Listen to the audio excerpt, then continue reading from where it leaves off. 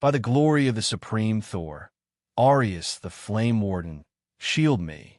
Corvus's voice rang clear and urgent as he raised both hands, reins slipping from his fingers. Swift circles of runes swirled from his fingertips, etched in glowing air. From his palms bloomed a shimmering veil of light, barely holding back the oppressive heat crashing down from above. The fire serpent, summoned by Amon, twisted in a blazing spiral through the sky, bearing down like a celestial predator. The boy's barrier shimmered once, then cracked. A roar, and the shield shattered. Corvus's left arm flew back as flame tore through the first defense. Amon, flying low astride his eagle, flicked his staff. The flaming serpent spun mid-air, redirected, and smashed down once more on Corvus's second shield. Heat and force crushed his right arm downward. Gritting his teeth, Corvus drew from deep reserves, barely holding the ward together as his other hand scrambled to seize the reins. With a final burst of motion, he pulled the mount aside, diverting the Inferno's path. The fire serpent grazed the edge of the ward and slammed into the earth, gouging a trench of smoldering ruin. Above, Amon's cruel laughter rang out.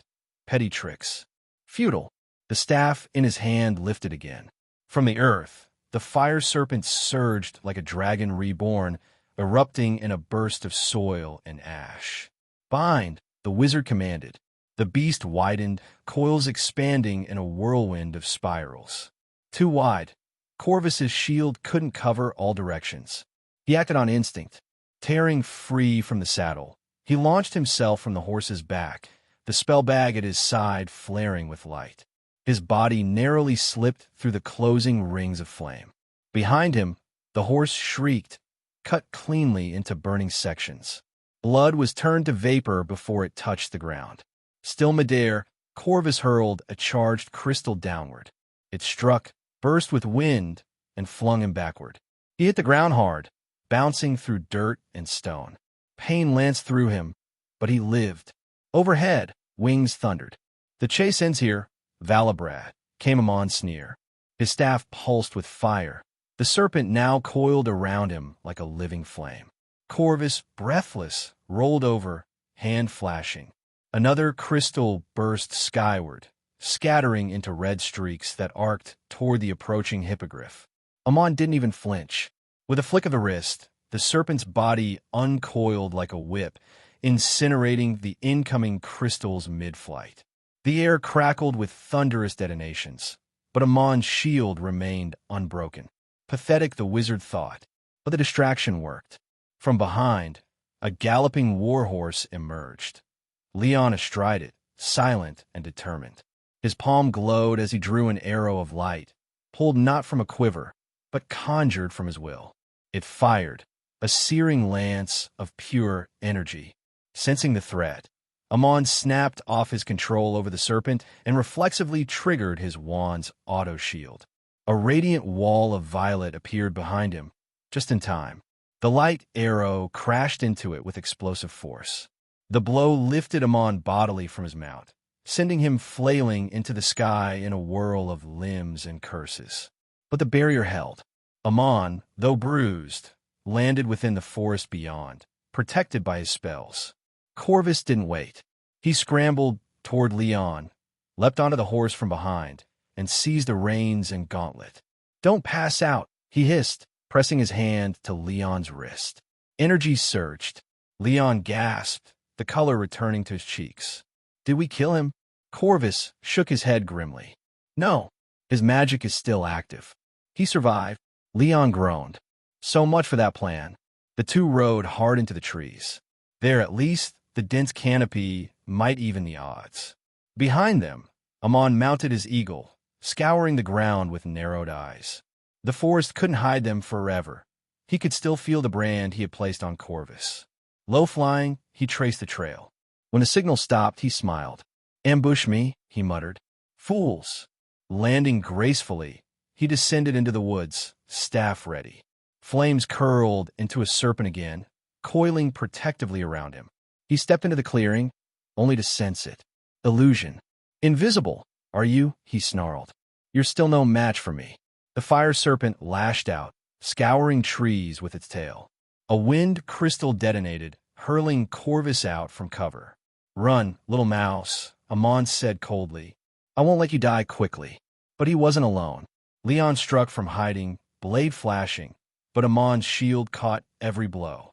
The barrier moved with him, always between attacker and spellcaster. Leon's efforts were desperate, but useless.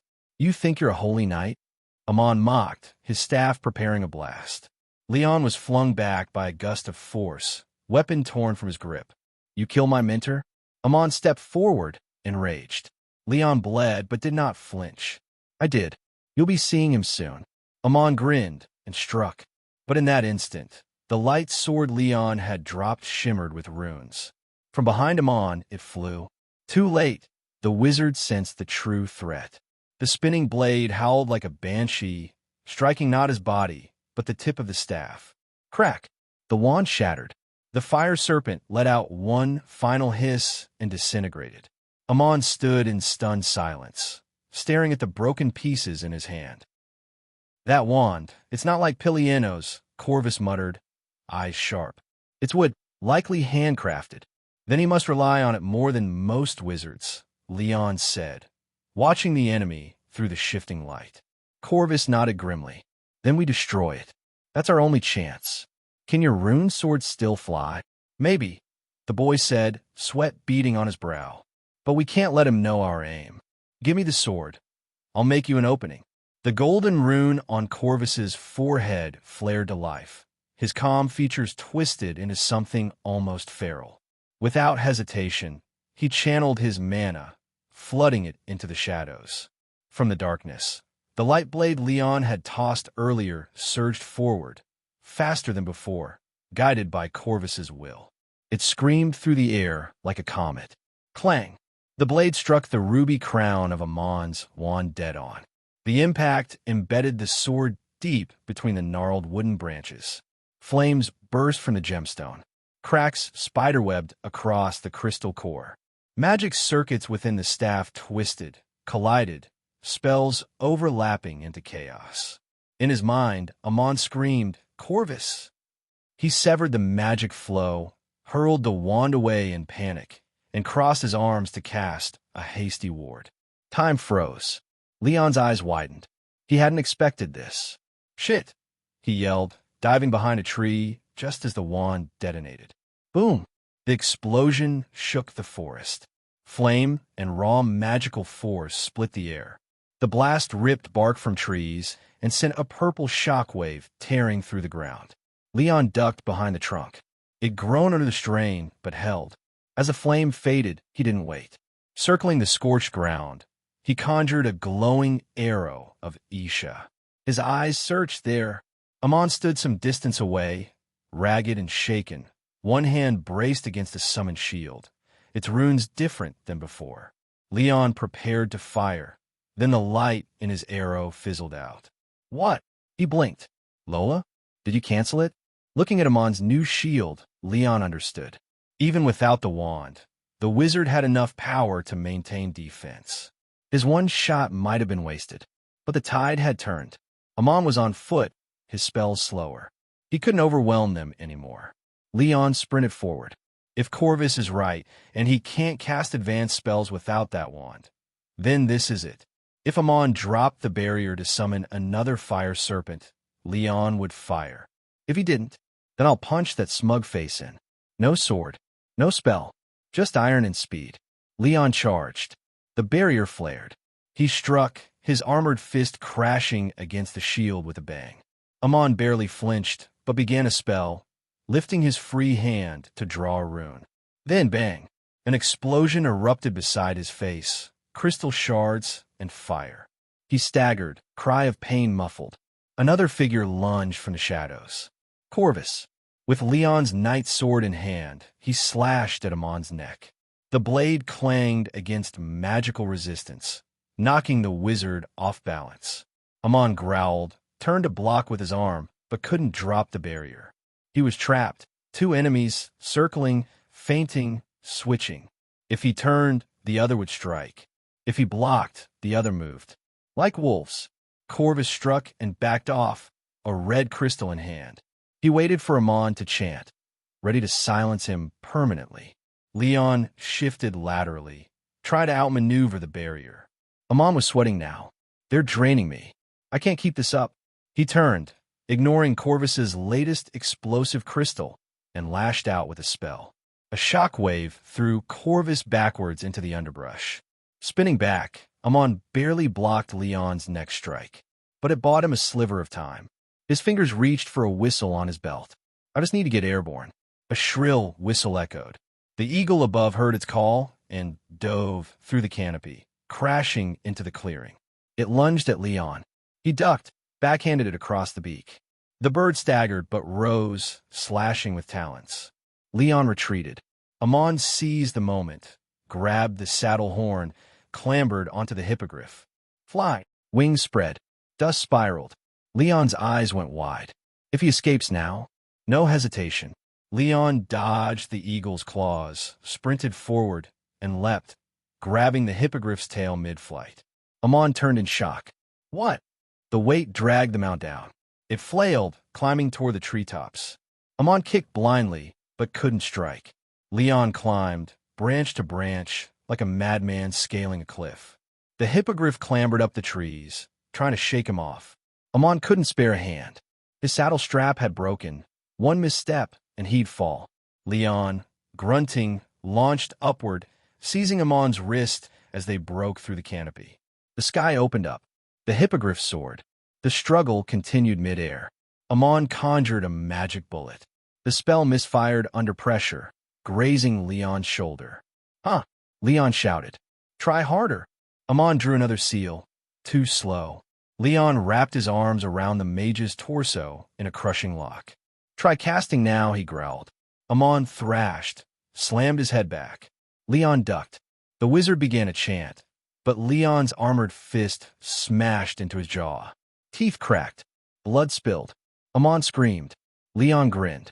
Found it. The weak spot. Another punch. Another. Amon reeled, guarding his face.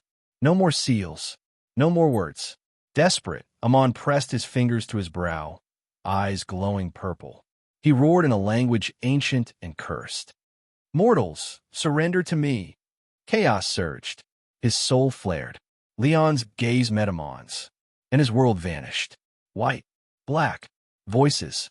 Then, a gasp. Leon awoke in the dusk. The air was cool. Insects buzzed. He sat up slowly, dazed.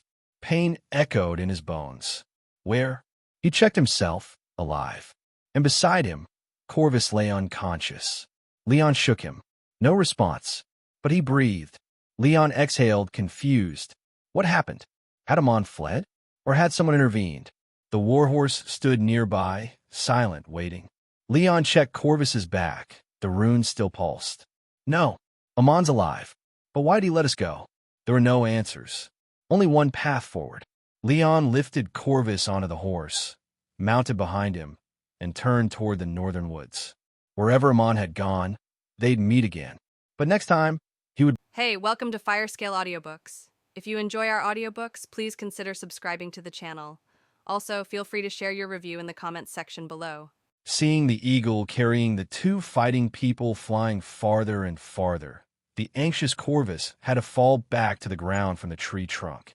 Lorelite language. Pray for the response of the earth's soul.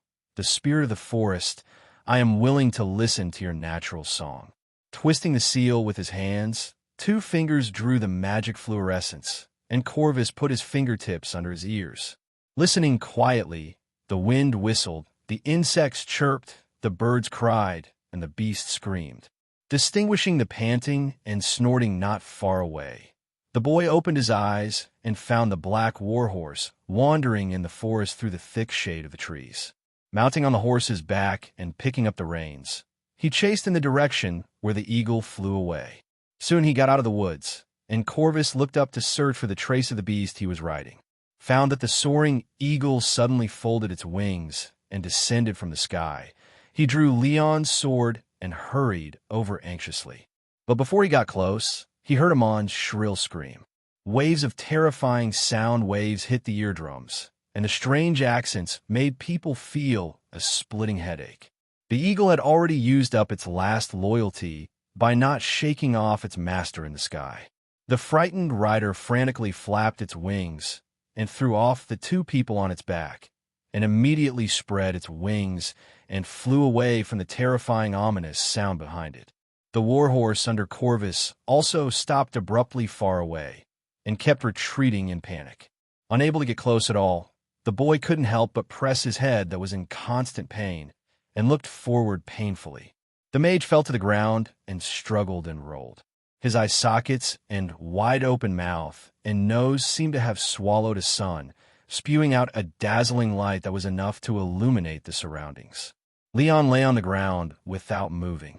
The warhorse panicked and wanted to escape, so Corvus had to jump off the horse's back and hide in the rocky slope beside him, covering his ears tightly.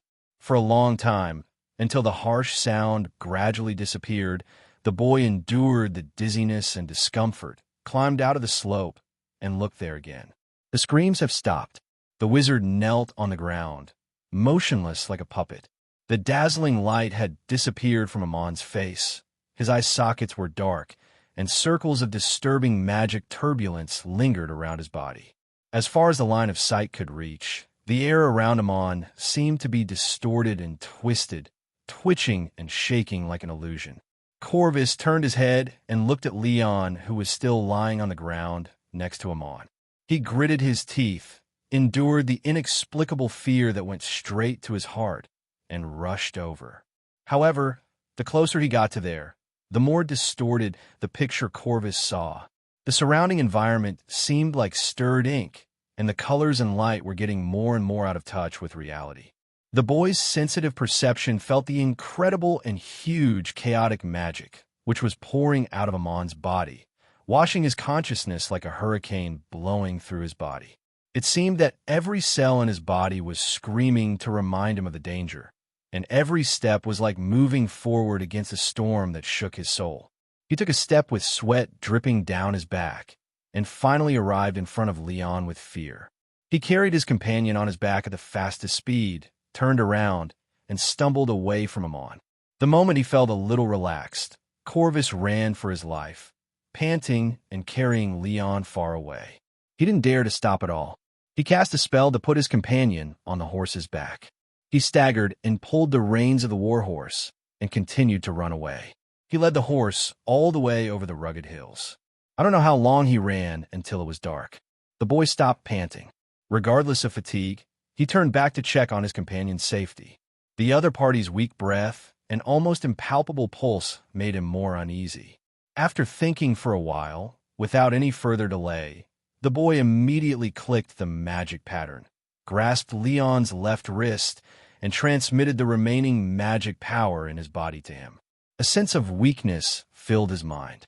After repeated consumption, Corvus could no longer withstand such torment, and he fell to the ground after almost exhausting the magic in his body.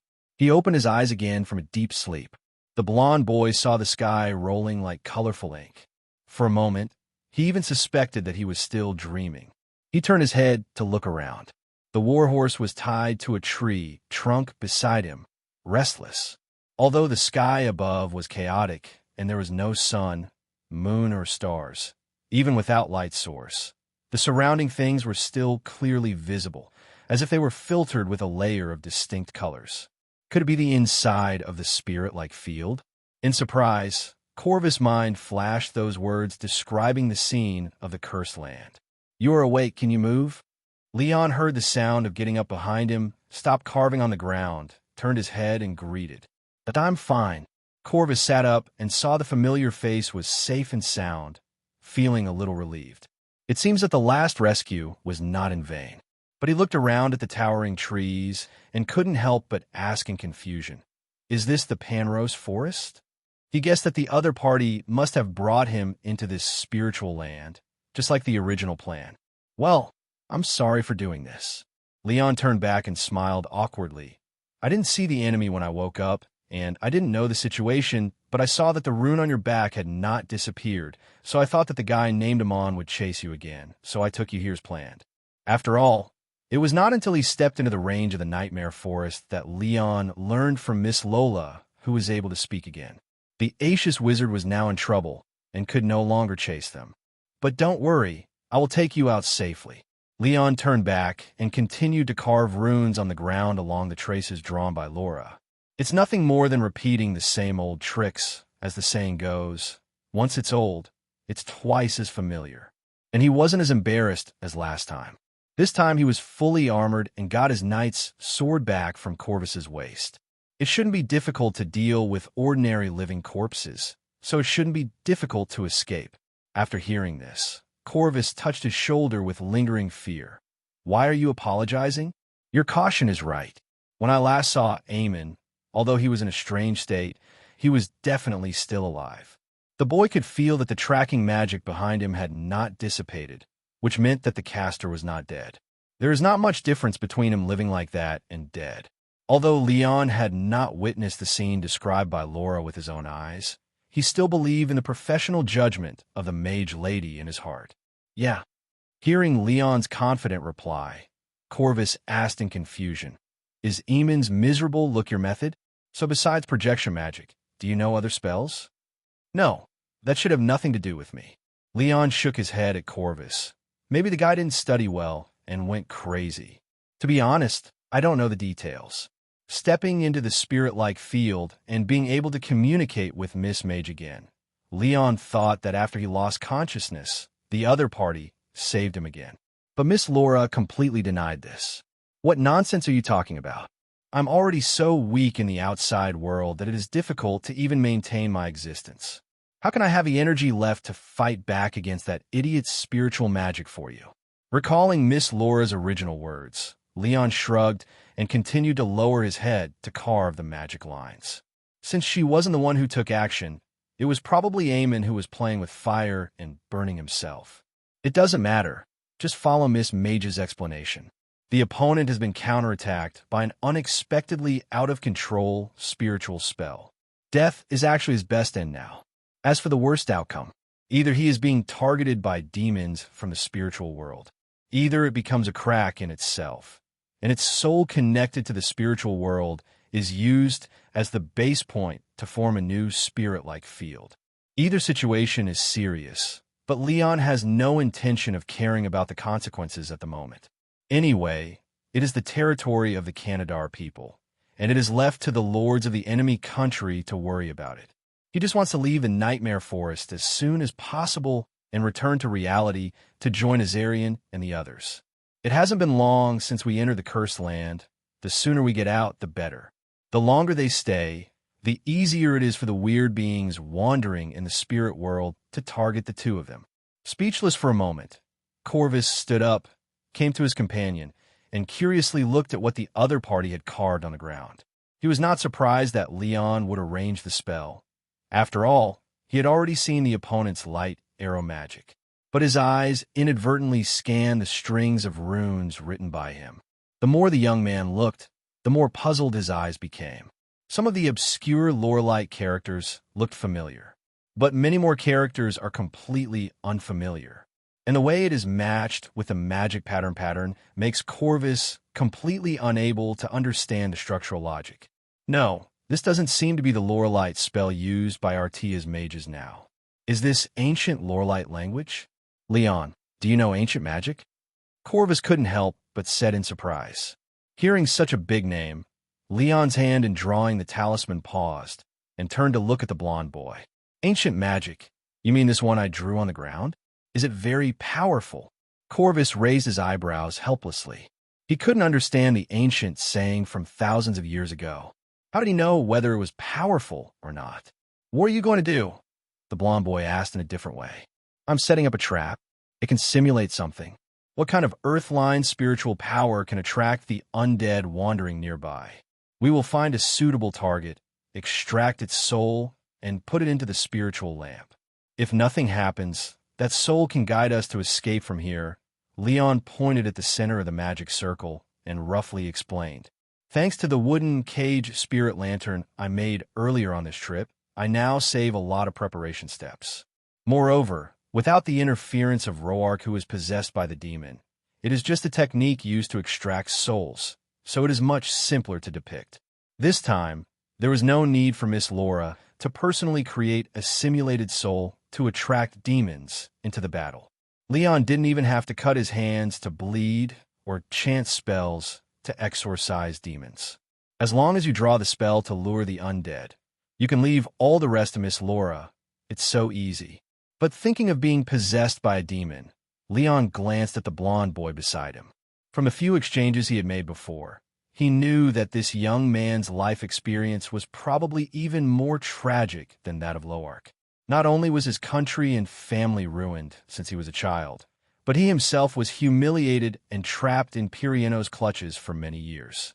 If he accidentally gets targeted by some demon, Leon doesn't want to be tortured like that again. He quickly reminded Corvus, "I forgot to tell you, there's a risk of demon possession in this area. From now on, don't think randomly, and keep praying devoutly to the gods you believe in. Not to be alarmist, you remember that boy from Loark. He was once possessed by an angry demon here, and he was so disowned that he wanted to chop me into pieces." Leon warned with lingering fear. After hearing this, Corvus was stunned for a moment, then shook his head. "Maybe before the fall of Elenia, I was still following the adults to believe in the Holy Sun, but after so many years, I haven't prayed to the Holy Sun for a long time." This is actually just a nice way of saying it. In fact, after being a slave of the Aetius for so long, the boy's faith, which was not firm in his childhood, has long been shattered. The great holy sun in the sky neither saved his family nor himself. In the end, the last one who risked his life to save him. Corvus looked at Leon and sighed. "That's troublesome, but it doesn't necessarily have to be a god. Maybe it's okay to think more about some positive beliefs. I'll tell you quietly, I don't believe in the Holy Sun either. Otherwise, you could try my 24-character mantra. I'll read it once, and you try to memorize it." Leon jokingly promoted his secret magic weapon to the boy. Anyway, he thinks it's quite useful. At least so far, Leon doesn't think he has been targeted by any demon. "Well, I'll try my best." Corvus nodded, and he could only try his best. After Leon dealt with the last magic pattern, he asked Corvus to protect the horse. He came to the center of the magic circle, raised his hand to draw a magic seal, and called Miss Lola to start the spell under his feet. Compared with the splendor of creating a simulated soul last time, the stream of light simulating the spiritual power of the earth veins this time was very simple. The white magic light filled the entire magic circle along the grooves of the magic pattern, and then dimmed. Leon drew his sword and waited for his first batch of prey. Since there was no partner possessed by the devil to save this time, he didn't have to fight with two powerful undead. Even if he encountered a zombie that he couldn't beat, he just had to lead it into the array and let Miss Lola cast a spell to extract the soul. Drawing the sword was just to be on the safe side, to deal with some zombie beast that accidentally came over, because non-human souls really couldn't be used to find the way. The souls of beasts were too uncertain, unlike intelligent creatures that could maintain clear goals and obsessions after death. Soon, Leon heard a rustling sound in the quiet and dim forest around him. The two people inside and outside the formation turned their heads to look. The result was just a male deer with peeling skin, shriveled body, and red eyes. Without letting Corvus consume the little magic power left to help, facing the zombie beast with double horns, Leon took a stance and cut it straight at the moment it rushed over, beheading it from top to bottom. The huge deer head rolled to the side, and the deer corpse with too much momentum was still moving its limbs after it was slid far away. Leon wiped the sword and patiently waited for the next target. Not long after, the corpses of gray wolves, foxes, and monkeys were lying on the ground. Even a few zombie hawks flew over, but were shot down by Corvus using stones. Unfortunately, they didn't wait for the human undead. Obviously, the number of humans who would accidentally enter the cursed land is far less than that of wild animals. And compared with the last amazing soul-simulating technique, the efficiency of simulating the spiritual power of the earth veins to attract the souls of the dead is even lower. The advantage is that it is at least safe enough and will not attract too many enemies at a time. dealing with the beasts that broke into the technique one after another. Just as Leon was getting more and more bored, he finally heard a long-awaited heavy footsteps. The crisp clanging of armor metal was obviously a sound that only intelligent species could make. Leon was immediately shocked and thought that he had finally waited for his prey. The steps gradually approached. The two of them became nervously alert. The tall silhouette in the darkness of the forest became clearer and clearer. A warrior with a halberd and gold-rimmed silver armor and a torn red robe stepped out of the bushes. Seeing the tall figure emerging from the forest, Leon was about to marvel at the distinctive and gorgeous armor and weapons on the undead. He unexpectedly heard the tone of Miss Laura, who was always calm, and was a little surprised. Yin-Yang Guard. Before he understood the meaning of the term in Laura's mouth, what surprised Leon even more was that the red-robed warrior covered with heavy armor did not rush towards him like the last time after stepping out of the forest. He only took a few steps towards the spell here, and then stood outside the magic circle as if he had reason. Staring suspiciously at the airtight ostrich feather helmet of the halberd warrior, Leon could not see the body behind him, and couldn't help but mutter, "Isn't it undead? Is it also a living person who just broke in?" The windless woodland seemed particularly quiet. The majestic ostrich feathers stood upright on the gold ornaments on the top of the helmet of the warrior, holding the halberd. The fully covered silver armor was shiny and inlaid with gold edges that looked like the real thing. The right shoulder was covered by a dark red battle robe, and the surface of the large ring shoulder armor that covered the left shoulder to the left chest was printed with a flame-shaped pattern with a hollow center. The long-handled halberd held by the warrior was made of metal. The blade was not the common axe type, but a single-edged blade. The blade's surface, flashing with cold light, was engraved with complex patterns, and the spine extended a spike like a nailed chisel, which was exquisite like a work of art.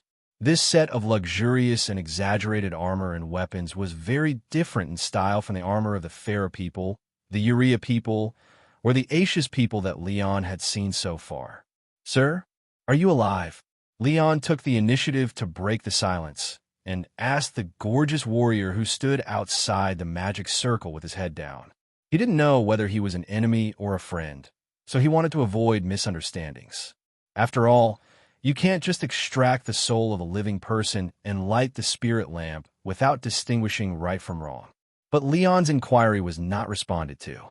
The tall, heavy armored halberd guard still stood outside the magic circle in a daze, looking down at something, standing silently like a sculpture.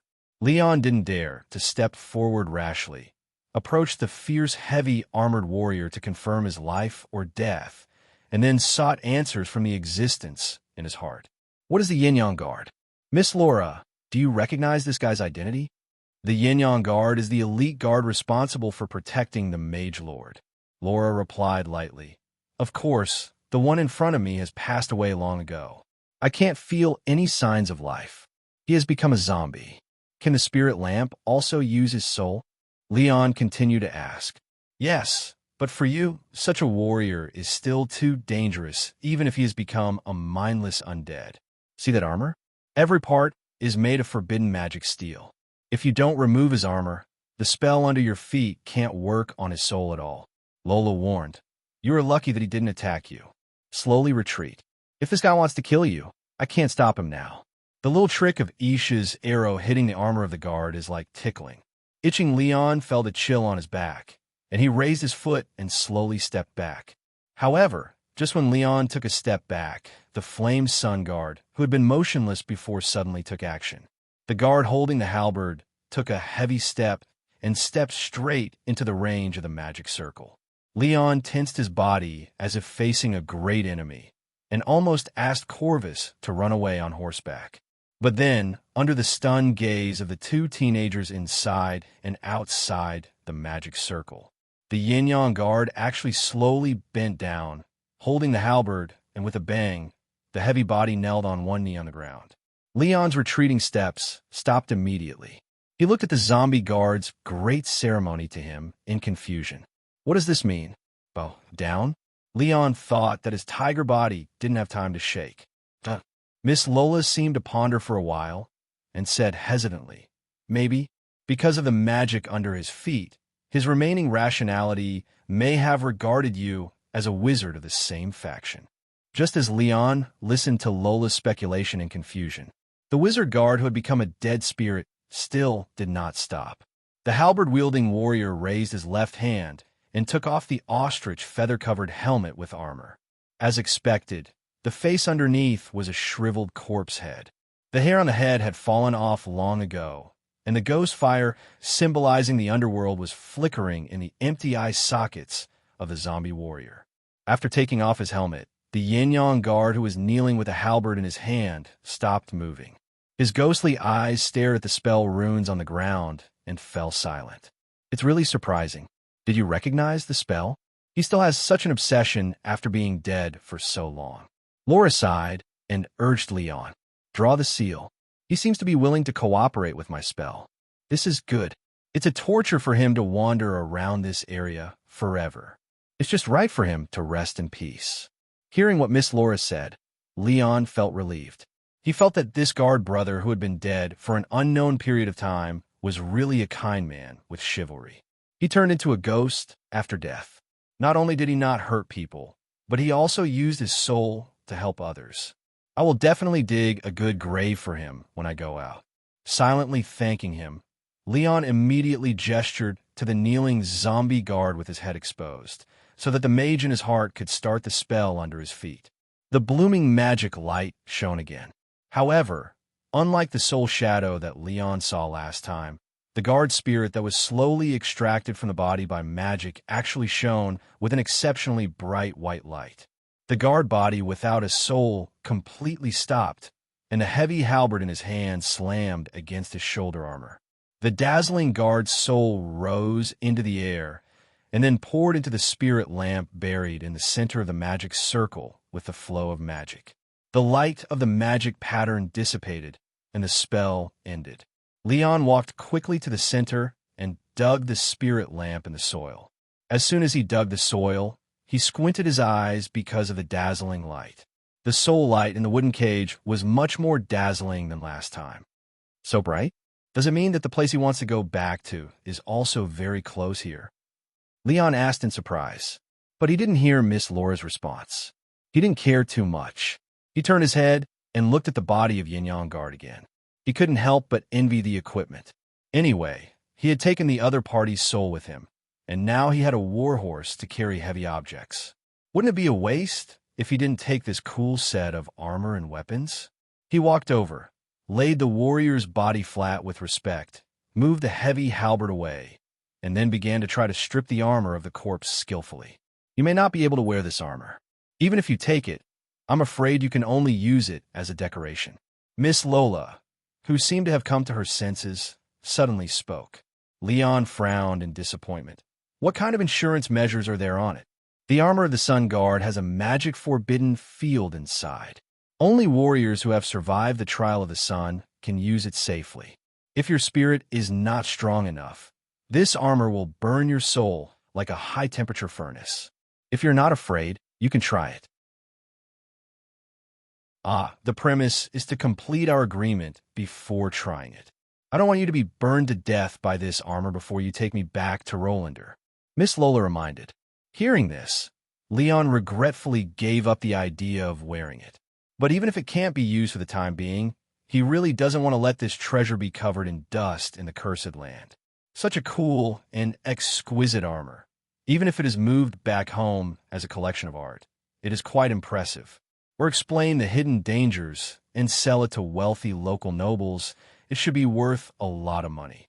Leon took out the completed Wayfinder and turned back to ask Corvus to bring the warhorse over. He asked the blonde boy to help, and together they moved the body of the Yin-Yang Guard to the horse. It wouldn't be a big deal, so why not just take the body of this kind brother out and bury it? Then Leon turned around, lifted the heavy and gorgeous guard halberd on the ground, and asked Laura, "Can I use this too? This scorching weapon has no restrictions, but you don't know how to manipulate magic yet. It's just an ordinary long weapon with an exceptionally sharp pole for you, and it's much heavier than ordinary weapons." Lola looked at Leon's strenuous movements in her field of vision and reluctantly suggested, "You might as well give it to the kid next to you. At least he can connect to the self-discipline magic formula in the halberd and use the spell of manipulating objects to control it and hit people."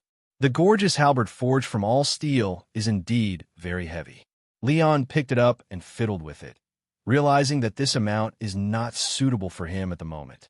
Although the body of a 16 or 17-year-old boy is growing well, he is still too young now.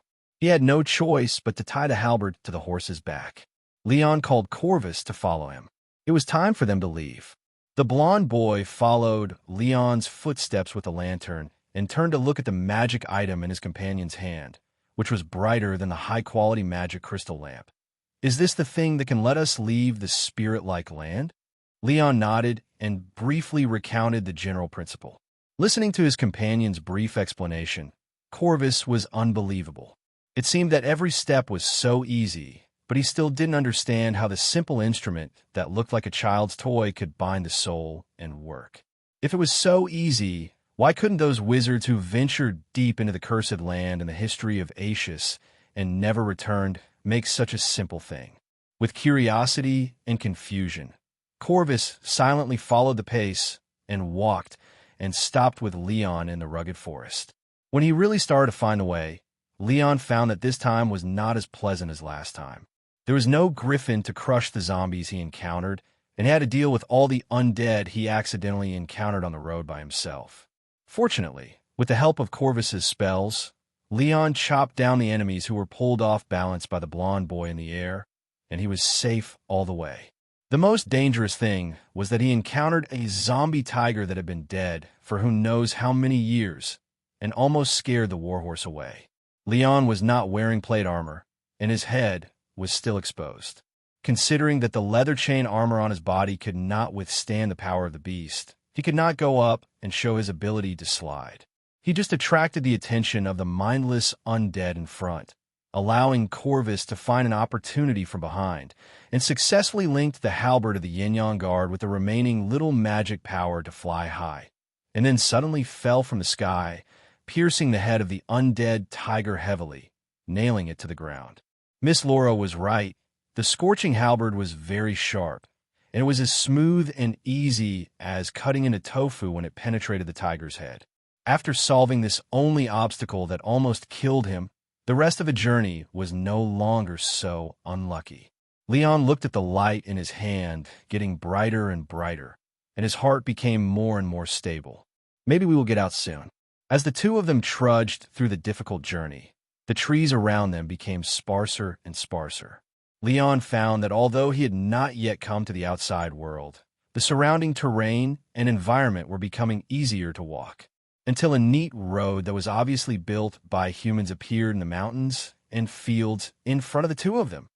Surprised, Leon waved the spirit lamp in his hand back and forth. After repeated confirmation that the light was really the brightest in the direction of the road in front of him, he endured the strangeness in his heart and continued to set foot on the road. As he walked, he looked down at the stone road under his feet. It was a much more solid and flat stone road than the one built by the Orland and Canadar people. But the easier it was to walk, the stronger the doubts in his mind became. Since he walked on this smooth road in the mountains and forests, the light of the wayfinder no longer changed like before. It was as if the spiritual lamp pointed to wherever the road led. Finally, following the road, we arrived at a valley that extended downward. Leon looked up into the distance. Although there was no sound or wind, the scenery in front of him was still particularly shocking. A dark storm like a dark cloud rolled up on the sky that was like rolling ink. Right below the bottomless eye of the storm was a valley full of trees. The winding river coiled around the steep mountains. There was also a group of neat buildings like a small fortress located on the riverbank and hillside. And just at the innermost side of the small fortress against the mountain from a distance, there stood a tall and angular spire, the top of which pointed directly to the chaotic sky that was rolling silently in the sky. "Leon, where is this?" Corvus looked at his companion with some uneasiness. The boy felt vaguely that the two of them seemed to have not only failed to find a way out, but were getting closer and closer to the depths of the spirit-like field. "I see. Leon sighed. He glanced at the dazzling spirit lamp in his hand, which was almost impossible to look at directly, and smiled bitterly. Dude, so you don't want to go out at all? Resisting the urge to swear at the soul of the Yin-Yang Guard, he reorganized his mood and turned to the existence in his heart. You actually knew a long time ago, right? Miss Laura? My guess so. Laura's voice did not deny it. So, you want to follow the guidance of this soul, to take a look? Leon took a deep breath and said helplessly, why don't you say it, so that I can be mentally prepared? If you ask, I will find it for you. I also found out halfway that his soul is indeed not pointing to the outside world. Lola comforted with a relaxed voice. Don't worry, there is no danger here. It's better to say that it's not bad as I expected. This place may be the safest place in this area. Don't stand there, go down and take a look. Maybe it's easier to get out from there. Leon shrugged his shoulders. What else can he do? Anyway, he owed this mage lady a favor that he couldn't repay, so he could only sacrifice his life to accompany her. I just hope that the other party doesn't make a wrong judgment. Patting Corvus' shoulder, Leon comforted his worried companion. Don't panic, it's safe here. Are you sure? The blond boy looked up at the dark and horrifying scenery in the sky and was speechless for a moment. With his doubtful companion, Leon led the horse along the road under his feet, crossed the stone arch bridge over the river, and came to the wall of the fortress. It was not until he got closer that he found that although the wall was not particularly tall, the wall surface was actually neat and smooth. It seemed that the whole wall was formed by a huge rock and was flawless. Huge flags could be seen on both sides of the city gate, and the same round white flame pattern on the red flag as on the chest of the Yin-Yang Guard could be seen from a distance. Is it really you? Through the eyes of the person she was inhabiting, Laura stared at the familiar mark on the flag in a daze. Standing under the smooth stone wall, Leon looked at the flag hanging from the battlement. The white flame pattern in the center of the circle looked more and more familiar, except that the flame at the bottom of the mark was facing upwards instead of expanding to the surroundings. He always felt that this symbol was inexplicably similar to the Holy Sun wheel of the church in the original owner's memory. Suppressing the sense of déjà vu in his heart, Leon walked into the wide city gate with the spirit lamp. The two layers of heavy steel gates inside and outside were not closed. When leading the horse through the city wall, you can still see the scattered debris on the road that seemed to be left behind by the crowd when they fled in a hurry. In this chaotic field of time and space, Leon seemed to hear the noisy clamor of the people evacuating in a hurry. He picked up a dry cloth bag on the roadside that broke at the touch of sword. Inside was grain that had long lost all moisture and shriveled out of shape. This is really old grain from who knows how many years ago. The process of corruption seemed to be frozen in time and space only halfway through. Continuing forward, I didn't see any living creatures along the way, and there were no corpses or undead. The town was empty. Walking on this wide road, looking around, houses were neatly arranged on a roadside. Although this town is not large and can accommodate no more than 1,000 people, its internal planning is much more advanced than the messy medieval towns outside. Not to mention the strangely shaped lampposts that can be seen every few sections, and the sewer manhole covers are evenly distributed on the roadside. Just the waterway bridge that spans from the middle of the mountain stands high on the arch column and connects to the suspected reservoir facilities, makes Leon feel a rational and exquisite architectural beauty. The style seems to be similar to the ancient city buildings of Rolandel in the original owner's memory.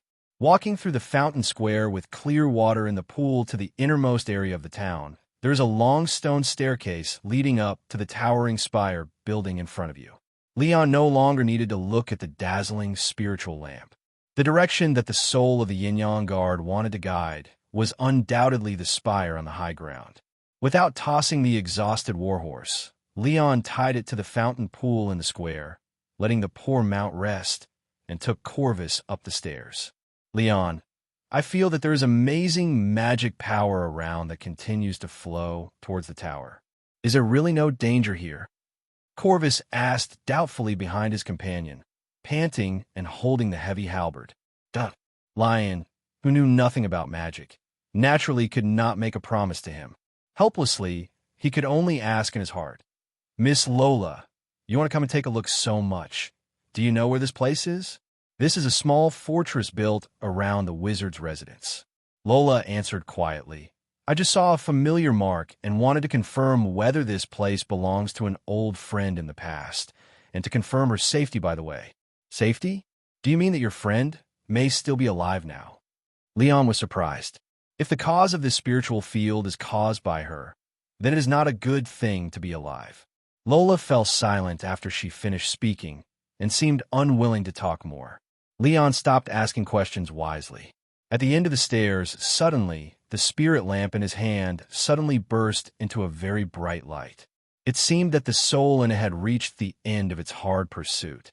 Leon raised his hand and temporarily put the wayfinder that was shaking so much that people could not open their eyes on the ground, so that he could look up at the spire in front of him, which was about 40 meters high. The building is somewhat similar to the Gothic style that Leon had seen in his previous life. The main body of the tall tower is angular, and the windows between the carved eaves are decorated with complex and gorgeous colored glass, which is very delicate and beautiful. A circle of neat flying buttresses surrounds the two sides of the tower, and the spires of the flying buttresses are even embedded with transparent crystals of unknown materials. Leon told the boy behind him, "I'll go in and take a look. For safety, you wait for me outside." "Do you really want to go in?" Corvus' eyes were a little worried. It was not a wise choice to rashly step into this building that looked like a wizard's tower. Leon nodded. After all, he was entrusted by Laura.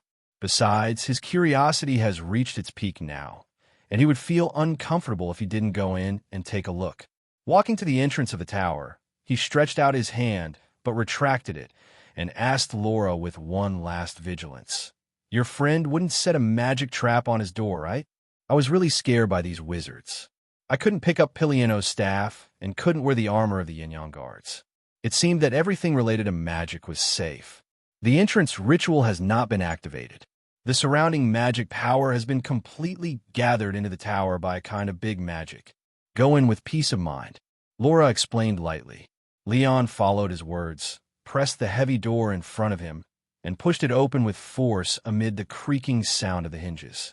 The first thing that came into view was the smooth floor that seemed to be polished from a whole piece of giant marble.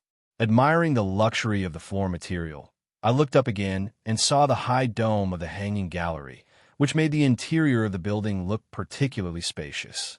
The unknown crystals surrounding the columns cast a brilliant light, illuminating the entire circular hall. Leon looked towards the innermost part of the hall, and instantly his eyes widened involuntarily. At the end of his vision, a semicircular stone staircase was built against the wall, and on the arched platform stood a seamless stone throne. A beautiful lady wearing a purple dress with gold ornaments and long cherry pink hair shawl closed her eyes tightly and leaned on the majestic throne. She seemed to have just slept quietly. Through Leon's eyes, Laura finally caught a glimpse of the expected figure. She whispered the familiar name, Aphros. Listening to Miss Mage's suddenly depressed mood, Leon noticed the sadness in it. Are they really acquaintances? But is the person on the throne in front of him a living person, or the dead? Listening to Laura's sad tone, Leon estimated that the other party was probably the latter. But if it was dead, why didn't the body rot and shrivel like those living corpses? Seeing that Laura fell silent without warning of danger, Leon couldn't help but walked into the rotunda in front of him. The soles of the boots stepped on the smooth, mirror-like hall floor, and the echoes sounded lonely and empty. Stopping in the center and not approaching the throne any further, Leon observed curiously from a distance. "Is she the old friend you want to see?" Leon asked Laura in his heart. The long pink hair of the lady in purple robe on the throne is really rare, and its natural texture is not as abrupt as the ones dyed in the hair salon in her previous life. But Leon was convinced that in the memory of the original owner, he had never seen the Faru people with such a peculiar hair color. To be honest, in retrospect, Pirieno's red hair was indeed very red.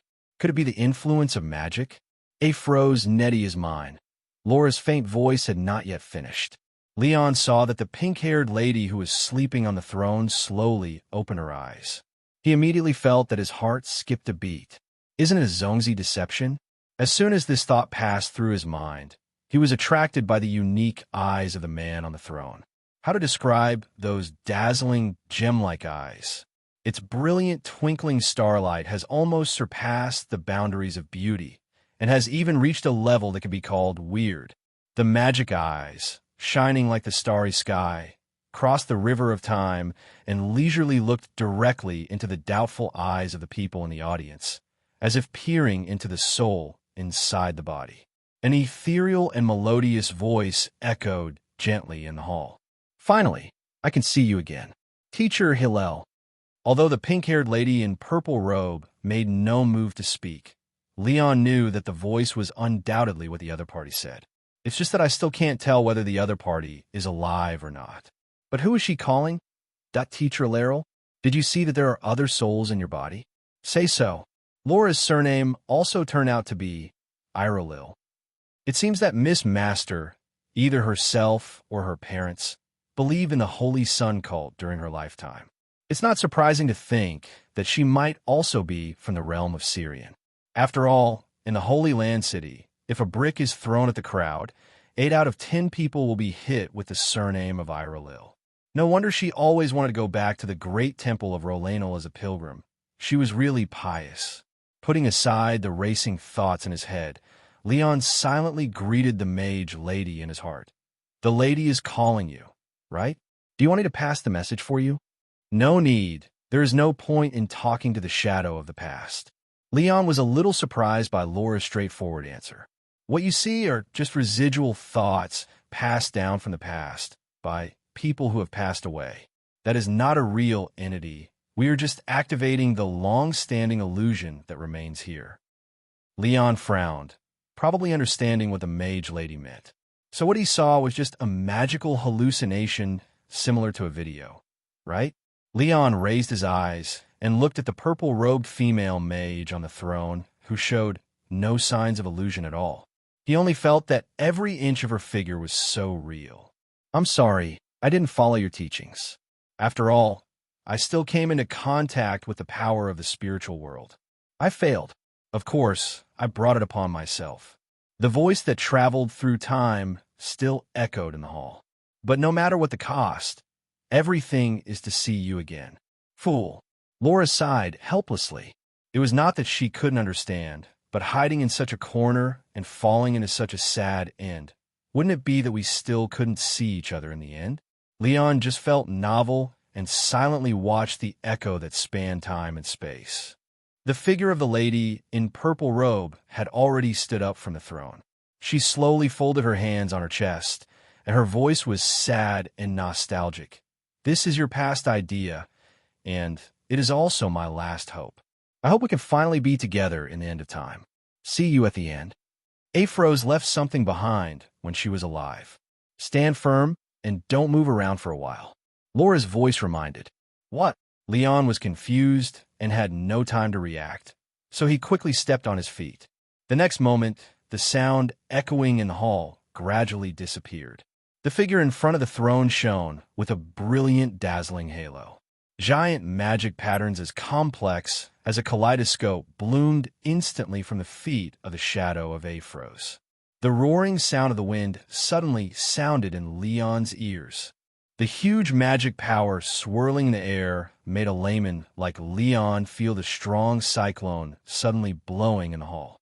His hair was blown wildly around his head, and he was almost unsteady on his feet. Leon squatted down slightly to resist the turbulence of magic flowing from every inch of air around his body to the throne in front of him. Bright colors flashing like rainbows appeared in the sky, flying around the illusion of the mage lady. Outdoors, the blond boy felt as if his soul was placed in the center of a tsunami. He looked up at the suddenly restless, chaotic sky with his legs weak. On the towering spire, in the dark storm that was turning silently, a series of deep purple cracks like thunder suddenly exploded. Buelerlit language. "May His Majesty the Supreme, Sun Mazara, Thor witness." In the name of my honor, the king of La Alaral, the last guardian, I, Aphrodite Neti, will fulfill the immortal contract with the Dead Sea Dragon. Connect to the other side, forever. The dazzling golden light that could not be seen forced Leon to close his eyes. The shadow of Aphrodite turned into stars and flew away, and then condensed again in midair. In the sudden surging waves of magic power, Leon endured the discomfort of boiling blood all over his body, until the whistling sound in his ears finally stopped slowly. He was able to regain consciousness again. Open your eyes. Nothing around you has changed. It was as if the horrifying movement just now was just part of an illusion. How could you do this? Laura's sad voice sounded. Leon, go and collect her relics. Leon looked up in confusion. Relics? I saw that there was no Aphrodite in front of the stone-carved wizard throne. Instead, there was a square object floating quietly in the air, emitting a hazy golden light. Leon smoothed his hair that had just been blown like a chicken coop, and then he quickly stepped forward to the steps of the throne rock foundation. Before he could walk up and reach for the glowing, rectangular, thin piece, he saw that the object floated down on its own, like a fallen leaf flying into Leon's half-stretched hand. He pinched the light-as-nothing thing, and the cold touch passed into his fingertips. This is a rectangular hard card surrounded by golden material on all four sides. Subtle and complex magic patterns are engraved on the gorgeous border, and the main body of the card presents a translucent texture like a crystal, with beautiful white light patterns flowing like mist. Is this a card? Leon held the translucent gold-framed card in his hand, turned it around in confusion, and couldn't figure it out. Lola, what kind of treasure did Ms. Nettie leave behind? Leon felt that since it was something left by the disciple of the Mage Lady, she, as a master, would definitely be able to figure it out.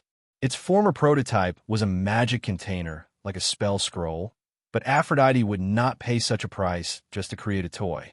The idea she mentioned, could it be, Leon, go to the upper level and find her research notes. While this spiritual field has not begun to dissipate, I want to find out what she wants to do first. Lola didn't want to waste the time. She could still communicate. Spiritual field, dissipate. Leon raised his eyebrows, and he seemed to have heard some incredible information from the other party.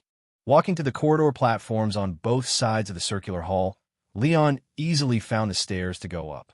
But before stepping onto the steps, he couldn't help but look at the side of the stairs. There was a pulled-up iron fence door.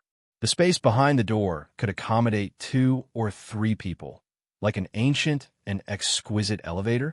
He was immediately shocked by the advancement of this wizard tower. I just don't know what the internal structure of the elevator is. It shouldn't be a real electric elevator, right? Can I go upstairs on the platform behind the fence? Leon asked Laura curiously. The power end may have no magic power, and the towing winch has not been maintained for a long time. You'd better climb the stairs obediently.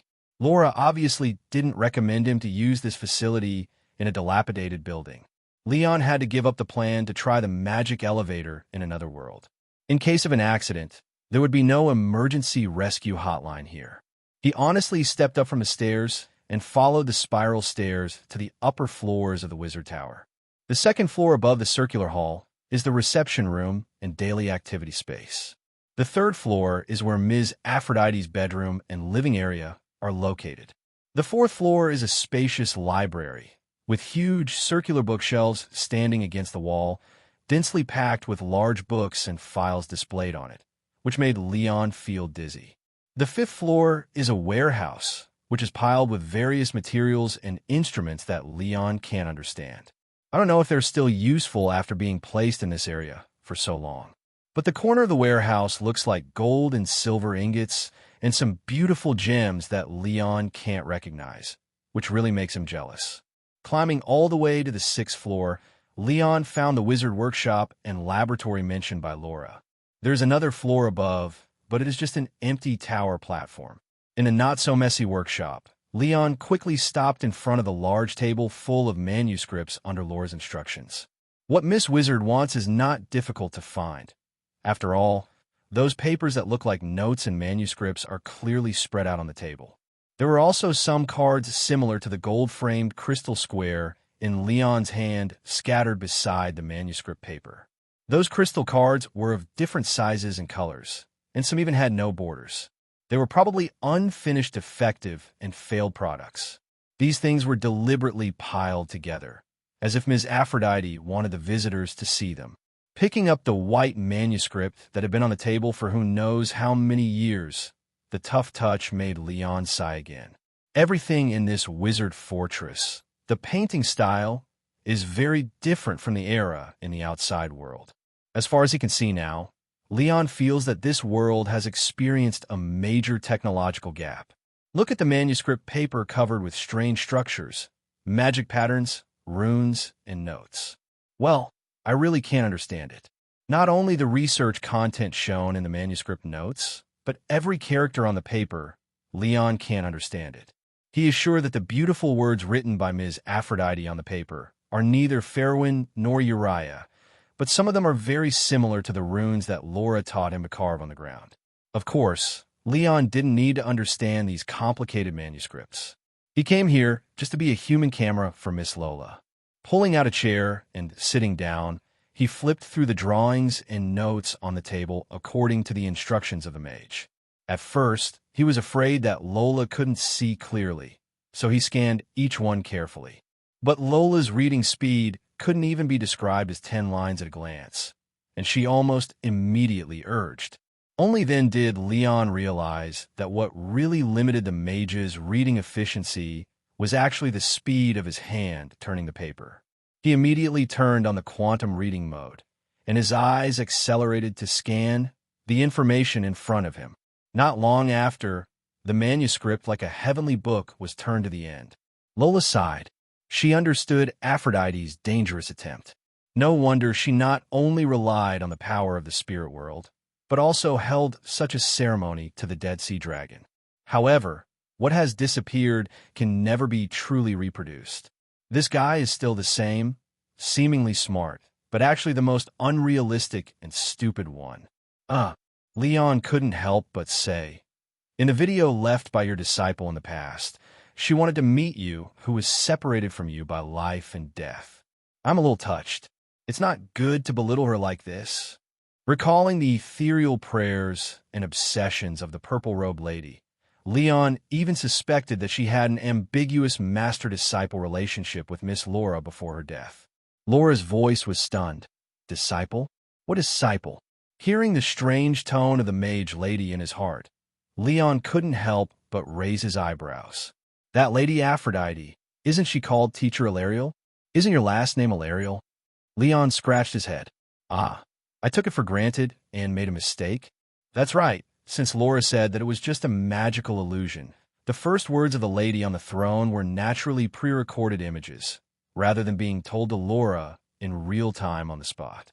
The so-called impression of seeing through Laura's soul in his body was probably just an illusion caused by his overuse of imagination when facing those unique eyes. Leon scratched his head. He originally thought that it was because he entered the tower with Laura's soul consciousness that the so-called magic illusion was triggered, but it seemed that it was not the case. He immediately wanted to apologize for his preconceived misconception of the relationship between the two. But before he could say anything, he heard Laura say, "Of course my last name is Ilariel. But disciple. Well, it's not wrong to say that. Question, what is it?" Leon was confused by the attitude of the wizard lady. But Laura did not continue to entangle with Leon on the meaningless name. Okay, I already know what this is. What Aphrodite made with so much effort is indeed a masterpiece. Although I don't think it can achieve the final result she wants, it is undoubtedly valuable to you. Then Laura suggested, "Well, I can still guide you to use it now. Do you want to try it? I hope you can take me back to Rolandel as soon as possible with this thing." Leon smiled bitterly in confusion. "Miss Laura, please take care of my ignorance as a non-professional and ask what this card is used for." Laura did not get impatient and explained very patiently. Its prototype is a kind of spell container which can store some simple.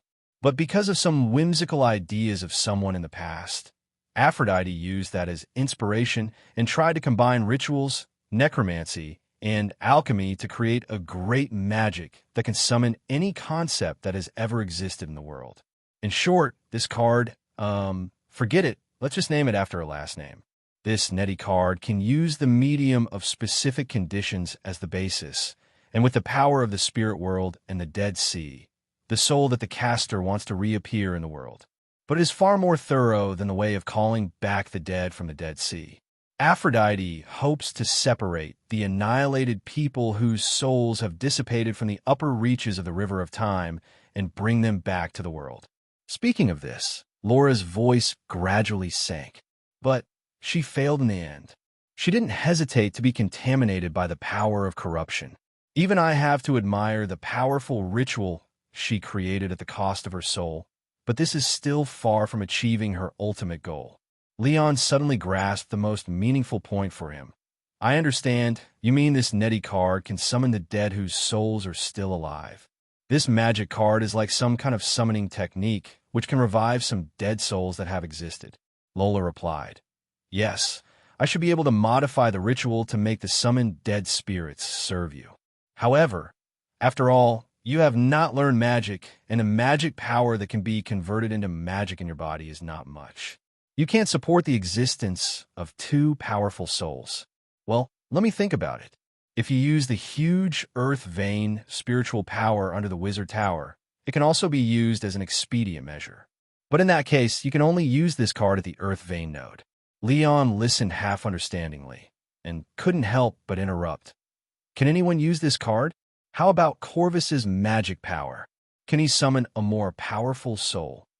Lola said, if you give it to that kid, he can maintain some relatively powerful dead souls, but you have to think about it. There's only one card now. I can't make the souls contained in Netty's card loyal to both you and him at the same time in a hurry. You can't use the card if you give it to him. So, do you trust others so much? You saw that kid didn't want to implicate us before, and he was stupid enough to want to lead the enemy away alone. Why can't I trust such a character? And now he and I have a relationship of fortune-telling. It's okay to lend him this card. Can he refuse when I ask him for help? Leon shook his head and was not worried. He didn't want to let this magical item, which sounded like it was very powerful, fail to play its maximum effect because of his limited ability. Summoning the spirit of the dead soul as a familiar sounds very powerful. If he can only summon a cat or a dog in his hand, it's better to give it to Corvus to try to summon some powerful dead souls. Of course, it's not that he has no other thoughts. In fact, Leon had already thought of recruiting Corvus in his heart. I also suffered a lot from magic during this journey. If I have a warlock consultant by my side, I will not be left without room for response when I encounter magic-related conflicts in the future. It is worthwhile to regard this card as a favor to tie the boy to my side. Although Miss Lola is reliable, she can't give me advice all the time. No, wait a minute. Summon the dead? Leon felt that he seemed to have almost missed the use that could really maximize the value of this thing. If the child uses the Netty card, with the magic power he can maintain, the body of the yin-yang guard that you specially carried here can be used. Both the body and the soul are there. In this way, before she finished speaking, Leon said carefully, Miss Lola, I hope you don't feel offended. You said before that you have passed away a long time ago, right? Then this Netty card, can it summon you out of my body? Lola's voice chuckled. Yeah, I thought you wouldn't mention it. Hearing this tone, Leon was happy and felt that there was a chance. He didn't dare to dream of using this magic card to control the other party. After all, even how to use it and how to make the undead loyal to him had to be taught by the other party. The mage lady was not a fool. So how could she condescend to become her familiar? Leon just felt that if he could make this mysterious and powerful mage lady appear regularly and communicate with him, the help he could get would definitely be far greater than any other undead thugs. Leon still remembered the terrible noise made by the illusion of Ms. Aphrodite just now. And whether this Lola Ilarial lady was the other party's teacher or not, she would not be much weaker than the purple-robed lady. It's not impossible to try to summon me into this container. If this card left by Aphrodite was originally intended to carry her, then the strength of the material should be enough to accommodate my soul. Lola seemed eager to try, but she did not forget to warn at the end, "But I have to remind you that even if you can successfully summon my spirit from your body into this card, you and the child outside the tower, no, any spellcaster you have seen so far will not have enough magic power to use my card. This means that even if I can use the power of the earth veins here to appear briefly, I still cannot freely leave the area where the spiritual power gathers under the tower. You have to think it through." "I've thought about it, Miss Laura. This thing was originally a relic of Ms. Aphrodite. Your old friend's treasure is just right for you. Besides, just talking to you has brought me much more help than anything else. Since this area is about to dissipate, I don't know how difficult it will be to communicate with you in the outside world." Leon flattered him in his words. "Of course, this is also the truth. Besides, didn't you say you would teach me the way of magic if you have the chance? It just so happens that if this works, I can learn magic from you in the future." There was almost no hesitation.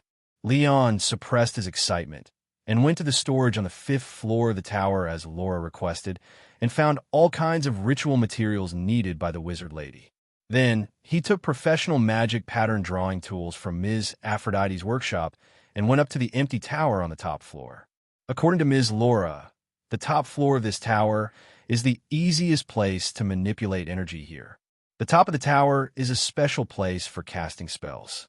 Usually, when wizards build their own towers, they will deliberately measure the most natural place where the magic vortex in the surrounding environment converges at the height of the site, and design it in advance as the location where the top of the tower is to be built. This not only takes into account the safety factors of reducing casting accidents, but also conforms to the principles of most magic rituals. The concepts of up and down are not just about the direction centered on oneself in various magic rituals. Although he has not yet successfully summoned Miss Laura, Leon already feels as if he has learned a lesson. Under the careful guidance of the wizard, Leon followed the drawings with complex magic patterns and used the professional tools in the workshop to silently create the basic rituals required for the ceremony. Leon put down the tools in his hand and looked at the huge magic pattern formation that solidified like wax on the smooth floor, and a sense of accomplishment surged in his heart. With special materials and tools, the magic circle drawn on the ground is really beautiful. "Don't you need to teach me to chant this time?" "No need. You just need to be the basis of the Neti card summoning ceremony, so that the spirit can anchor in reality and get rid of the law of falling into the Dead Sea. If you use the spell, it is mainly to summon the summoned object and sign a contract to drive the other party." Lola smiled and said, "Of course, if you really want to summon me as your servant, you might as well try it, but I can't guarantee what the consequences will be. Since you said so, how can I dare to try it?" Leon stood up, raising his hand, holding the golden Neti card with both palms. According to the other party's instructions, he made a gesture that looked like a variant of the tiger seal in his previous life and raised it in front of him. He looked at the magic circle in front of him. Why do I have a sense of déjà vu of summoning a heroic spirit? In the case of Miss Laura, it must be Castor. It's a pity that I don't have the ability to be the other party's master. Throwing away the random thoughts from the previous life in his mind, Leon closed his eyes and silently concentrated. "I'm ready." "Lola." "Yeah." Leon didn't have to do anything. The real leader of this magic ritual was the wizard lady in his body. His actual role was just a symbolic decoration during the casting process. In essence, the next step was Miss Lola herself summoning herself. Streams of light suddenly emerged from the rings of magic circles, and the magic power in the surrounding environment was quickly gathered by the ritual and rushed to the core of the summoning ritual. The ground trembled slightly. Gorgeous spots of light bloomed from the towering tower window. In the translucent crystal face of the Neti card in Leon's hand, white light flashed with dazzling brilliance and condensed patterns to outline. Although the closed eyes blocked the field of vision, the amazing brightness outside still allowed Leon to see a red light under his eyelids. The condensed magic power not only rolled up the air around, but also allowed Leon to hear the surging sound of burning in the magic circle in front of him. The affected magic element in his body made Leon's mind gradually blurred. There were waves of hazy sounds in his ears. It was as if thousands of prayers had crossed the barriers of time and space. Countless men and women, countless old or young chanting sounds, like an endless ensemble. He only felt that there was a halo in his mind that was getting more and more dazzling. The perception of time was stretched to be extremely long. He didn't know how long it had passed. Was it a moment? Or a year? The hot cyclone spread. The touch of the crystal card in his hand had long disappeared. The pressure that suddenly dissipated made Leon feel lighter, and his trance consciousness was suddenly awakened. Instinctively opened his eyes and saw everything in front of him again. The golden magic halo diffused in the air. The pure white hair like snow slowly fell in the wind of the disappearing magic.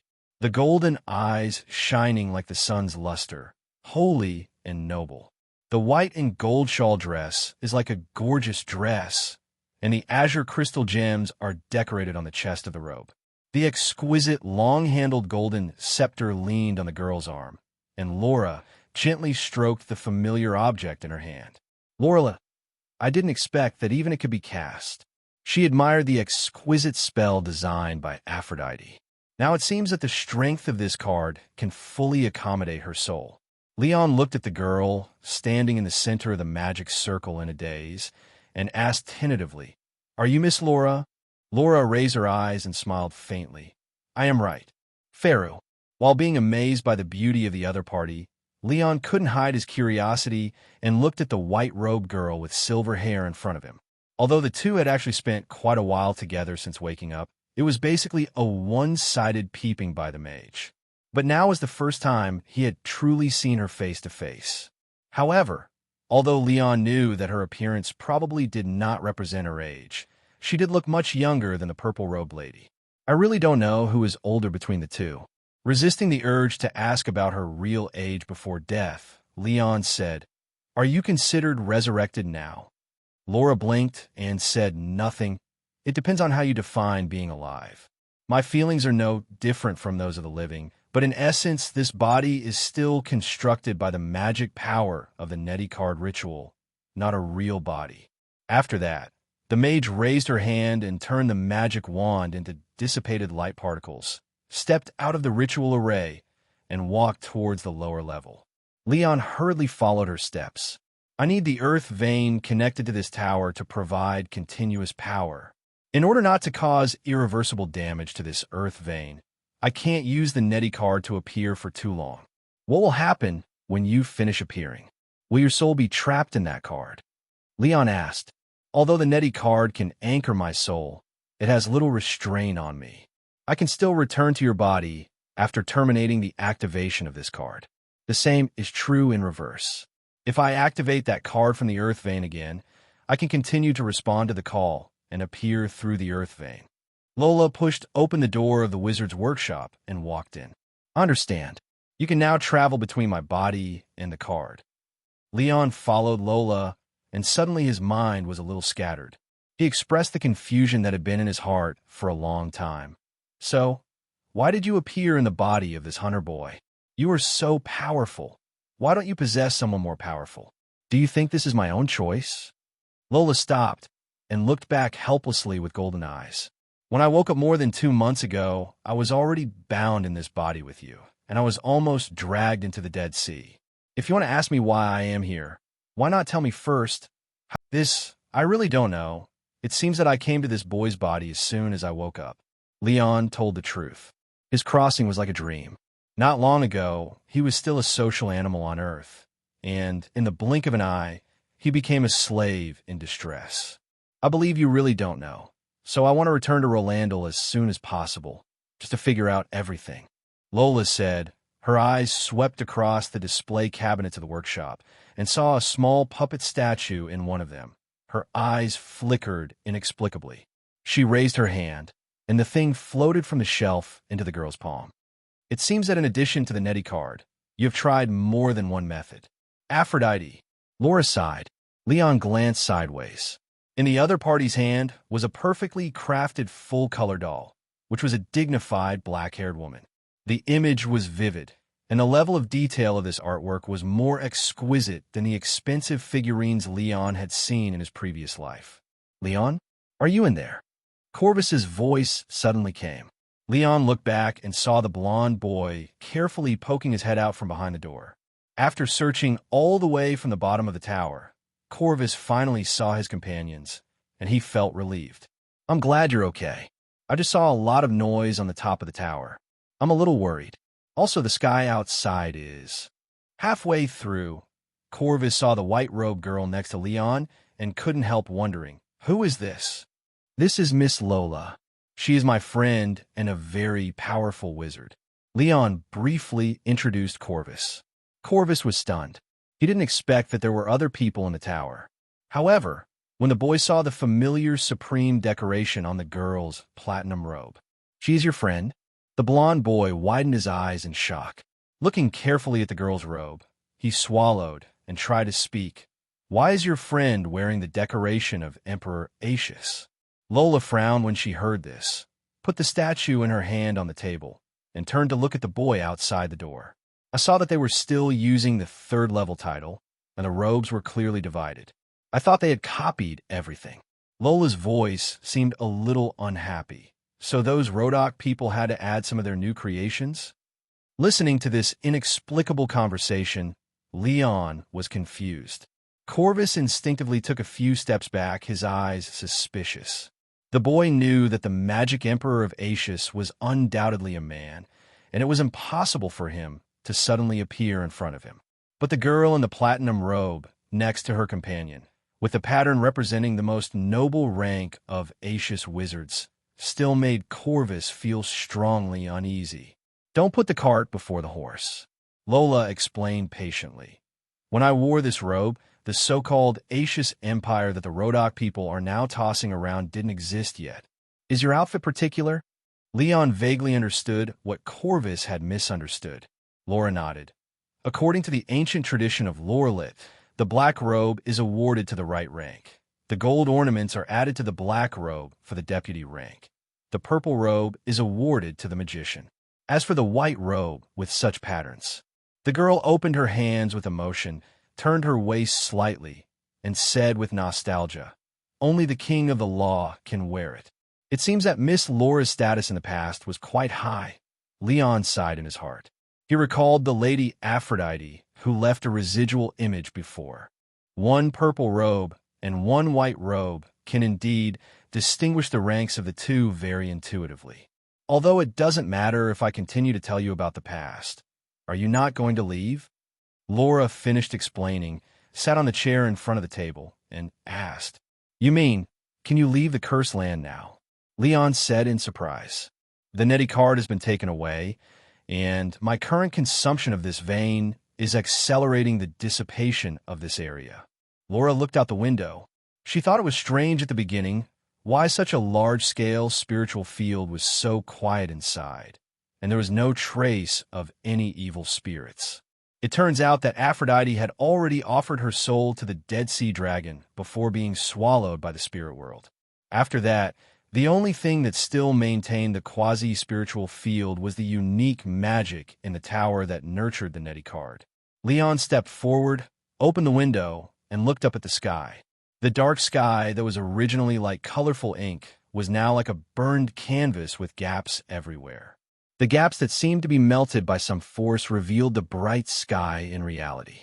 But before Leon could be happy, he heard Laura behind him say again, "Remind you, Leon, although the quasi-spiritual field is about to disappear, the zombies wandering in this area will not disappear together. If you still care about your small territory, you'd better go back as soon as possible to prepare early." Leon turned around in surprise when he heard this. After those undead return to reality, won't they be dragged into the sea of death by the law of life and death you mentioned? No, because they died in a spirit-like field and did not die in reality, so they can only defeat the undead in the same way as normal. Either destroy the body to expose the undead, or wait for their corpses to undergo a long period of decay in reality. In the process, it becomes impossible to hold the soul any longer, Miss Laura said with her hands outstretched. Leon was immediately horrified. In such a large nightmare forest, who knows how many undead corpses of humans and beasts have been accumulated in such a long time. Selva is right next to this forest. Not just Selva, but also Lanka and all the human settlements on the edge of the nightmare forest in the counties of Cassos and Brink, haunted by the undead. Isn't this something big? Leon turned around and walked quickly towards the door. He didn't want to let the undead destroy his small territory again before he could recover from being mauled by the Canadar people. Laura saw the anxious look on Leon's face and comforted her. Don't worry, those living corpses are not much of a threat. The Yin-Yang guards are just a special case. The living corpses have basically no intelligence and will just wander around. As long as you bring the news to the lords of that kingdom as soon as possible, the army organized by ordinary people will be enough to suppress the undead wandering out of the forest. Leon took a few steps, turned around, and saw Miss Laura still sitting quietly at the table, and couldn't help but ask, "Laura, won't you come with me?" Miss Maid shook her head and picked up the scattered defective crystal cards on the table. "I'm going to stay here temporarily to look at Afrosa's research. Maybe I can find some other gains." Leon thought about it and didn't force it. Although he was a little unaccustomed to not having Isa's arrow by his side, he was not so fragile that he couldn't live without him. You're missing a killer move, so you should be more careful in the future. However, to be honest, without the gaze of Miss Laura's soul day and night, Leon felt that he might have more privacy. "When I take care of things in the territory, I will come back to learn magic from you." With that said, Leon walked to the door and suddenly turned around with some worry and asked, "Miss Laura, when you end this spirit state, will you turn into the Nettie card again?" "What? Are you afraid that someone will pick me up when I turn into a card?" Laura looked over with a smile. "Don't worry. I will reactivate the defensive magic here and hide the tower. Besides, even if someone takes it away, I can return to you from the card. Now, except for this card, my only anchor point in this world is you." In the circular hall on the first floor of the tower, the exhausted warhorse collapsed on the ground, ears drooping forward, groaning and shaking its head. In its spiritual eyes, it seemed that it had made up its mind to play tricks and decided not to get up no matter how the master pulled the reins. This noble warhorse that worked hard to exhaustion is now indeed conscientious enough. However, Leon just stepped aside and watched Miss Lola gently tap the warhorse's drooping head with her fingers, and the translucent magic pattern instantly spread on the black and shiny horse body like a circuit diagram. The warhorse's limbs twitched, and visible steam heat waves surged from its body surface. The muscles all swelled a little. It was originally lying on the ground and immediately climbed up like a chicken blood. The horse's ears were so excited that they stood up behind, and its nose was snorting loudly. Its limbs were full of strength again, and it stomped its hooves on the floor of the hall. Leon quickly stepped forward and grabbed the reins of his mount to prevent it from running away in agitation. "Okay, go back quickly, otherwise your friends will not see you after returning to Orland, and they will probably run back to Canadar to look for you. If you miss each other, it will be troublesome."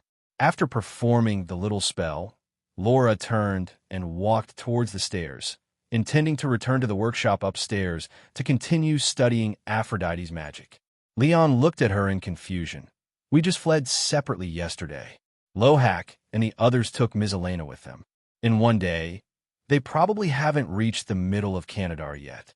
How could they return to Orland before me? I forgot to tell you."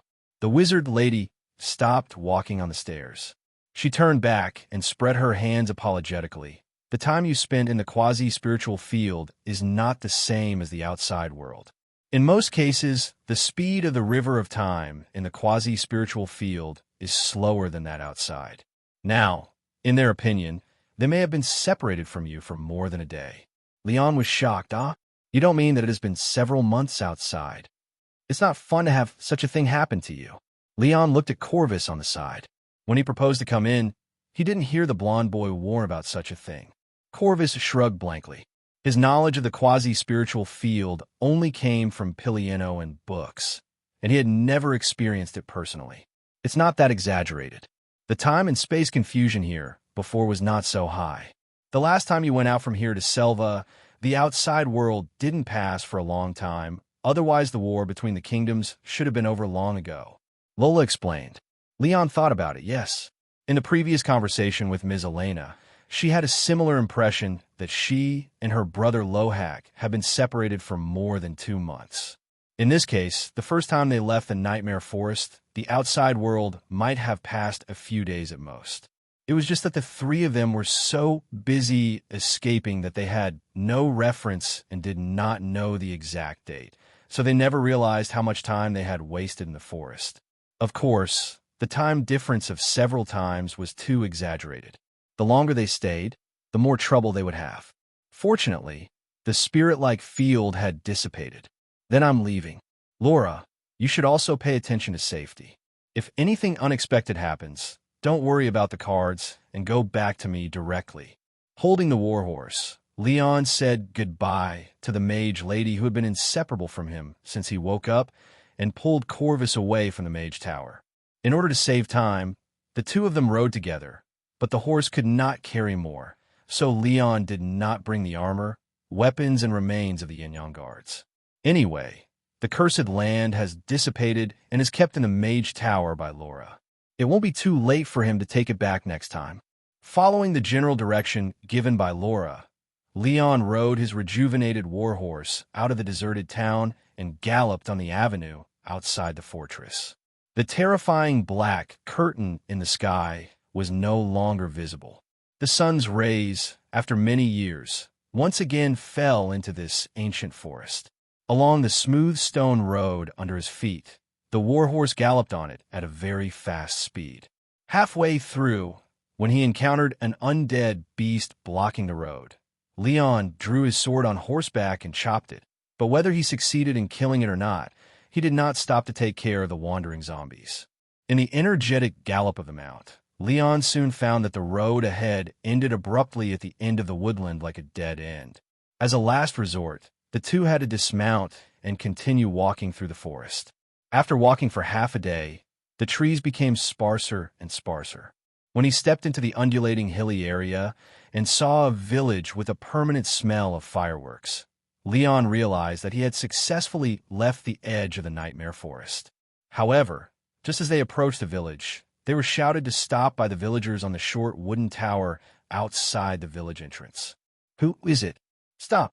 The villager was wearing a rusty chainmail, standing on the wooden tower and holding up the hunting bow with arrows, but he did not pull it open, just shouted in panic from a distance. Hearing the northern accent of the Pharaoh language on the tower, Leon felt a little relieved.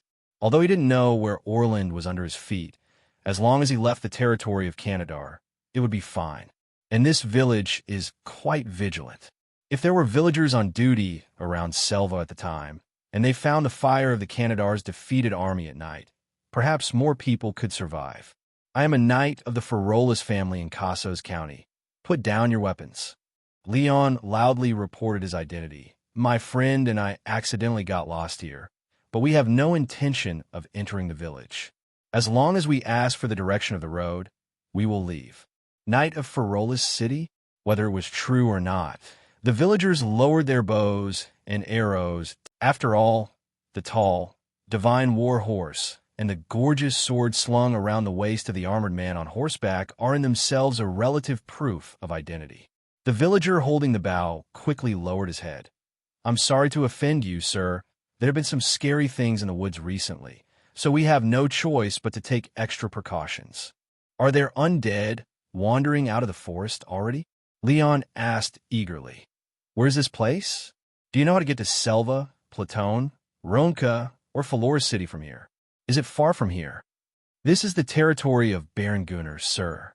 Ferolus is in the east. You're not lost too far." The villager on the wooden tower pointed in the direction and replied. "Lonka village is also very close to here. If you go around the mountain forest and follow the path, you can reach it before dark."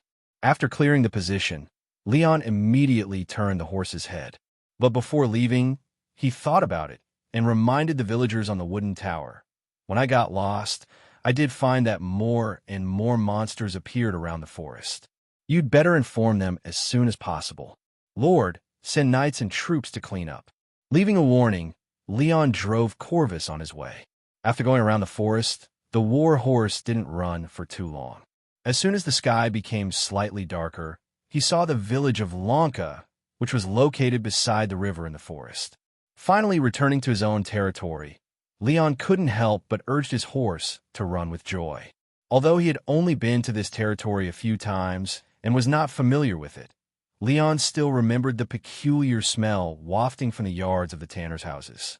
However, before they entered the village, they saw two young men carrying hunting bows and daggers running over and blocking the way.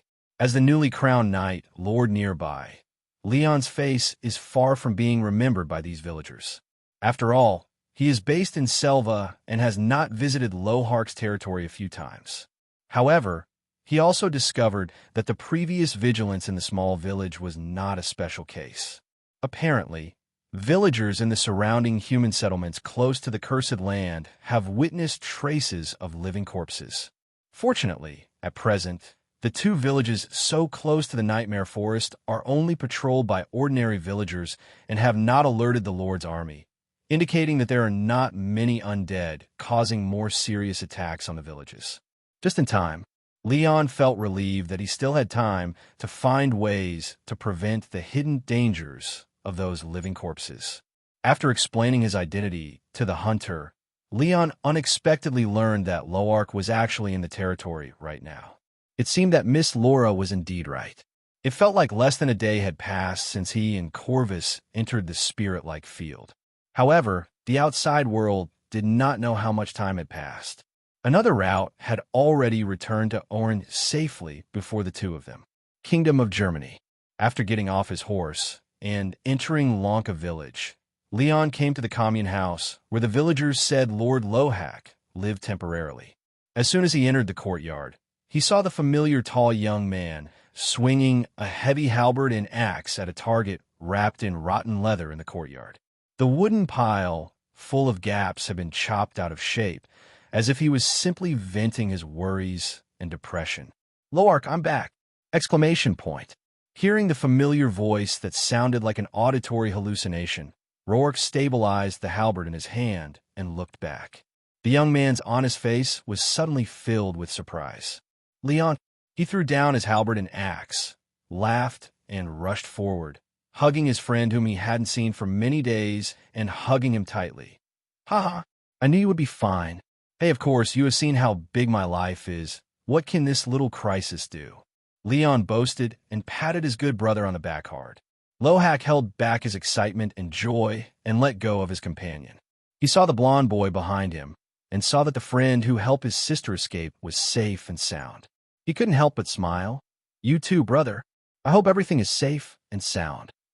Corvus raised his shoulders and smiled quietly. "Thank you for your concern. Are you all tired?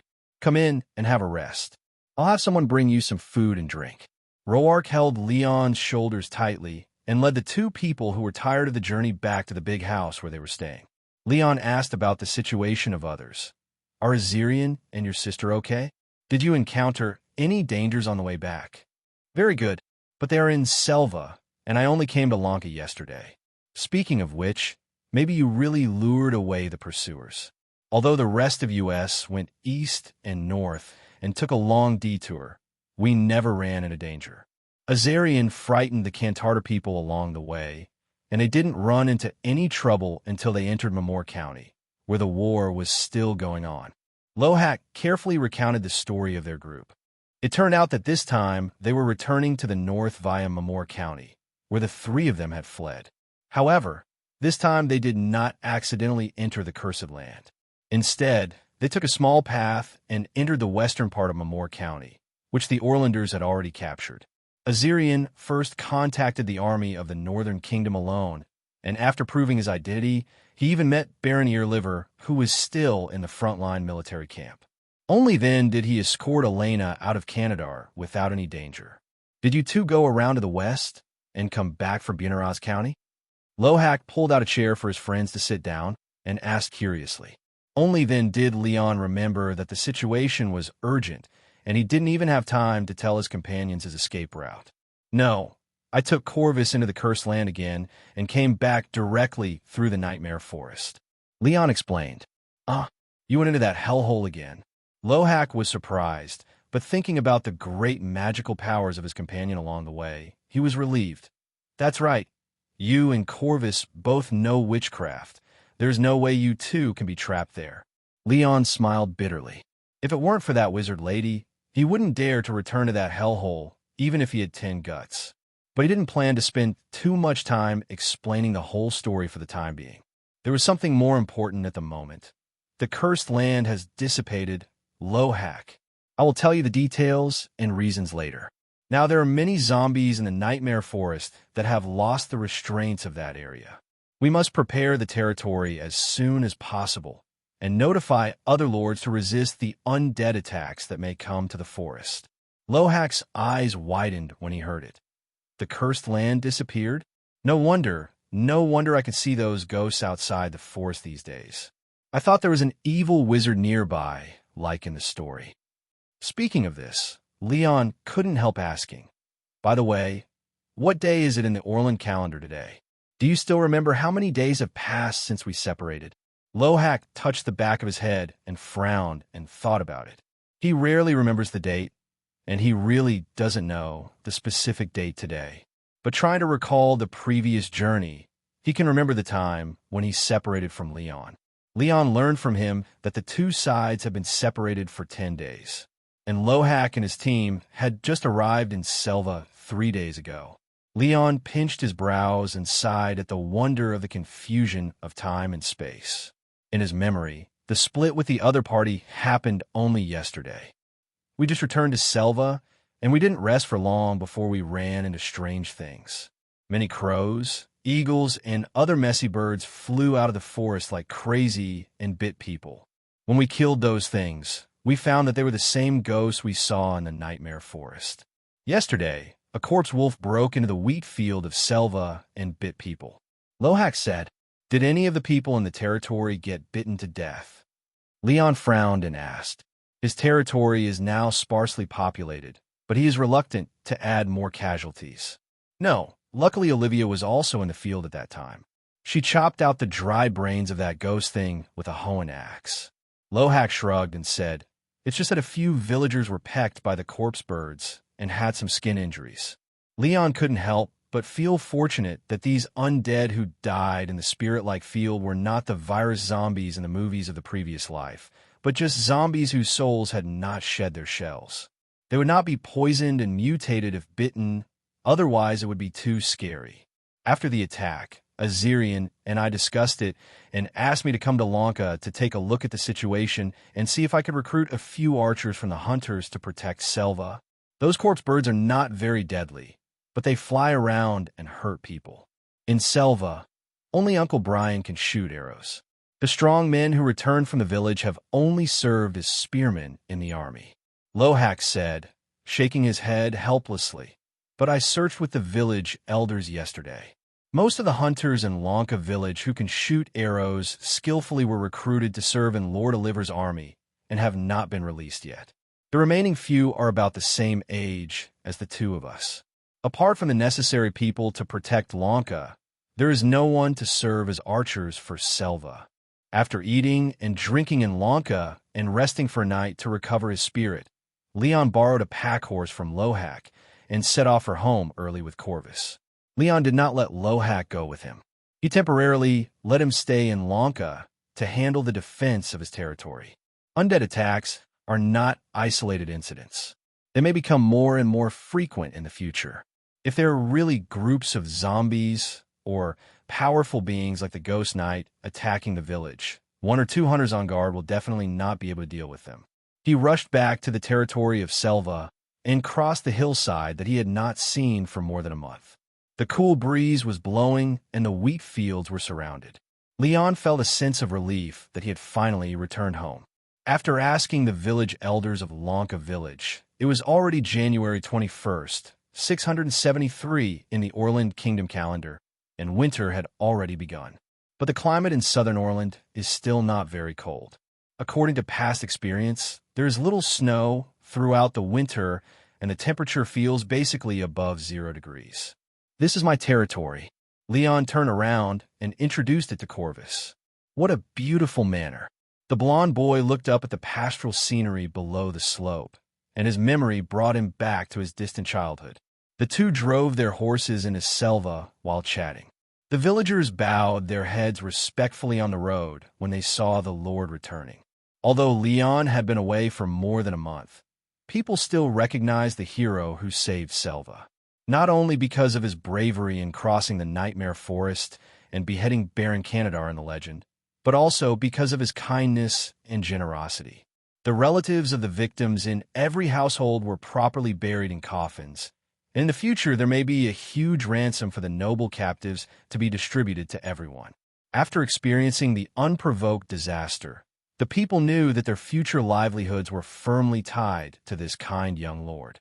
Crossing the village road to the door of his small lord's mansion, Leon glanced sideways and saw a blonde knight riding a warhorse not far away, walking towards the south end of the village. Looking at the back of the person wearing plate chainmail and the familiar knight's sword, and looking closely at the tied, golden ponytail, who else could it be?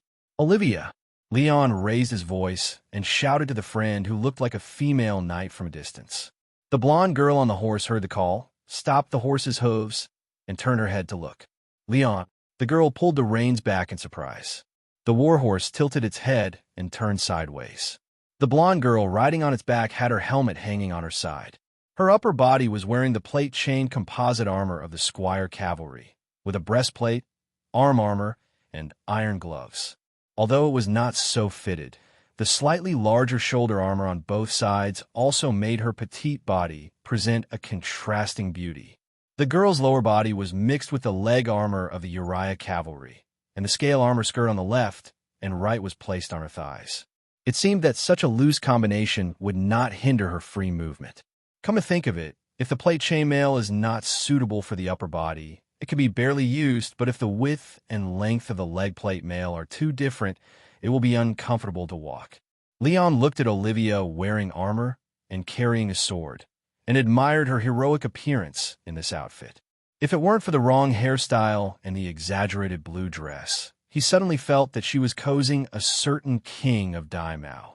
Of course, the armor on the girl at this moment is obviously much more realistic and detailed than the simple cartoon style in his memory of his previous life. Olivia rushed over and saw her friend's safe appearance and complexion with concern and breathed a sigh of relief. Azirian said that you didn't come back together. I was a little worried. God bless you. It's really good to see that you are okay. What about you? I heard from Lohak that the undead attacked the village. Are you not injured? Leon greeted. Undead. Are you talking about those monsters before? The blonde girl smiled and raised her fist covered with iron gloves. Of course not. The wolves and tigers in the forest look scary, but their movements are stupid. They are not my opponents at all. Even if there are 10 or 20 more of them, they can't hurt me. With your ability, it's true. Leon looked her up and down and couldn't help but joked. Come to think of it, this outfit really suits you. If I become rich in the future, how about making you a knight? Olivia waved her hands awkwardly. How can a woman become a knight? Don't make fun of me. It was Azirian who insisted that I find a set of armor to wear when I patrol. I told you it's not necessary. Leon raised his eyebrows. He really didn't know whether the Kingdom of Orland allowed women to be canonized as knights. As far as he knew, at least in the European Middle Ages in the previous life, there were female knights in many regions. There were indeed many examples. Some inherited the title, some were canonized by military merit, and there were even armed knights composed entirely of female knights. However, what he said to Olivia now was just a joke. He was a newly promoted lower-level knight who didn't know the rules of Orland, and he didn't dare to arbitrarily confer titles on others. Leon shook his head at Olivia. Azirian's worry is okay. If you're patrolling outside, you should be more careful. The undead that will run out of the forest in the future may not only be those beast zombies. We have encountered more dangerous human corpses, and they even retain their martial arts in their lifetime. Don't be careless when facing them. Will there be more monsters coming out of the forest? Okay, since you said so, I will be careful. Olivia had to nod obediently. She looked to the side and then noticed the handsome blonde boy beside Leon, and couldn't help but ask curiously, "Who is this?" "This is a friend we met during this trip. His name is Corvus. He comes from a very faraway place. He has nowhere to go for the time being, so I invited him to live with me." Leon raised his hand to introduce. "Nice to meet you, Miss Olivia." Corvus habitually held his chest and saluted. "So you're the friend that Sister Elena mentioned. You don't need to be so respectful. I'm not a noble, just a commoner." Olivia quickly clarified after looking at the other party's solemn etiquette. Leon waited for the two of them to get to know each other and then asked, "Where is Azarian? I have something to discuss with him as soon as possible. He should be patrolling outside the village with others. I'm about to replace him. It just so happens that you go back to the house and wait while I call him back," Olivia said, pulling the reins, bidding farewell to Leon and the two, and then rode south again. Corvus followed Leon and got off the horse. Seeing Olivia's back getting further and further away, he couldn't help turning his head and asked, "Is that young lady very good at martial arts?" Such a young girl with such a petite body. Unless she's also a spellcaster, even if she is wearing armor, it is not like she can deal with 10 or 20 jackals, tigers, and leopards. But Corvus looked at Leon's trusting attitude towards her, and the conversation between the two obviously didn't seem like a joke. "Her? Not only is she powerful, I think your swordsmanship is also pretty good, isn't it? Come and practice with her when you have time. You will know after fighting her," Leon said with a smile, and opened the door to the house. The lobby on the first floor, which was decorated to imitate the Lord's Hall, was still as clean as before leaving. Lena, wearing an old apron, hummed softly, standing beside the high-back chair that temporarily symbolized power, wiping the Lord's throne that she had polished every day. The little maid raised her head when she heard the noise, and when she saw her master coming back, she immediately jumped on her feet and came forward excitedly. Leon rubbed the little guy's head, praised her hard work, and then asked her to ask Hawk to settle the horses outside the door and asked the kitchen to prepare extra food for herself and Corvus tonight. Went upstairs to find an empty room for Corvus and settled down.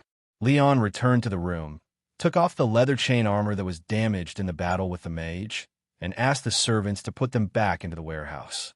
Sitting at the table, waiting for Azarian to come back to discuss matters, Leon suddenly found a piece of paper with writing on it spread out on the table. I picked it up and looked at it. What was recorded on the paper seemed to be a month-end settlement expense. It records the salaries paid to horse herders, grooms, cooks, and servants. There is also the food consumed by the war horses in the stables, as well as the rations, tools, and utensils consumed by the mansion and other unexpected expenses. Every transaction is very detailed. Leon looked at the delicate handwriting and felt that it didn't look like Azarian's handwriting. It should have been written by Olivia. After all, the other party has been managing his own finances for more than a month. He lamented the girl's attentiveness. Although he was not worried about the other party being corrupt at all, being able to write it so clearly did save him a lot of worry. Leon continued to read and roughly calculated Olivia's total expenses to make sure that the girl did not make a mistake. It cost 2034 dyers in the first month. Dadu mainly raises horses, which accounts for more than half of the expenses. Leon realized that this was the cost of riding away 3 noble war horses when they set off, and only keeping 6 ordinary war horses in the territory. He calculated based on the expenses on the paper. From now on, if he adds the 3 top war horses and other expenses remain unchanged, his expenses will be as high as about 2,500 dyers next month, and the remaining funds on hand. In order to save Rohak's sister, the 3 of them spent money generously along the way, buying dresses, giving gifts to the Falcon family's wedding, and even extravagantly buying and taking away horses on the way to escape. The money has been completely spent. He didn't regret helping the brothers of life and death to save his only close relative. Even if it cost Leon a fortune, he didn't care. But the problem is that while the territory is facing a security crisis, its own financial crisis is also coming. The Canadar gold coins that were originally left for Olivia's safekeeping were probably worth 100 gold crowns. After more than a month of spending, there are now about 80 gold crowns left. That is less than 8,000 dire. In the future, the monthly expenditure will be 2,500 dires, so the money on hand can only last for another 3 months. Moreover, in order to cope with the security pressure in the future, the territory's expenses will probably increase. While thinking, Leon soon waited for Azarian, who came back from outside the village. He stood up and hugged and exchanged greetings with his overjoyed good brother. After chatting about their experiences, the two sat down to discuss the troubles in the territory. Leon told Azarian about the general process along the way and the fact that the area had disappeared, and then discussed countermeasures with him. Azarian was shocked. This was far beyond the noble boy's previous speculation about the cause of the undead beast attack. Because according to the memories of the locals, the Nightmare Forest existed long before the founding of the Kingdom of Orland. Although it is scary, as long as you don't risk your life to enter it, the man-eating forest is nothing more than a natural barrier that separates the north and the south. Constant. The human settlements close to this ancient natural barrier have always enjoyed the tranquility under disguised protection. But now, the peace here is about to be broken. Faced with the imminent threat, Azarian's original plan of relying on only a few villagers to patrol was definitely not enough. Lanka and Selva, which are adjacent to the Nightmare Forest, must have armed forces that can cope with large-scale zombie attacks. Mobilizing the people to defend their homes does not require military pay, and they can eat and drink at home without too much extra expenses. In an emergency, the 60 or so young men who return from Selva can be summoned to form an infantry phalanx to resist the zombies. Thanks to the military decree of the Kingdom of Orland, they have simple spears and iron helmets. Most of them have ordinary coats and armor, and some wealthy families even have simple chainmail. At the same time, they have also undergone simple training when serving in the fortress. As long as they are properly commanded, they can be considered a force that can barely fight. But the population of Lanka is small. When in danger, there are no men who can fight. It is unrealistic to expect a few young people and some old people there to protect the women and Azarian thought about it and decided that this was the opposite. He had originally wanted to recruit archers from Lanka to help Selva, but now that he had discovered the seriousness of the problem, he might have to withdraw people from Selva to protect Lanka. The problem came back to money. He transferred the militiamen to other villages for defense. Lohak would always be responsible for the food and drink expenses of the militiamen away from home. Selva village was already short of labor, and those soldiers had to leave their land and not do production. He couldn't let those militiamen work hard but get nothing next year. Either give money or give food. The two of them calculated that even if only 20 spearmen were sent to garrison Lanka, their monthly food expenses would be nearly 300 to 400 deers. At this cost, Leon would go bankrupt and consider selling horses in less than 3 months. The problem was raising horses. The biggest expense of the territory was the 9 war horses. Selling the extra 6 horses now was also a solution, but Leon was reluctant to part with them. They were all good horses from Uriah. The price they sold them for was not the same as the cost of buying them again in the future. After all, before the 3 of them became lords, the main manpower of the territory was conscripted to fight in the war, which was very embarrassing. If nothing happened, they could wait for the war to end and the young and strong to return, but who would have thought that they would be in a hurry to use troops now? Can Baron Oliver return the young and strong, conscripted from Lanka, to their hometown? Azarian suggested. Leon nodded. He was going to go to the front line of Maymar County as soon as possible to report to the feudal lord the threat of the undead to the southern part of the territory of the Thornflower family after the disappearance of the Cursed Land. As long as Baron Oliver was explained clearly about the changes in the Nightmare Forest, if the war in Maymar was not too tense, the other party should not refuse. After all, the Baron's rule was not only Selva and Lanka close to the Nightmare Forest. They asked Lanka's archers to go home to defend the territory in order to fulfill their military obligations to resist the undead. But the problem of soldiers can be solved, but the problem of money is still unclear. He can ask the feudal lord to return his own people, but he can't ask the feudal lord to return the money and food that were collected before. The income of Lanka and Platon's territory can only be collected in the second half of the year. If he doesn't want to sell horses and weapons, even if there are no other expenses, there's still a shortage of funds. Leon seemed to see a big word, poor, rising above his head. Of course, he was not too anxious. There was still a way. If nothing else, he would go back to the Nightmare Forest and find Miss Lola to get the few gold and silver ingots left in the Mage Tower. It should be able to solve the urgent problem in the short term, although it is not a long-term solution. So, what can I do to make money quickly in the future? Should I go out to rob? Leon supported his chin with a smile, staring at the wood grain on the table. In a trance, he seemed to have hallucinated it into a nightmare forest, and his mind was full of random thoughts.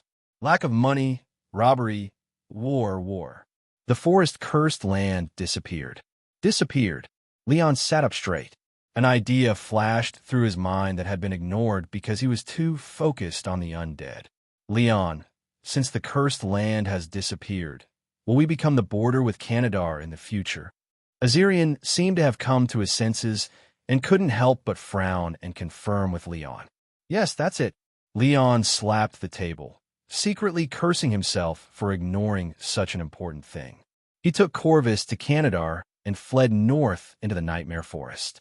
The few villages and towns near the forest he saw were all empty. There were few military strongholds along the way. After all, no one in the Southern Kingdom had ever imagined that an army could launch an invasion from the direction of the Nightmare Forest. At present, the main force in Canadar is maintaining the war against Syrian in the east, and the lords in the north are gathered in Maymere County to resist the sudden attack of Orland. I don't know how many lords responded to the call and fell into the two war zones. The natural barrier of the Nightmare Forest, which had existed for at least 1,000 years, has disappeared. At present, no one knows about it except for a few of us. This piece of information alone is worth more than 1,000,000 gold.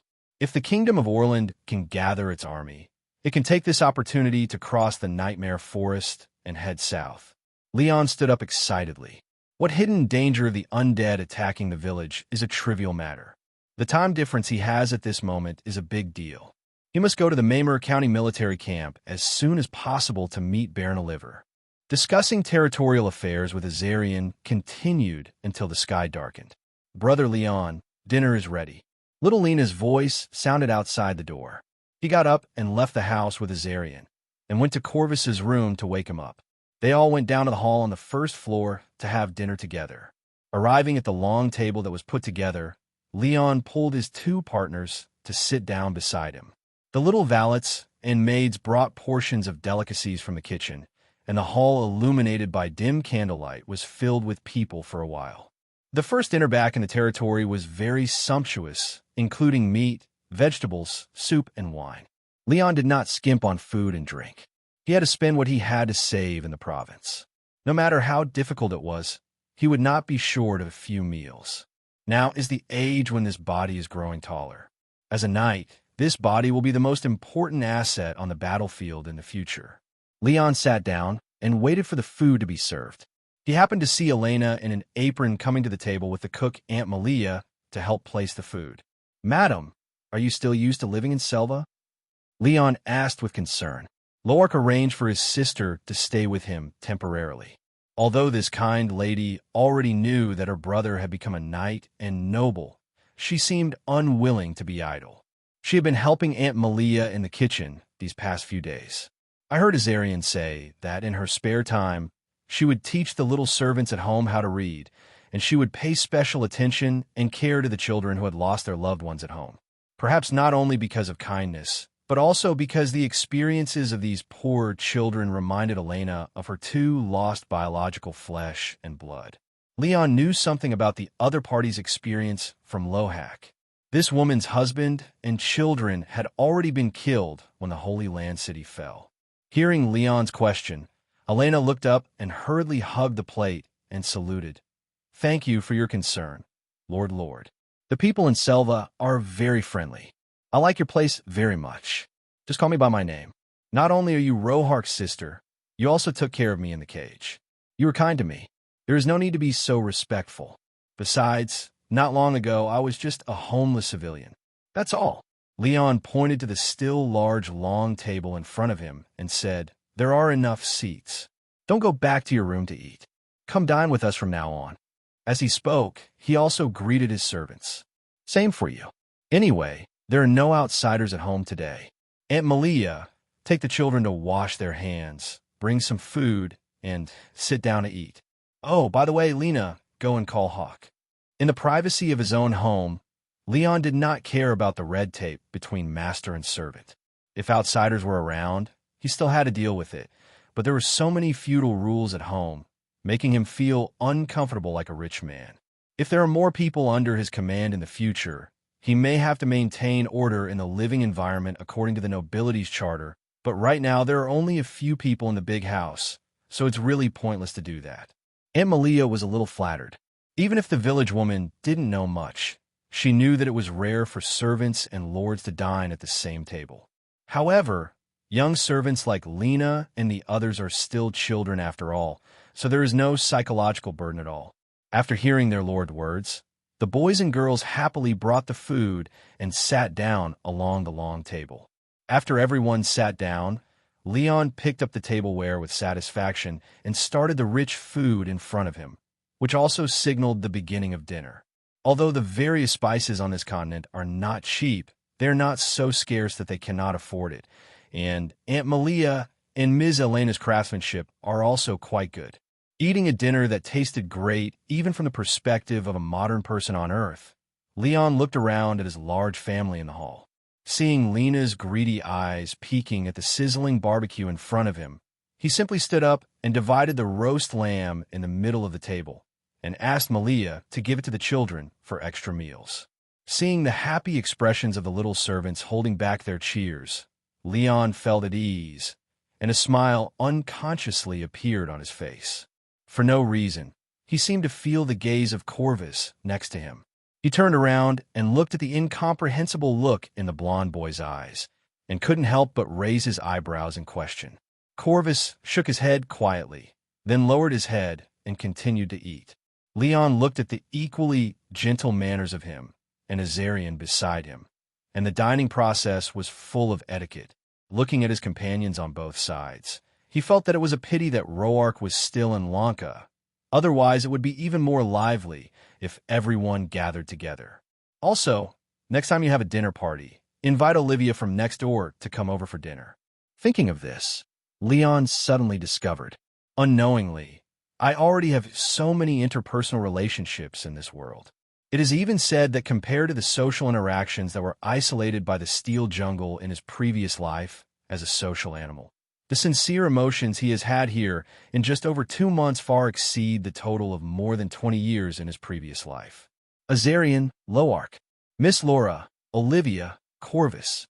Leon couldn't help but think, if his soul still had a chance to return to Earth, would he still be willing to leave these partners and friends? If he didn't consider his parents who were still on Earth, Leon felt that the answer might be yes. A large table of 14 people worked together to finish the dinner without any waste. After eating and drinking, the servants cleaned up the mess, and Leon went upstairs to wash up and go to bed. He will set out again tomorrow morning, heading to Maymur County to find the feudal lord in the frontline military camp. But this time he will not go out in danger. Leon does not plan to bring his companions, and it will not take too long for him to go and come back quickly. After all, Azarian also has to go to Pleaton as soon as possible to deal with the affairs of that territory and raise resources. Leon will need to preside over the affairs of Selva's territory in the future. After discussion, in order to share the pressure of money and food, Leon plans to divide the 6 ordinary war horses currently raised in Selva into 3 parts. In addition to their own noble war horses, Azarian and Lohak each raise 2 horses on the pastures of their respective, and in the future, as long as the 2 of them find suitable attendants, they can use the 2 qualified war horses and the armor and weapons currently in stock to equip their own attendants as soon as possible. At present, everyone has knight plate armor, sabers, and necessary long weapons in their hands, in addition to the 3 people's own use. A total of 15 sets of cavalry armor could be assembled in the warehouse. Olivia used one set. The remaining 14 sets of cavalry armor include the Canadar-style Squire cavalry plate chain composite armor and the mixed armor of the Uriah hired cavalry. Although the defensive performance is far inferior to the iron can plate armor of the Knightmaster, it is already quite luxurious and extravagant heavy equipment compared to the common simple leather and cloth armor of the peasant conscripts. If the spare Uriah warhorse can be used as soon as possible to recruit skilled riders, then with the equipment of Leon and the other 9 heavy cavalrymen will be a small force that cannot be ignored even on the real battlefield. As for dealing with ordinary beasts, ordinary soldiers, and bandits, that is even more of a dimensionality reduction attack. The remaining cavalry armor can also arm 9 heavy infantrymen. In addition, the various styles of extra sabers, spears, and Uriah long swords in the warehouse can also equip more than 30 light infantrymen as long as some shields and leather armor are purchased. Of course, with no extra money at the moment, Leon and Azirian can only postpone the future recruitment plan indefinitely. The most urgent task is to use limited resources on the cutting edge. Including themselves, they can raise a standing force of 9 heavy cavalry and 9 heavy infantry, which is already amazing, thanks to the friendly donation of the defeated army of Baron Dason. Although Leon often complain about being poor, in fact, the weapons they have are much richer than most ordinary lower-level knights, but they just have no money and no food. 18 heavy armor units, with dozens of temporary militias assembled in emergencies. As long as they are not unlucky enough to encounter a large group of elite cavalry from the enemy country like before, even if they are attacked by ordinary soldiers or bandits of more than 100 people, they are enough to deal with it. After washing up, Leon sat on the bed with a lot of thoughts in his mind and prepared to take off his clothes and go to bed. He thought to himself that if he really counted, there was still a hidden hero unit in his territory. If Selva encounters danger again, how many invading knights can Olivia, wearing a full set of armor and weapons, fight? Thinking of this, Leon felt relieved. As long as Olivia still lives here, she is his treasure and trump card. Bang bang. A knock on the door suddenly sounded. Leon, who had just unbuttoned his collar, couldn't help but look at the door. Who? Lena. No, it's me, Corvus. Leon. Are you asleep? The boy outside the door answered. That's not the case. Leon got up, went forward to open the door, and saw Corvus outside the door, and couldn't help asking puzzledly, What's wrong? Why aren't you asleep so late? Is it convenient to go in and talk? Corvus looked at the aisles on the left and right, and didn't think it was appropriate to express his intentions in such a simple occasion as the corridor. Oh, of course. Leon stepped aside and asked again, What do you want to talk to me about? He asked, muttering in his heart. Could it be that Corvus is not used to living in this small village and wants to leave in advance and run away? Leon knows that the simple and primitive rural life on his territory is definitely far inferior to the luxurious residence of Aetius, where the other party lived in the past. But he really doesn't want to let this friend who knows magic go. Even if Miss Lola is more than qualified to be his magic consultant in the future, even if she uses the Nettie card to appear, the wizard lady cannot leave the Earth Vein node. At present, the only talent who can follow him at any time and actually apply magic is Corvus. As a poor knight, Leon can't afford other spellcasters, let alone spellcasters. Until now, he can't even afford an apprentice herald officer. And how important is a wizard consultant? The magical healing spell that the boy uses to replenish physical strength is immeasurable. In the future, if they encounter frequent battles and the 3 are exhausted, they can directly find him to recharge and immediately become full of energy. It is like a second life. Besides, the other party is not only good at this, but also at invisibility, detoxification, and magic detection. But Leon knew, with his heals, that even if people who know magic have no relatives in the Western continent, there are still many good places to go. They will not be as desperate as the 3 ordinary fugitives. Leon still remembers what the warlock consultant of Trosa said, how rare the spellcasters are on this continent. And Corvus is in Orland. Even if he does not work as a staff and consultant for the higher-level nobles, he can go to the north to join the so-called Magic Association, and his future is limitless. What should I do? Just when Leon was thinking about how to keep this friend, he turned his head and saw the blond boy who entered the room, actually kneeled down on one knee in front of him. What are you doing? Leon was stunned. Corvus bent his knees with his hands behind his back and looked directly at the friend in front of him. It's just a request. I will definitely help you if you have something to do. There's no need to be like this. Leon frowned and wanted to reach out to help the other person up. Unexpectedly, the boy raised his hand, grabbed his wrist tightly, and stopped him with a tough attitude. Corvus looked directly at Leon's puzzled eyes and took a deep breath. That I am Corvus Arundel, the last descendant of King Vernia. I hope to swear allegiance to you. I hope to be your shield. I hope to be your sword. I hope to be your attendant. I swear to hold high your banner. I swear to defend your honor with my life and soul. The ancient oath was solemnly spoken word by the blond and golden-eyed boy. Leon raised his eyebrows and froze on the spot. Not only did he not expect that Corvus's grand move was to pledge allegiance to him, he was also shocked by the identity in the boy's oath. The last descendant of King Vernia? The descendant of the king? Corvus is the Prince of Vernia. Is it true? If it is true, as the Prince of Vernia, why would he want to be his knight attendant? Even if that kingdom has been destroyed, causing him to be a slave and humiliated for many years as a prince. But how could he, a mere knight from a rural village on the border of Orland, become the lord served by a prince? Although Leon knew that he didn't care about the so-called bloodline identity, he also understood that people in this world couldn't be as indifferent as he was. Otherwise, Corvus wouldn't have directly revealed his identity. Leon hesitated and re-examined the friend in front of him who he had only known for a few days. Looking at Corvus's calm and firm eyes, the young man obviously didn't mean a joke. Pursing his lips, Leon finally put aside his doubts and concerns. Regardless of the authenticity of the identity the other party said, he could feel the force coming from his wrist being tightly grasped. At this time, Leon was unwilling and could not insult such a heavy determination. Besides, he didn't want to let this talent go, regardless of whether Corvus was a prince of a fallen country.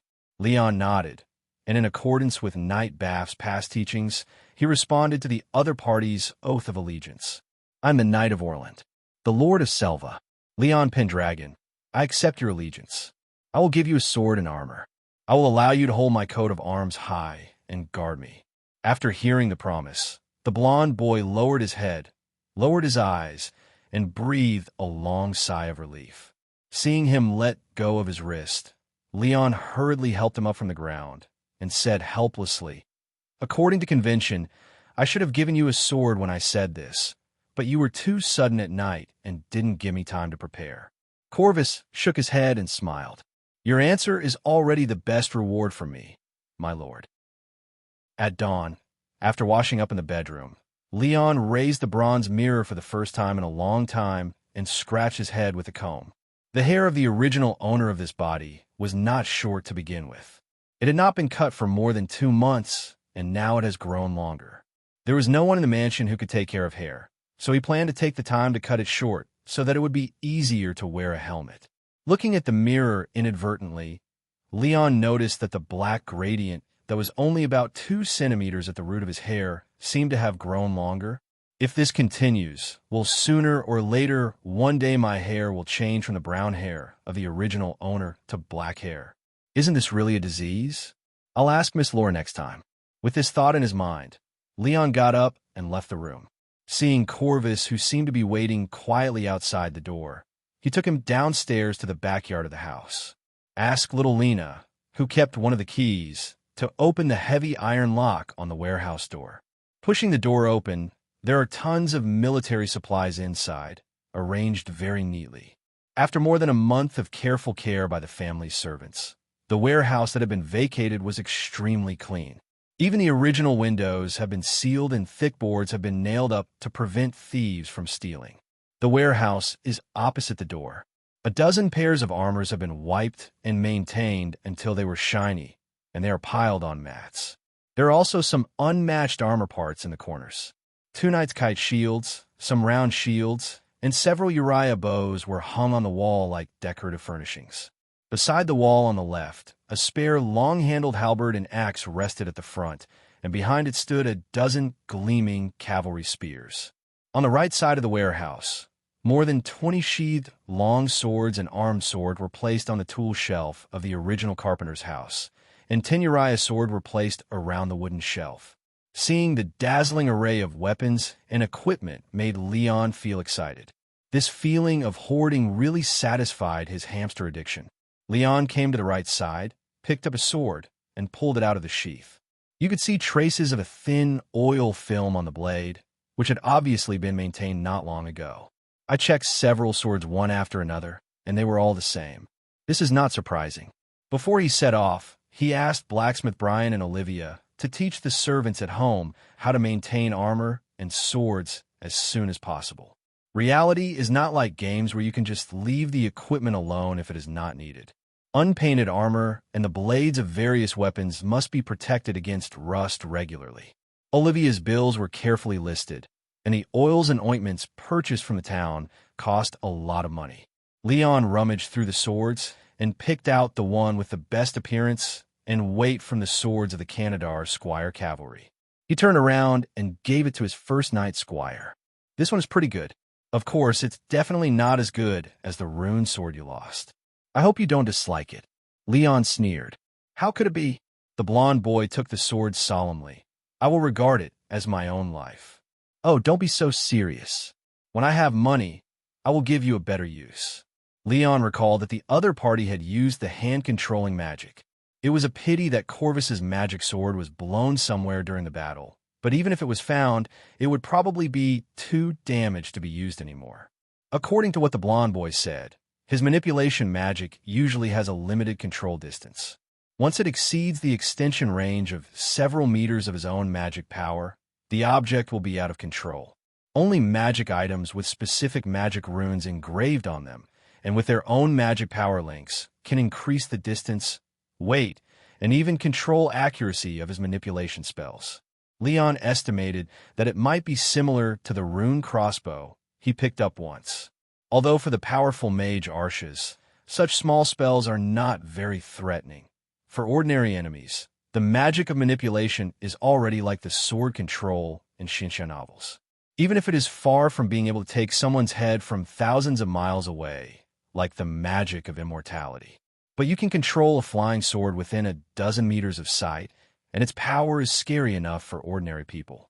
Unfortunately, without the rune sword, Corvus now only relies on traditional methods to cast spells, and he will definitely not be able to control the sword. Without the assistance of specialized magic items or wands, he cannot control objects that are too heavy, and can only control small objects such as daggers, darts, and stones. But if it is a sneak attack, perhaps for ordinary people, the killing efficiency of a small thing that is difficult to detect and guard against is greater than that of a rune flying sword. Leon couldn't help but imagine that Jacques manipulated a thin needle and inserted it into the enemy's eyeball along the gap in the helmet's visor. It reminds me of the blonde boy's invisibility magic that hides his figure. It's really chilling. Leon happily patted the shoulder of his little brother in front of him. Fortunately, the other party is not only a reliable partner, but also a loyal guard. If Olivia is his own ace in the battle, then the boy in front of him is his ace in the single-target battle. Although Corvus does not have Olivia's extraordinary martial arts skills that are unparalleled among enemies, at the moment, in terms of hand-to-hand combat, he can't even defeat himself. But if there is a last resort in the future, and an enemy must be dealt with secretly, Corvus's unique skill will be very useful. After pressing the idea in his head, Leon took Corvus to the pile of armors to find armor that fit him.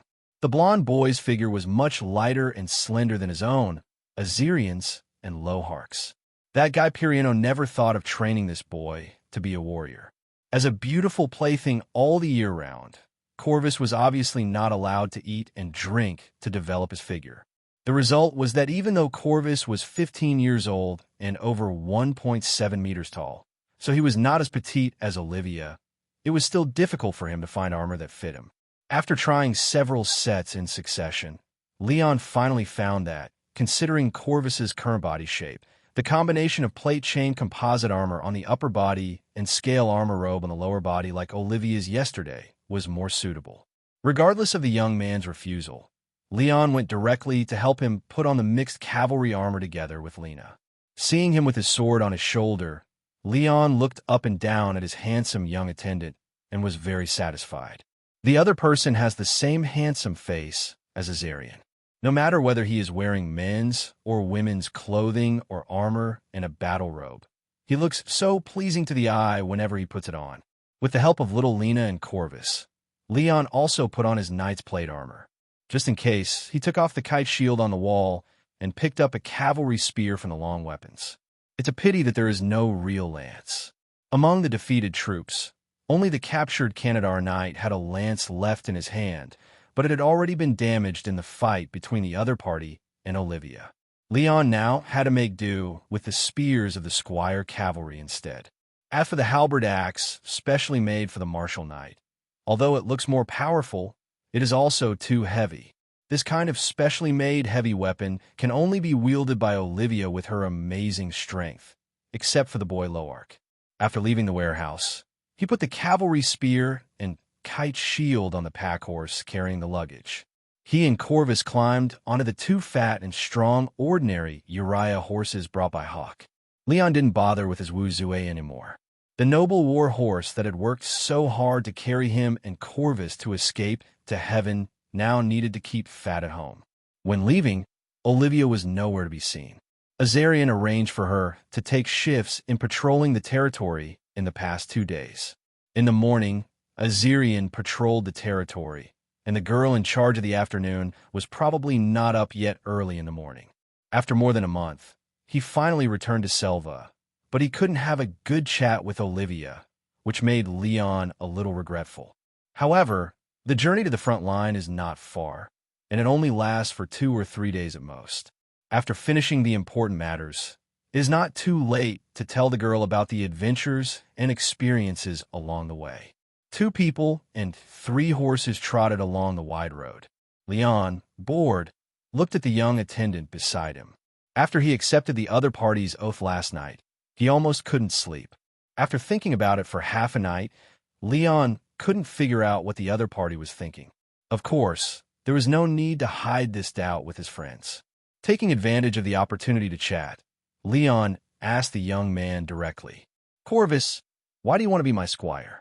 Although I am honored to have your allegiance, if you expect me, a little knight from the countryside, to help you restore your country in the future, you are really looking down on me."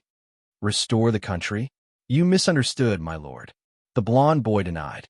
Leon waved his hand. "Don't call me that when there is no one else. I am happy to be your master, but you are still my important friend. We're not talking about business now. We're just chatting with friends." Corvus looked at the other party's serious eyes and had no choice but to nod. "If you insist, fine, Leon."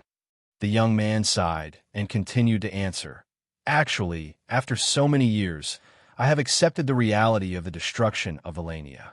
The land in my hometown was not only occupied, but also completely conquered. The misfortune of Villania is the misfortune of me and my relatives, as well as the misfortune of the royal family and nobles. But it is not the misfortune of the people of Valania alone. Now, except for me, the last descendant, there are only a few surviving descendants of the Valanian nobles, and they still cannot let go of the memories of the past. As for the people of Villania, it is no longer possible for them to abandon the generous life of Asia's people with sufficient food and clothing, go back to the past, and become poor mountain people again. Even if I really have the opportunity to lead an army to try to take back my hometown, the first ones to raise the black flag and point their swords at me will probably be those former Valanians." "You mean, after the kingdom of Villania was annexed by the Aetius Empire, the people's lives became better?" Leon sounded surprised. To be honest, based on the news and knowledge he had come into contact with beforehand, as well as his hostile stance when saving Mizelena, he thought that the Black Empire would turn all the Varanians into slaves. From what I saw when I followed Pirino back to my hometown, the people are much richer than before. In a generation or two, they will proudly hold high the black flag of the empire and call themselves Audi. Yes. As he spoke, Corvus smiled bitterly and said, "Of course, descendants of the royal family like me and other noble descendants who survive being reduced to slaves are obviously not included in this. In the history of Arsha's rise, he conquered kingdoms one after another on the eastern continent. In the current empire, how many people in the empire still remember the title of their fathers and ancestral homeland?" At the end of the sentence, Corvus had inexplicable melancholy in his eyes. "I swear allegiance to you and reveal my bloodline, not because I still have unrealistic illusions about the past. It is precisely now that I have the opportunity to choose my life again. It is precisely because I want to leave the past behind that I make the current choice in this capacity. Even if there is a chance in the future to avenge the 80th people for my lost relatives, I will no longer have the fantasy of the past as the son of the king." After listening to the boy's story, Leon fell silent for a moment. To be honest, if the people in the eastern continent who were conquered by the Mage Empire under the rule of the Magic Emperor, their living conditions would really be much better than before. Regardless of his identity at the moment, from a god's perspective, Leon even admired the skills of those men in black. If it can be done on the road of conquest, it will only harm the nobles and the original ruling class, not the people at the bottom, but it will greatly improve the living standards of the people. "That wand, it's not like Pilieno's," Corvus muttered, eyes sharp. "It's wood, likely handcrafted. Then he must rely on it more than most wizards," Leon said, watching the enemy through the shifting light. Corvus nodded grimly. "Then we destroy it. That's our only chance. Can your rune sword still fly?" "Maybe," the boy said, sweat beading on his brow. "But we can't let him know our aim. Give me the sword. I'll make you an opening." The golden rune on Corvus's forehead flared to life. His calm features twisted into something almost feral. Without hesitation, he channeled his mana, flooding it into the shadows. From the darkness, the light blade Leon had tossed earlier surged forward, faster than before, guided by Corvus's will. It screamed through the air like a comet. Clang! The blade struck the ruby crown of Amon's wand dead on. The impact embedded the sword deep between the gnarled wooden branches. Flames burst from the gemstone. Cracks spiderwebbed across the crystal core. Magic circuits within the staff twisted, collided, spells overlapping into chaos. In his mind, Amon screamed, "Corvus!" He severed the magic flow, hurled the wand away in panic, and crossed his arms to cast a hasty ward. Time froze. Leon's eyes widened. He hadn't expected this. "Shit!" he yelled, diving behind a tree just as the wand detonated. Boom!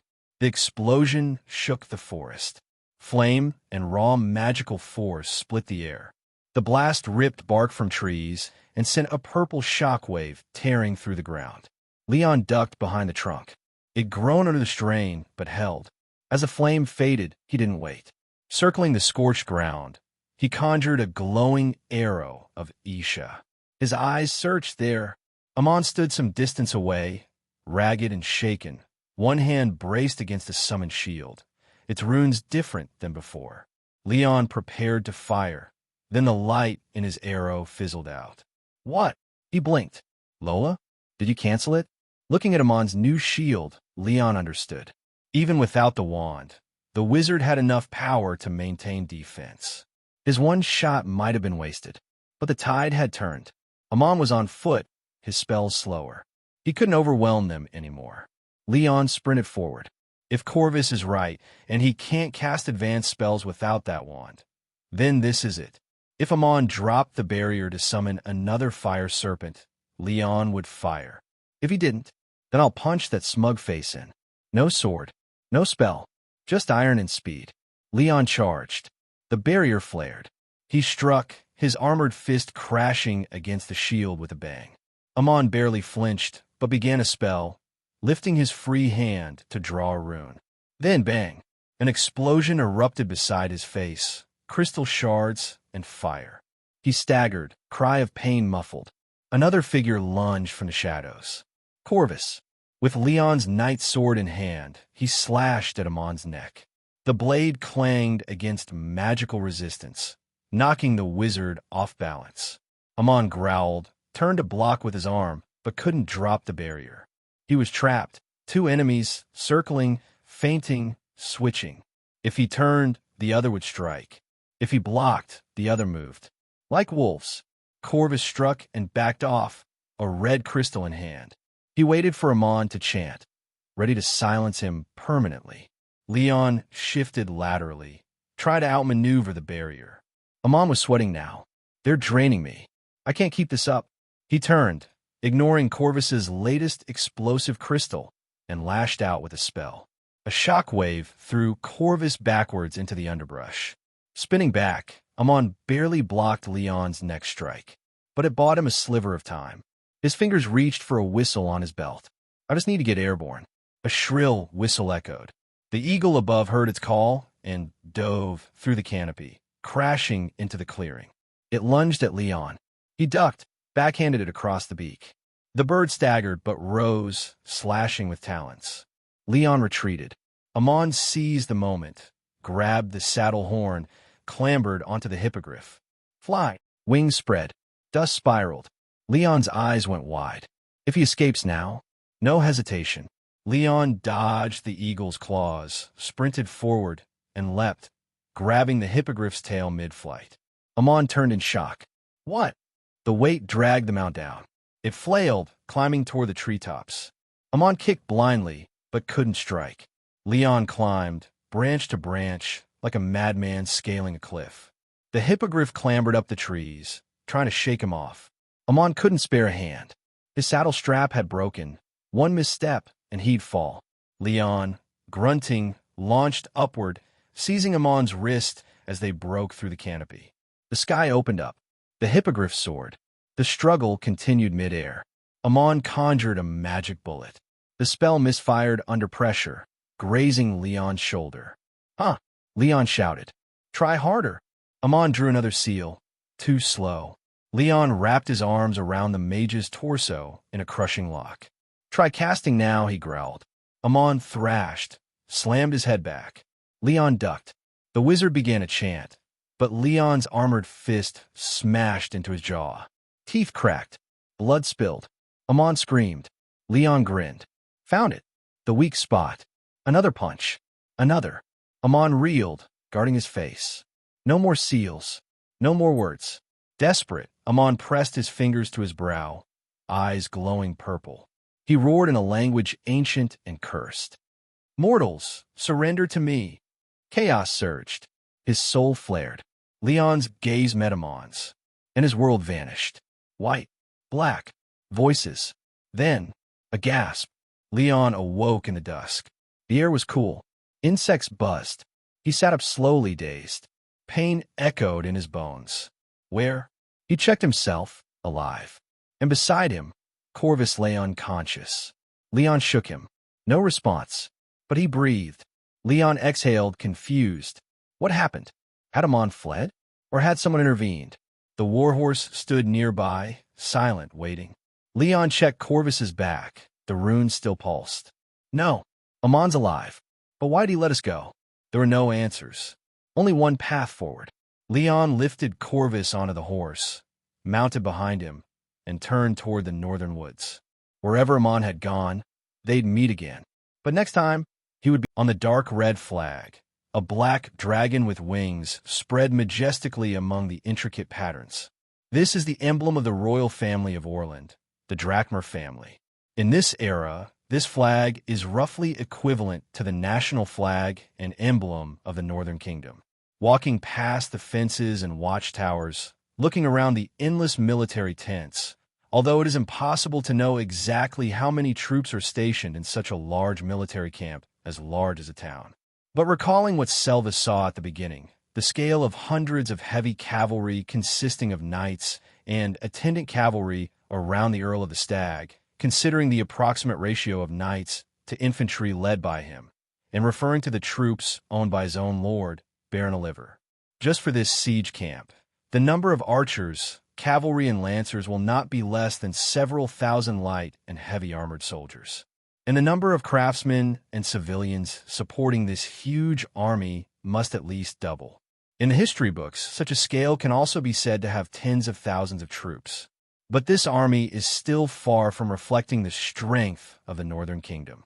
According to what I learned when I consulted the Barf Knight, this time Orland's southern expedition to put pressure on Canadar, in addition to the small number of royal troops sent by His Majesty the King, only the Grey Fir Valley of the kingdom was mobilized. The Northern Kingdom has no plan to go to war with Canadar. Leon retracted his gaze and made way for a whole line of heavy infantrymen with dense and heavy steps. I don't know if they're going to perform a mission or to change guards at the sentry point. Looking at hundreds of elite warriors covered with heavy infantry armor and carrying long-handled heavy weapons, marching out of the military camp in a line, Leon was envious, but he knew very well that it was not what he should expect now. These 100 tall and strong professional warriors who are obviously out of work, even if they are paid according to the ordinary standard of military pay and food, they will probably cost several thousand gold crowns a year, not counting the luxurious heavy infantry armor, weapons, and more daily maintenance costs. And I wonder how many civilians are needed to serve these 100 precious heavy armored soldiers. The money spent on these logistics is really amazing. Of course, if you can really afford the huge annual expenditure, it is definitely worth it to train such a group of terrifying elite heavy infantry. These elite warriors covered with heavy armor, as long as the leader is not a pig, can easily defeat light armored soldiers who are more than 10 times their own on the battlefield, and can also stand firm against the same number of heavy armored knights. And if the enemy does not even have decent armor, then thousands or even tens of thousands of mobs are just lambs to be slaughtered in front of them. Of course, ordinary nobles certainly cannot afford such a luxurious army. Even if they can raise so much money, they will generally choose a more cost-effective way to build the army. Leon guessed that only the great nobles or even the royal family of the level of the Earl of the Stag can afford their daily military expenses. After walking for a while, Leon finally saw the flag of the Thornflower emblem. He came to the camp where the Ferolus family troops were stationed. After reporting, he learned that the prince was still attending the general's meeting, so he had to follow the guards of the Thornflower family into the tent and wait. Not long after, Leon soon saw Baron Alifer, who was wearing plate armor, coming back, but he looked a little gloomy, as if he was not in a good mood. When the prince sat on the chair in the military tent, Leon held his helmet and saluted the other party. "Thank you for taking time out of your busy military affairs to meet me, sir. It doesn't matter. Seeing you makes me happier than watching some idiots talking nonsense here every day." Alifer smiled bitterly and waved his hand. Looking at the brave young man he had recruited more than a month ago, the Baron put away the pent-up displeasure on his face during the military meeting and said with emotion, "I heard from Azirian before that you guys actually went to the castle of the Falcon family in the western port and made a scene. You guys are really restless. It seems that I should find someone to write a legendary story about your bold adventure." Leon said helplessly, "You are too kind, sir. I believe you also know what happened. Lohak's sister is in danger. We can't just sit back and watch that lady. Of course, you did a great job. Such a righteous act is worthy of my Knight of Ferolus. If I were still as young as you, I might go on an adventure with you." Oliver praised while chatting and laughing. After that, the Baron asked his little vassal about his purpose. "But why are you here to find me at the front line now? Are you impatient to step onto the battlefield and make achievements?" "As long as you call, I will respond immediately. But this time I come here to report a very important matter, which concerns the Thornflower family, the current war, and possibly the entire Orland Kingdom." Leon answered carefully, but he looked at the Lord and did not speak immediately, because there were unfamiliar ears and eyes in the military tent. "Concerning the entire kingdom? You dare to say that?" Alifer raised his eyebrows, not knowing whether his little knight's words were too exaggerated, but considering the character shown by the other party, the Baron temporarily called back the attendants on the left and right. "Baff stays, and the others go down first." "Yes, sir." The attendants saluted and left the military tent. When only the Lord, himself, and the Baron's trusted night bath were left in the tent, Leon said, "Lord Oliver, the horrifying cursed land in the nightmare forest may have disappeared. Now from the south of Cassos, it seems that we can directly cross the forest and reach the territory of Cantarter." "What did you say?" Even with Baron Oliver's temperament, he couldn't help but exclaim in surprise when he heard it. Night Bath on the side opened his eyes wide in astonishment, as if he had heard a fairy tale. Baron Oliver quickly suppressed his surprise, sat forward, leaned forward on the chair, and frowned. How is this possible? If it had not come from the mouth of the young man in front of him who had entered the nightmare forest and returned safely, Oliver would have asked someone to kick the guy who made such a joke out of the tent. No one could understand better than him how dangerous the cursed land that swallowed up the obsession of generations of thornflower ancestors was. Leon nodded, and then told the story of his experience of escaping back to Orland after the adaptation. "In order to get rid of the pursuers as soon as possible, I lost my way and accidentally entered the original nightmare forest area from the other side from the northern border of Canadar." Of course, in Leon's brief report this time, he still did not mention the wizard lady and the wizard tower hidden by Laura's magic. He did not even say that he had entered the cursed land again. He just lied that he was chased by the enemy, and he went north all the way, fighting his way through the undead monsters he encountered unexpectedly in the forest. When he unknowingly passed through the woods and arrived at the village settlement in Cassos County, he asked for directions and suddenly realized that he had safely passed through the nightmare forest while lost. This explanation was, of course, to avoid telling the other party about Miss Lola and the spirit-like field. Leon had already suffered the pain of being too honest in the past, and now he has a relative understanding of geography, which can cover up the lie and avoid unnecessary trouble. However, Leon did not hide the fortress town under the wizard tower. Instead, he told the Baron truthfully that during his escape, he found an uninhabited, mysterious fortress town in a river valley in the forest. It's not that he didn't want to monopolize the ancient town that could accommodate 1,000 people. But after repeated discussions with Azirian, Leon gave up this tempting idea. Now that they have the power and resources, it is simply unrealistic to want to occupy the empty city. Leon had neither the financial resources to develop the empty city nor the population to fill the town. In such a fortress town with advanced and complete facilities, which could accommodate nearly 1,000 residents inside and had a large amount of land for development outside, was attractive to any lord. Now the cursed land has dissipated, which means that a large area almost equivalent to half of the county has appeared out of thin air in the area covered by the area, which is completely unowned land that does not belong to the North and South Kingdoms. And around the cursed area in the past, whether it was the Lord of Canadar or the other Orland lords of Cassos County, when other wealthy nobles learned that the nightmare forest was no longer dangerous, they began to open up new territories and discovered the empty city. Leon knew that he could not protect the town from being snatched away by other greedy nobles alone. So, instead of giving it to outsiders, it is better to take advantage of it now and tell the feudal lord the existence of the empty city in exchange for real rewards. It is better to let the fat meat rot in the pot of one's own camp and let the Ferrolas family invest and build it than to be snatched away by irrelevant outsiders. Moreover, with the information of the nightmare forest and an ancient castle town with advanced facilities, Leon was not afraid of not getting a generous reward given Baron Oliver's generous character. As for the secret of the Mage Tower, this was the only concern. However, thinking of the magical magic activated by Laura before leaving, Leon was not too worried that ordinary people could find out that there was a hidden mage tower in the city. When Leon finally finished telling his story in detail, Baron Eliver stood up from his chair, walked quickly to the boy, raised his hand, and pressed his shoulder armor. "Have you told anyone else about this?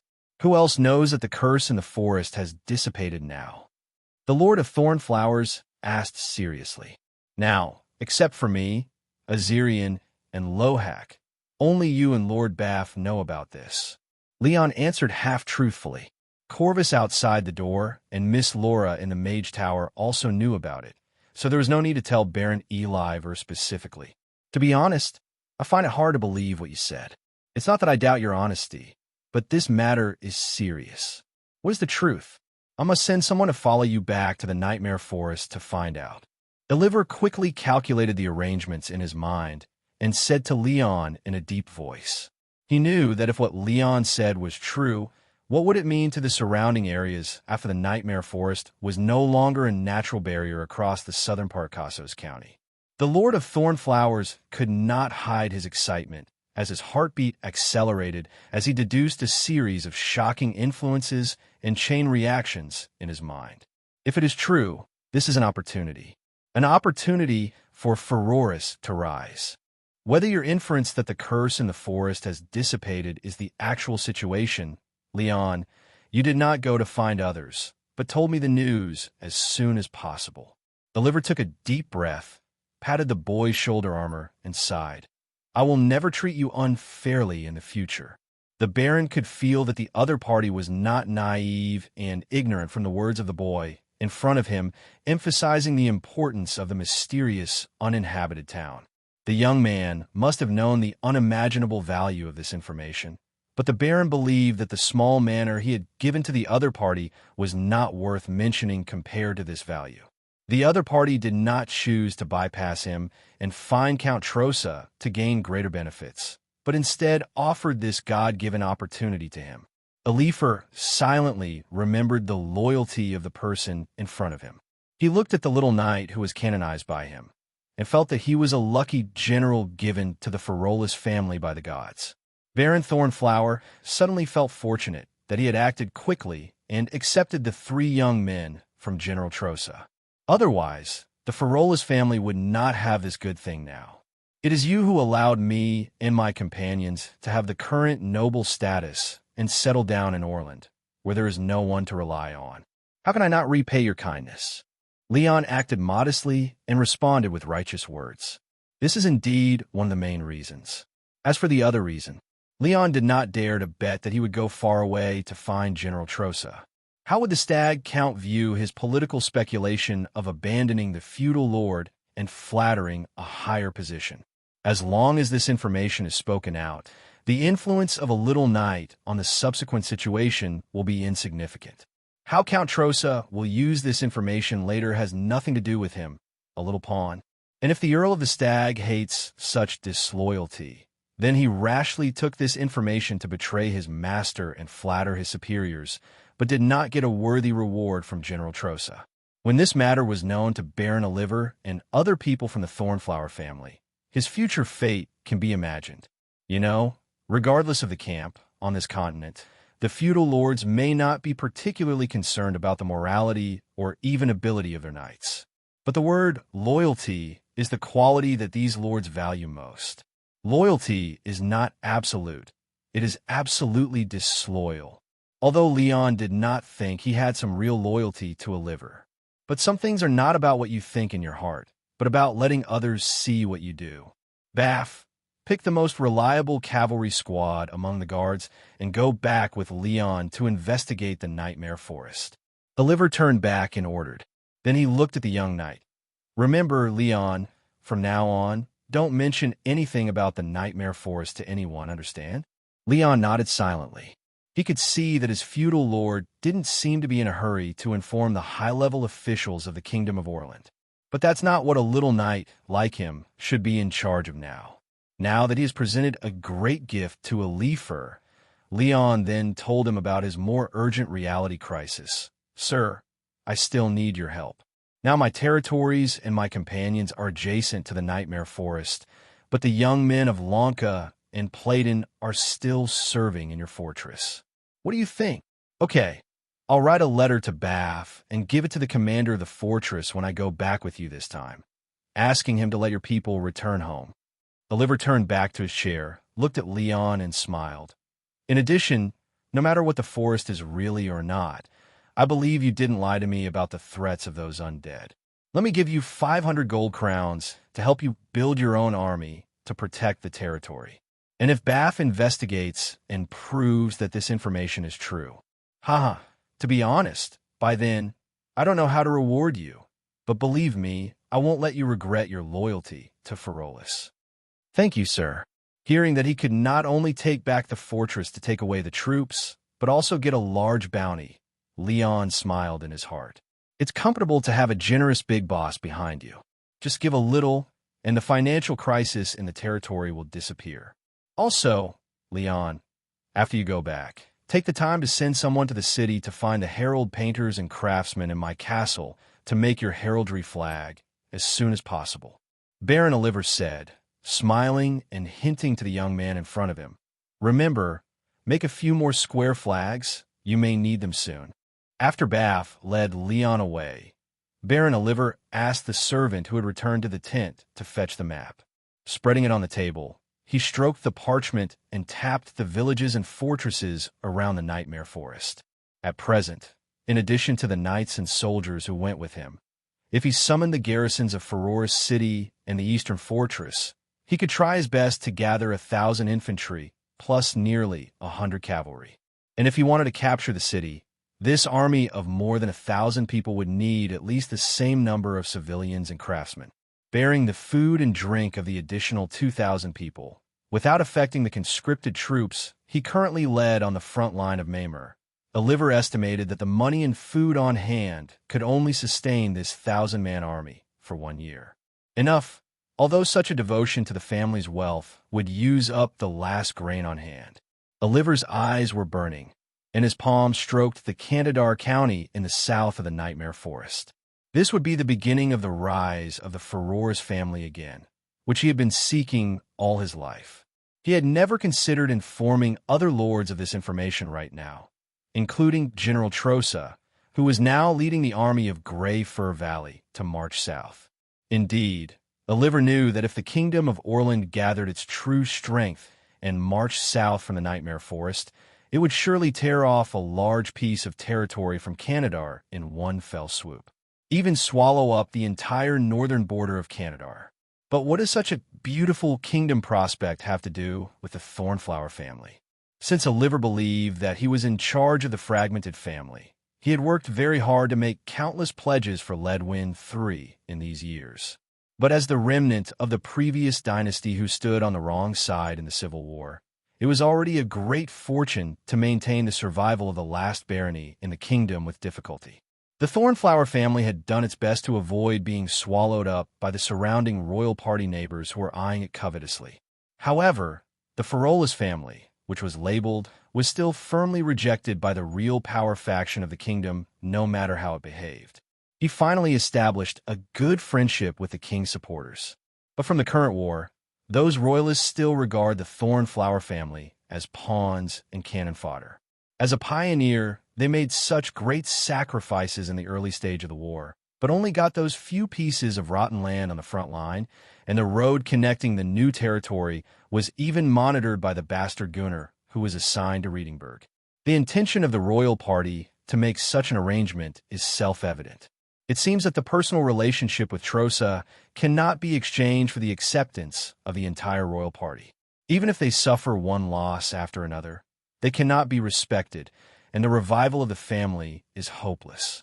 The Baron pounded the map with an angry iron fist, suppressing the indignation in his heart expressionlessly. However, as long as Leon's news is true, the Thornflower family will not have to look at anyone's face in the future if they seize this God-given opportunity. Elifer also understands that he cannot completely monopolize the Nightmare Forest and even the Candidar land on the other side. But he could use the time difference to get the upper hand before anyone else, as long as he first consolidated the territory he occupied and connected it. At that time, if the old dragon, Ledwin III, wanted to go south as soon as possible and seize the opportunity to eat the land of the Southern Kingdom, he would not be able to easily control the Thornflower family in such a critical position. After bringing back the well-fed horses, Leon and Corvus waited on the road to the camp for night bath to select personnel from the guards' camp. While observing and learning with interest the layout of the camp that accommodated nearly 10,000 people for a long-term siege, Leon suddenly found a familiar uncle in robes and armor walking not far away. Leon remembered that he still had a treasure in the other party's hand, so he stepped forward and said hello, "Good day, Master Hilgard." The warlock consultant, holding a long-handled warhammer, looked back and saw the young man in silver plate armor, and remembered the little knight he had seen in Selva more than a month ago. "What a coincidence, Sir Leon." Hilgard nodded and saluted. "Have you also applied to join this war?" "Maybe in the future." "Not yet. I came to see the Baron to do some official business in the territory." Leon answered vaguely, and then asked, "Sir, I wonder if you have repaired my gem necklace?" "It may take a few days. In order to deal with the current battle, I usually can't spare much energy to replenish the magic power of that item." Hilgard said, a little embarrassed. Leon was not too disappointed. "It doesn't matter, but is the thing with you now? My friend wants to see it." After talking about the previous experience with Corvus, Leon learned from the boy's guess that the magic necklace that can stimulate the body's potential is likely to come from Aetius. "I have been keeping it with me." Hilgard turned the necklace out from under the collar of his armor. Leon turned around and motioned to Corvus behind him to take a look. "How is it? Is this the thing you guessed?" The blond boy took 2 steps closer and looked up at the familiar necklace on the neck of the local spellcaster in the western continent in front of him, and recognized it at a glance. "Yes, it is indeed the equipment of the magic knight." Hearing this, Hilgard looked at the handsome blond boy beside Leon, wondering what the foreign words in the child's mouth meant. Leon had a clue in his mind, so he said to the warlock uncle, "Master, don't let it interfere with your work anymore. I want to take the necklace back now." "No problem, but do you have a way to replenish its magic power?" Hilgard took off his hood, took the gem necklace off his neck, and handed it back to the other party. "Well, I know a wizard friend who can help me." Leon nodded and didn't say who it was. Hilgard was a little curious, but before he could ask again, Leon heard the horse's hooves and the call of Night Bath behind him. Putting the necklace on his neck and stuffing into the neck guard, Leon said goodbye to the warlock uncle. "Sorry, master. Let's talk another day. I have important things to do back to the territory." Turning over and riding on the horse, Leon took Corvus to catch up with Bath's team and rushed out of the military camp. Hilgard looked at the back of the little knight and was confused. There were not many warlocks in the Northern Association, and they had many connections with each other. At present, another warlock from Casos County is also in the military camp. Apart from this, he has not heard that there are other warlocks in the association going south. Is it a traveling apprentice who travels to the other party's territory? But how can an apprentice who has not been assessed with a title charge such a complex magic item? Or could it be that this young man really has a talent for learning magic and was favored by a spellcaster? Hilgard, who had originally claimed not to have much hope for the young man, suddenly became eager. Even if the other party is now just a small knight on the border, if these two identities can be developed, a wizard who is both an Orland noble lord and a member of the association will be of great significance to the Northern Association's expansion of influence in Orland.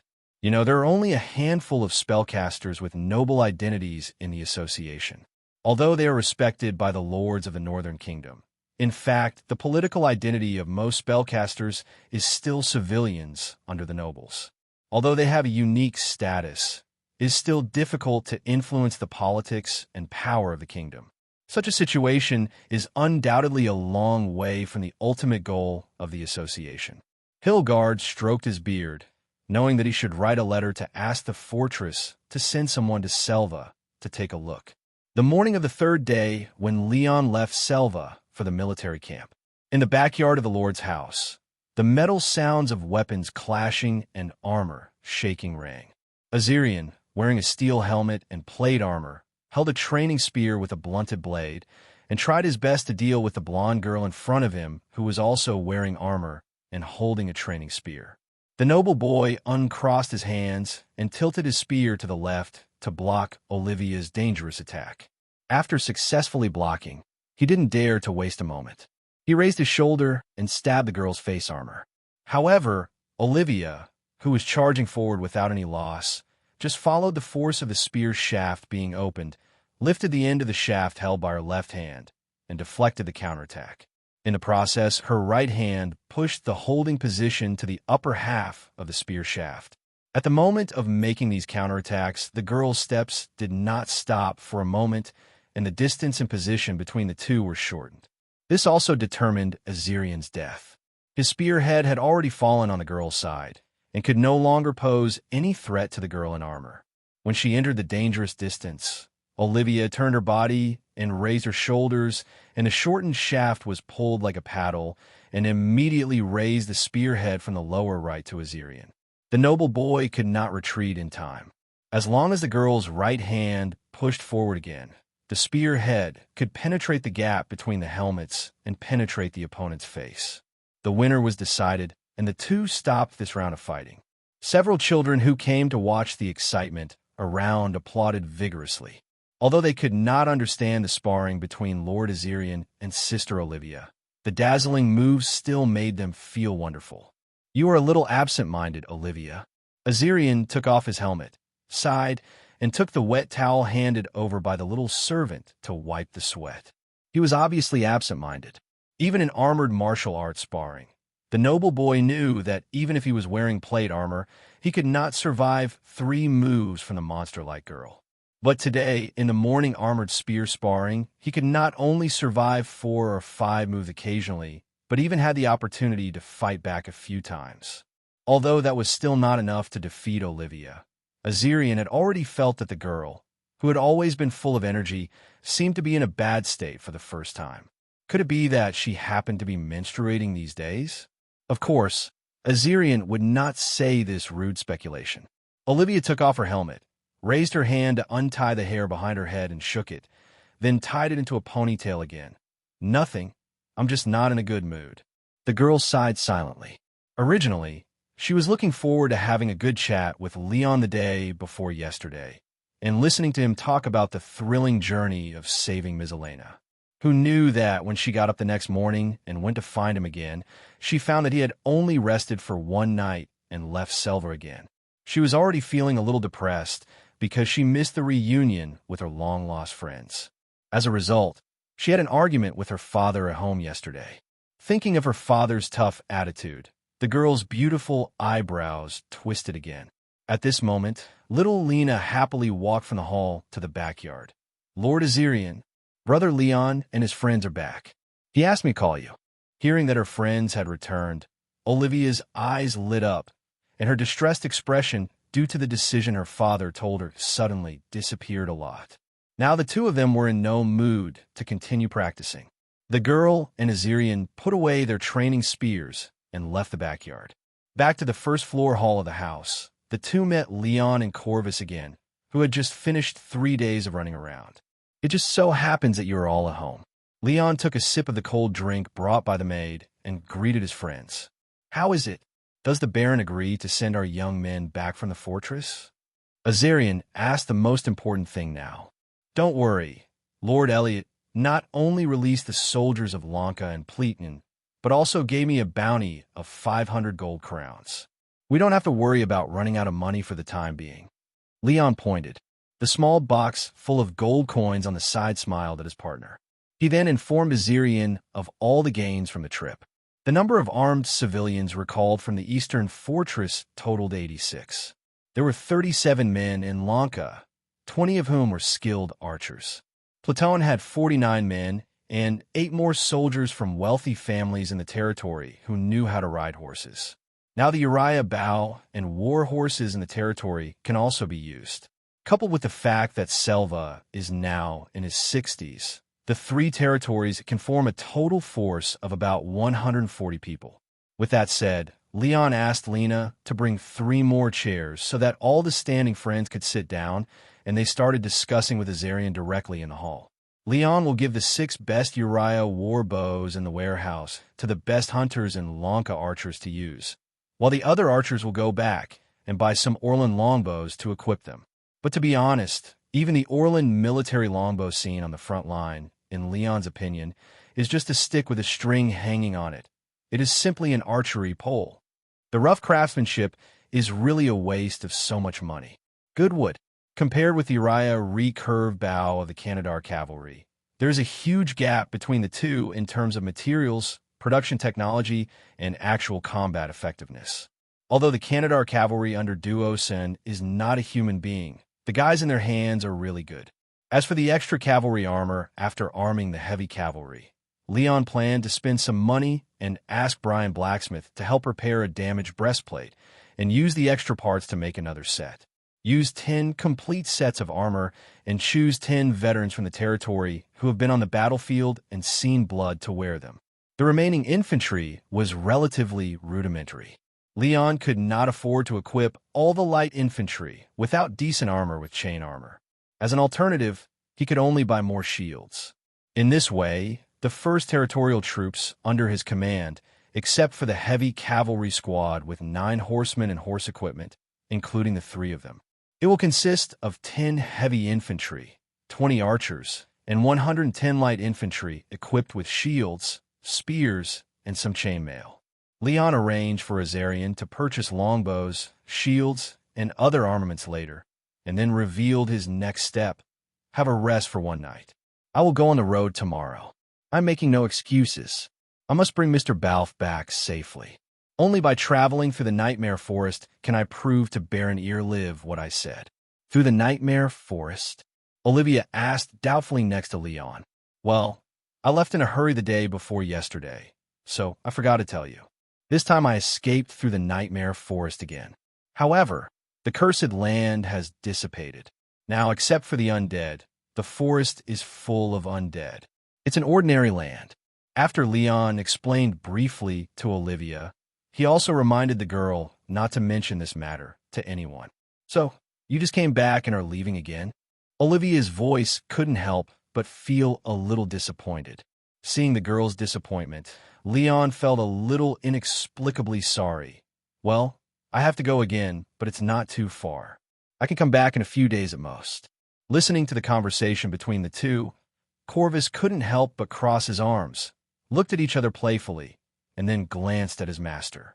When the boy saw the innocent girl named Olivia, the look on his pretty face turned dark with the naked eye. He smiled secretly and suddenly understood. My lord, didn't you say that this young lady's martial arts skills are quite good? Then why not take her with you on this trip? Now, the Nightmare Forest is no longer a cursed place. Even you, and I can't stop ordinary zombie beasts. I think Miss Olivia, whom you praise so much, is no longer a threat. Besides, there was Lord Balfe with his cavalry. Hearing what Corvus said, Olivia raised her head and looked at him in surprise. Go together? The blonde hair on the girl's head seemed to have regained its bright luster.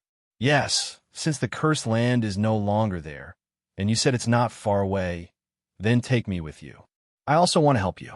The girl stared at Leon expectantly. Leon looked at Olivia's shining eyes and couldn't help but said, There's indeed no danger to you on this trip. If you have no objection, I am very happy to have you accompanying me. But Uncle Brian, can you agree? After all, unlike you, I can't tell your father about the Nightmare Forest. Hearing her stubborn old father, Olivia bit her lower lip, frowned, and hesitated. How to convince my father? Especially since my father actually brought it up in the past 2 days. The girl struggled for a while. But thinking about the inexplicable argument yesterday, she suddenly felt a little angry at her father. A feeling of rebellion surged up for no reason. If he can't change his father's mind, then this may be his last chance to take risks with Leon and the others. Olivia closed her eyes and made a decision in her mind. Alas, this child. Old Brian looked at the delicate handwriting on the note and shook his head. It said that she would go to the Baron's castle with Leon for 2 or 3 days to see the world and would be back soon, and he should not worry.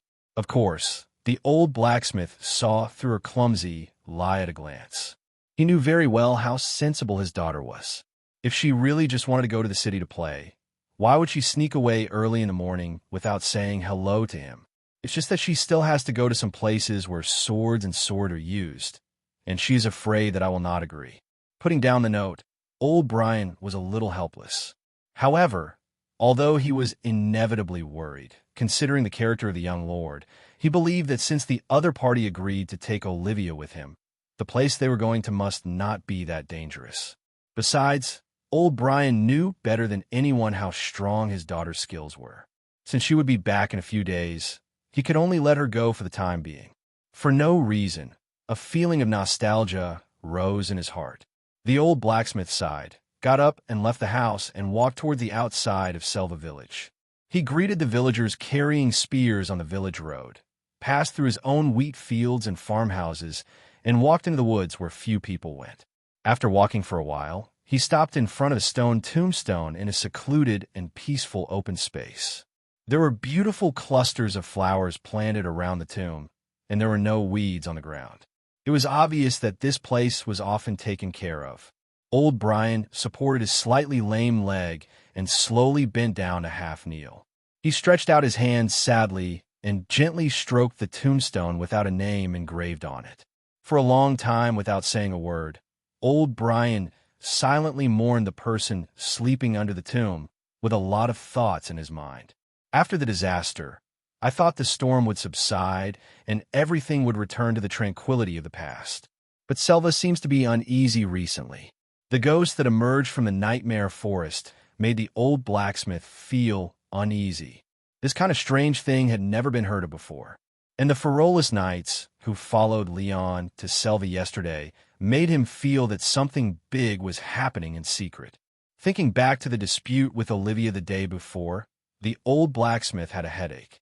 That was the first time his daughter opposed his decision so much. He understood how reluctant his daughter was to leave those friends. Brian was also happy to see Olivia become close friends with those brave and kind young people. But if the peace here could not be restored and she continued to stay in Selva, the old blacksmith felt that he was increasingly unable to protect her fate. Brian knew that if he took a tough attitude, Olivia would have to compromise with him in the end. The kind little lord would probably not make it difficult for him to move. But this time he could take her away. What about the next time? Is it the right choice to go to the north where she had not returned for many years? Olivia is already 16 years old. How long can this dying old dog restrain this growing lion? On the country road heading west, dozens of knights in armor and robes lined up in 2 rows and galloped. Leon held the reins steadily, turned his head, looked at the girl beside him in surprise, and asked loudly, "How did you convince Uncle Brian?" "I sneaked out and didn't tell him that I was going to the Nightmare Forest. I just said I was going to the Lord's castle with you," Olivia answered awkwardly. The girl felt a little guilty for lying to her father for the first time in her life. Leon laughed when he heard it. How did he make himself look like a street urchin who secretly ran away from home by seducing someone else's obedient daughter? However, seeing Olivia's eyes full of excitement about going on a long journey, Leon felt that it was worth it to seducing the girl out to relax to make her so happy. Although Selva is peaceful and beautiful, the girl must have lived there for more than 10 years and had seen enough of the scenery that has not changed at all since she was born. She was very happy to go to the town when she got the chance, not to mention that she was going to the depths of the legendary Nightmare Forest with him. When the group passed through Lonka village, Leon briefly greeted Lohak, but did not bring him with him on this trip. Since the young men who returned to various territories from the fortress were still on the way, he asked Lohak to stay and prepare to assist Azirian in preparing for the establishment of the army. Continue to lead the Ferolus guards, led by Baff. When they were about to get close to the range where they ran out of the Nightmare Forest, Knight Baff recalled the map and the surrounding terrain, and suddenly urged his horse to speed up and ran to Leon's side. "Are you sure it's this road, Sir Leon? We are about to enter Baron Gunnar's territory." Baff asked. "That's right. I remember there's a small village not far ahead. Go south from that village and cross the forest, and you'll find the forest road I mentioned." Leon answered loudly amid the bumps on the horse's back, and then asked in confusion, "What's wrong? What's wrong with this road?" Baff said with a complicated look in his eyes, "The relationship between the Grey Wolf Baron and our Lord Oliver has always been tense. The empty city you mentioned, could it be within the territory of the other party?" In a hurry, he didn't have time to elaborate. The relationship between the two families was more than tense. The territory occupied by the Grey Wolf Baron now was the place where the ancestors of the Thornflower family started their business more than a decade ago. Leon thought about the road he had taken and explained, "After entering the forest, you have to run a long way south and west along the road. I looked at the borderline marked on the map.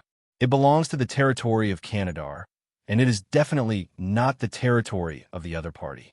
Balfu, who was on the southwest side of the Grey Wolf family's territory, roughly imagined the location of his destination in his mind and fell into deep thought. Not long after, everyone arrived at the small settlement that Leon had seen, but they just looked at it from a distance to determine their position.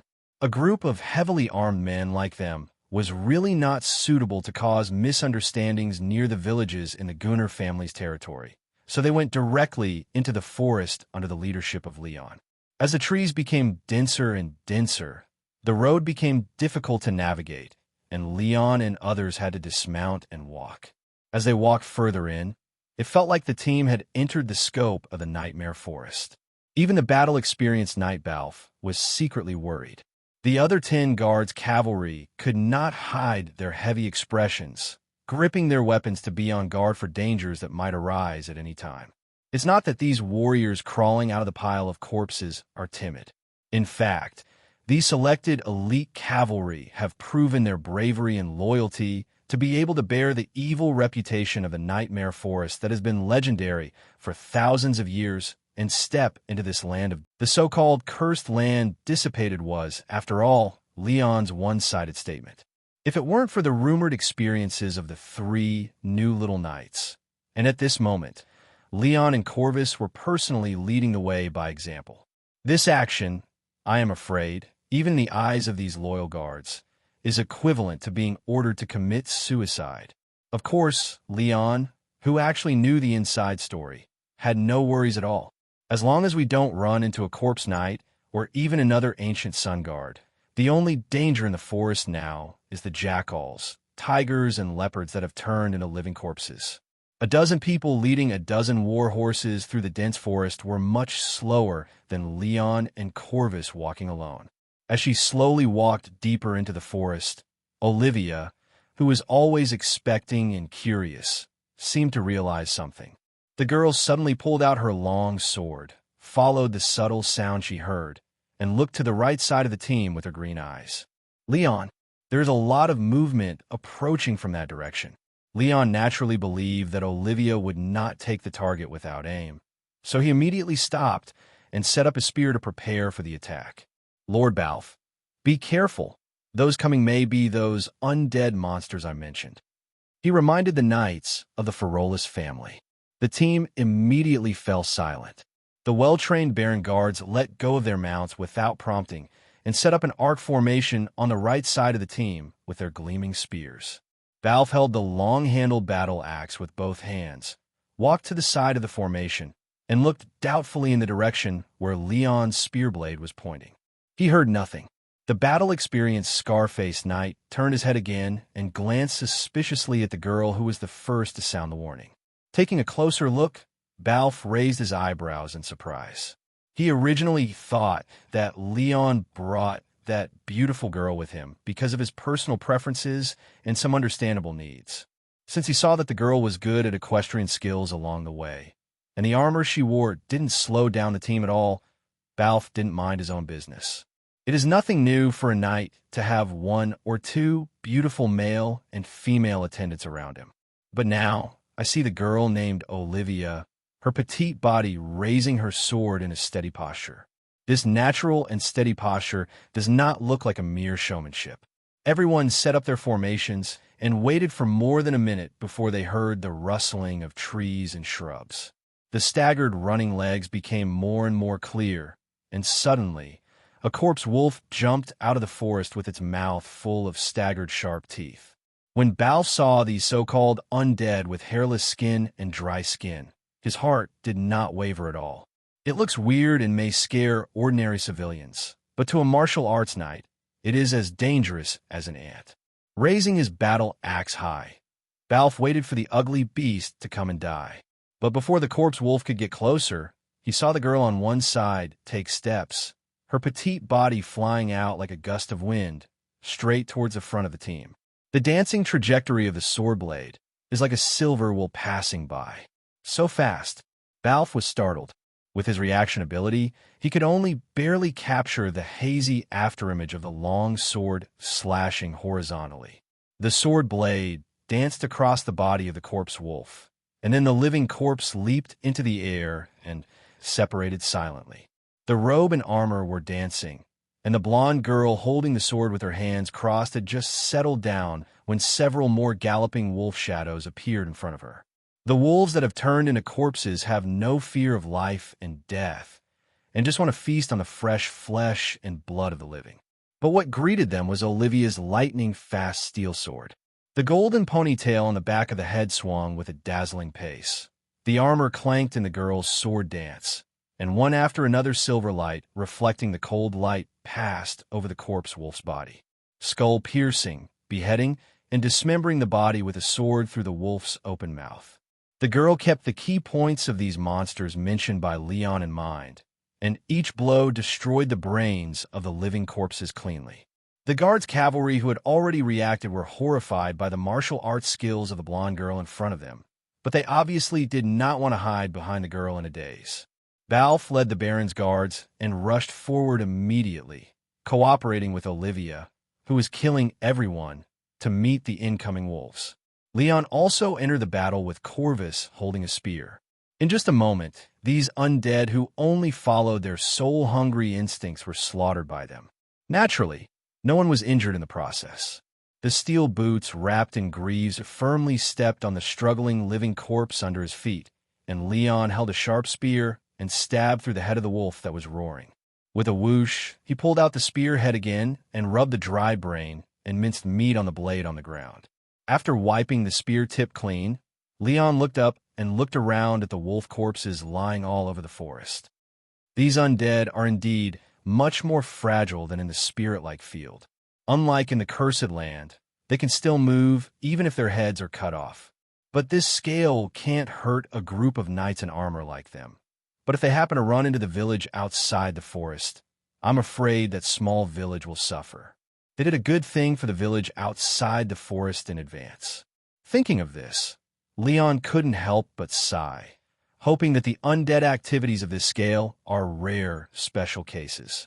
No matter what grievances there are between his own lord and the Baron Gunnar in the territory outside, those villagers who live honestly on this land are innocent after all. Olivia shook her right hand to shake off the corpse dirt on the blade, sheathed the sword, and ran to Leon's side and asked with concern, "Are you not hurt, Leon? Why do you sound like you are insulting me? Don't forget that Corvus and I also fought our way out of this forest." Leon joked to the girl. While chatting with the girl, Leon saw Bath carrying a battle axe and coming to the three of them. The scarred knight couldn't help asking Olivia, "Child, who did you learn this swordsmanship from at such a young age?" Before the girl could answer, Leon interrupted. "Sir Bath, Olivia is my friend. You don't want to poach her just because she is so powerful, do you?" Leon deliberately teased. "Don't get me wrong, Lord Leon. I'm just curious about your little girl. With such amazing martial arts, she can fight for herself a knight title directly on the battlefield. You are so lucky to have such a capable squire, my friend." Bath's scarred old face was embarrassed, and he was afraid that the popular people in front of the Lord would misunderstand him. So he suppressed his curiosity and stopped delving into how the girl practiced such amazing skills. Olivia felt a little strange when she heard it. "What is this knight uncle talking about? What do you mean by your little girl? It sounds weird." But Leon seemed to have heard some interesting information from Bath. After everyone reorganized their team and continued to explore the forest, Leon approached the scarred knight and whispered, "Sir, in Orland, can women also be canonized as knights?" Bath looked over puzzled when he heard this. As long as they are not sorcerers who play with spells, women can of course become knights by virtue of their military exploits. Why? Isn't it the same in Syrian? Leon was speechless for a moment. The original owner was a commoner, and he didn't know the rules and traditions of the Syrian nobles in his memory. But according to this, the situation in the Syrian kingdom should be similar. I didn't expect that the Western continent is feudal everywhere, but in this class leap, men and women are quite unconventional. Yes, as long as they have the same or even better military power and loyalty as others, and can help them kill people and enemies, these lords don't care whether their knights are male or female. We encountered several attacks by undead beasts along the way, but apart from slowing down the speed of everyone's progress, they really couldn't cause any harm to them. The search for the road was slow, and it was not until the sky gradually darkened that Leon led everyone to find the flat and wide, ancient forest road. At this moment, Baff and the Baron guards he led had already put their minds at ease and basically believed that the curse of the nightmare forest had dissipated. After all, except for the mysterious zombies of the undead and the overly quiet surrounding environment, there was no difference from the outside world. There was no loss of direction, no terrible scenes, and no encounters with the weird monsters in the legend. Stepping onto the road, everyone mounted their war horses and continued to move forward. In order to avoid being entangled by the undead at night, considering that the empty city mentioned by Leon was close, they simply did not camp and rest, and directly followed the long, ancient road overnight. At night, under the starry night sky, a group of people held torches high and crossed the call and finally saw the quiet river valley under the moonlight. Leon and Corvus, who had already seen this castle town clearly, naturally did not react much. But the closer the others got to the smooth outline of the city wall reflecting the faint moonlight, the more they were amazed and excited. Olivia was just amazed by the mysterious and novel scenery in front of her. But Knight Baff and his guard had already understood the great value of this fortress before they entered it. It was not a simple wooden wall settlement. If you want to build a fortress town with a complete city wall defense system out of thin air, the cost is enough to burn the savings of a wealthy noble family for generations. The time consumed by the project is even more exaggerated. 20 or 30 years is considered efficient. It may even be difficult to complete from the grandfather's generation to the grandson's generation. As Baff and others held torches and passed through the city and entered the fort town, they were even more amazed at the regularity of the streets and building facilities inside this mysterious empty city. In comparison, the Ferolus city of the Thornflower family is just like a shabby and dirty country pen. Quickly throwing away the rude thoughts about the feudal lord living in the city, the scarred knight smiled bitterly and looked at the boy beside him. Just based on this empty city, Baff couldn't imagine what Lord Oliver should give to this young man to be worthy of his contribution to the Thornflower family.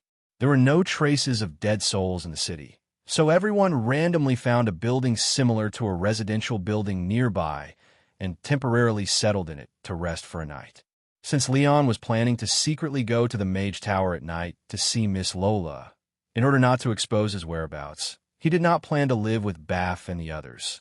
So he took 2 companions to pry open another house next door. Let Corvus and Olivia go into the house first to find a room, and Leon went to Baff to tell him that he had to rest separately from the team. Unexpectedly, the scarred knight touched his beard and showed a meaningful smile on his old face. Baff thought about the beautiful face of the blonde girl and even thought of the handsome young attendant. It seems that Lord Leon has a big habit for blonde beauties. The old knight could understand it, but he still patted Leon on the shoulder and warned him earnestly. Lord Leon, you are still young. If you have made such a contribution, you will have endless good days in the future.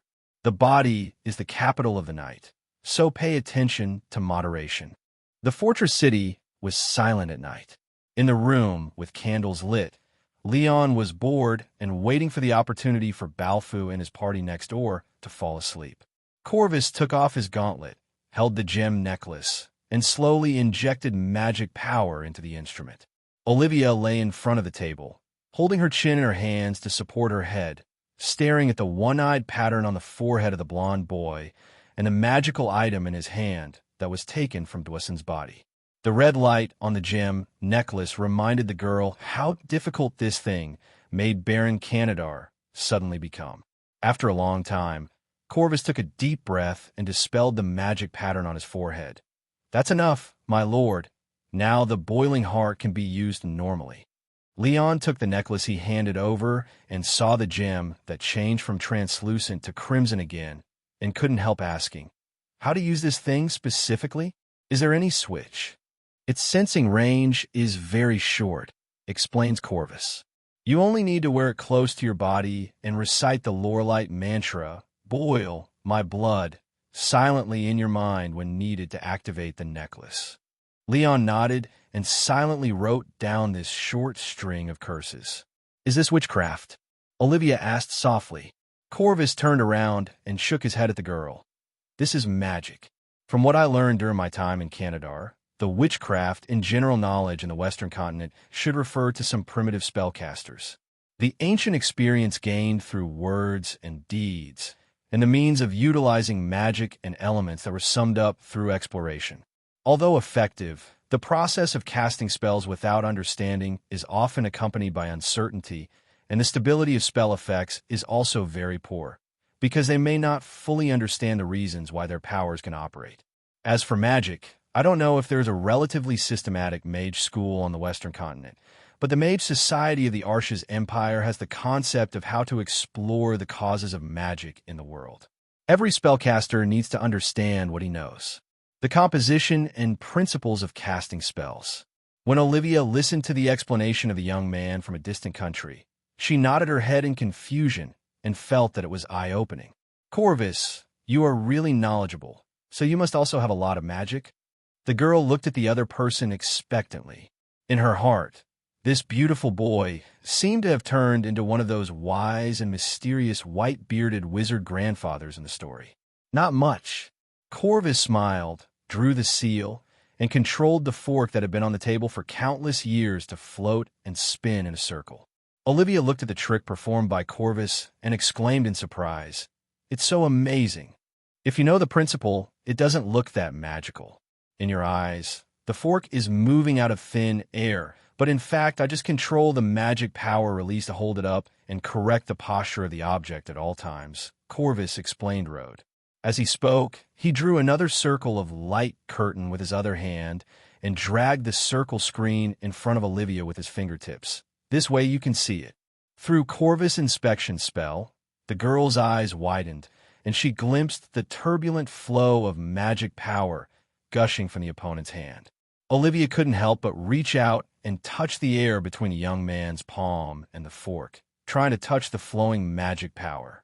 But the arm stopped halfway up, and the girl retracted her rash move in embarrassment. It doesn't matter. The energy density of the magic flow after the spell is firmly formed is much higher than the density of magic in the human body. You can't interfere with this spell. Corvus raised his hand to extend the distance between the technique in his hand and the fork, indicating that the other party could touch the air at will. Hearing this, Olivia blinked and happily raised her hand towards the stream of light illuminated by the round curtain. The girl's slender fingers tentatively traced the invisible magic flow. Bang! The fork fell from the sky like a kite with its string broken, and immediately fell back to the table. Corvus's indifferent smile froze on his face. Olivia was startled. Isn't it impossible to interfere? She looked at the boy with a surprised and worried expression, fearing that she had done something wrong.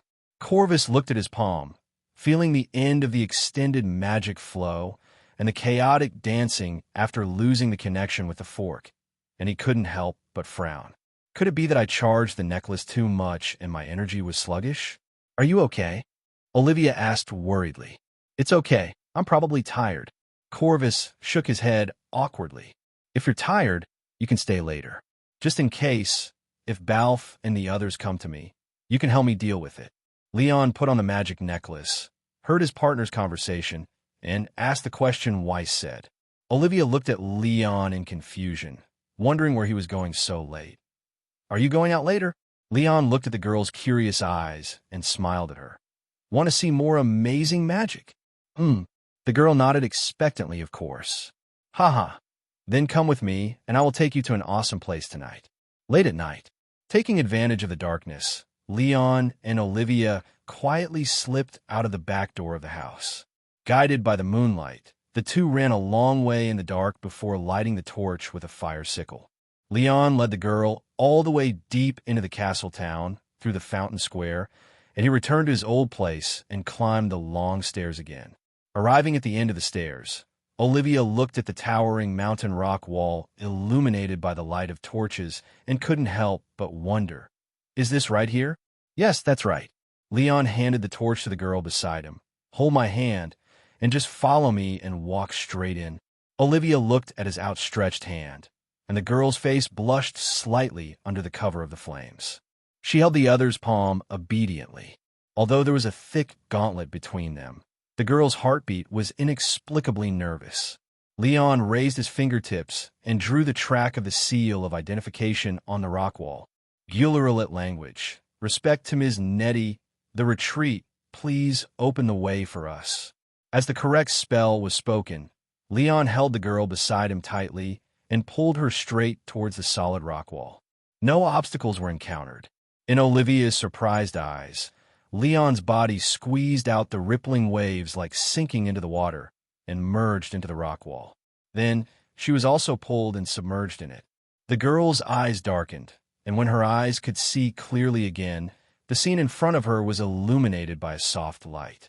The place was still the same, but in front of them was no longer a rock, but a magnificent towering spire. The surrounding light came from mysterious crystal on the top of the flying buttresses surrounding the main body of the tower. Olivia looked back at the way the two had come before. The illusory and hazy light curtain enveloped the platform in front of the tower. Behind the transparent light film, the long steps leading down to the fountain square were still visible. The girl felt a burst of excitement in her back. This immersive and wonderful experience shocked her more than her partner's magic of controlling things out of thin air.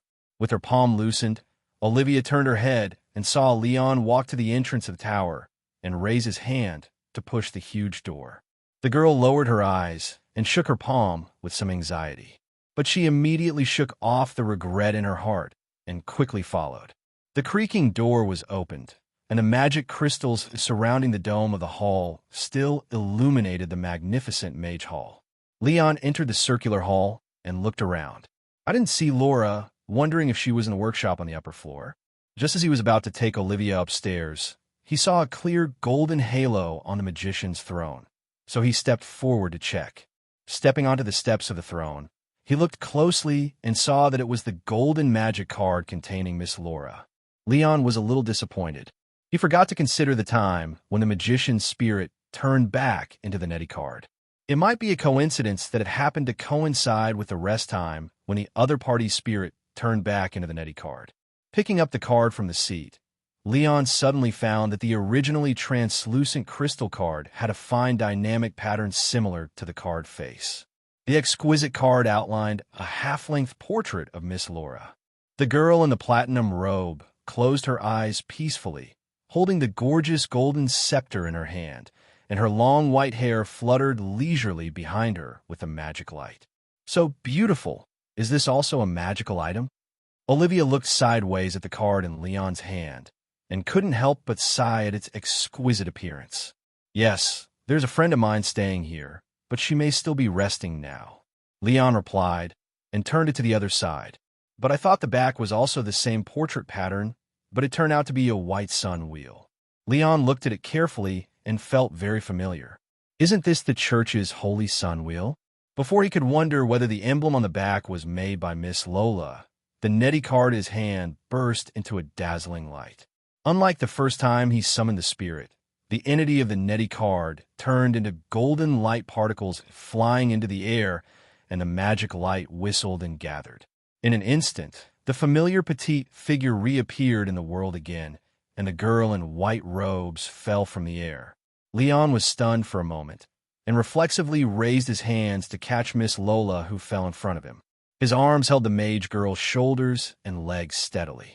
Before he could react, he had already held the other's unusually light body in his arms in a princess hug. Her snow-white long hair fell on Leon's arms.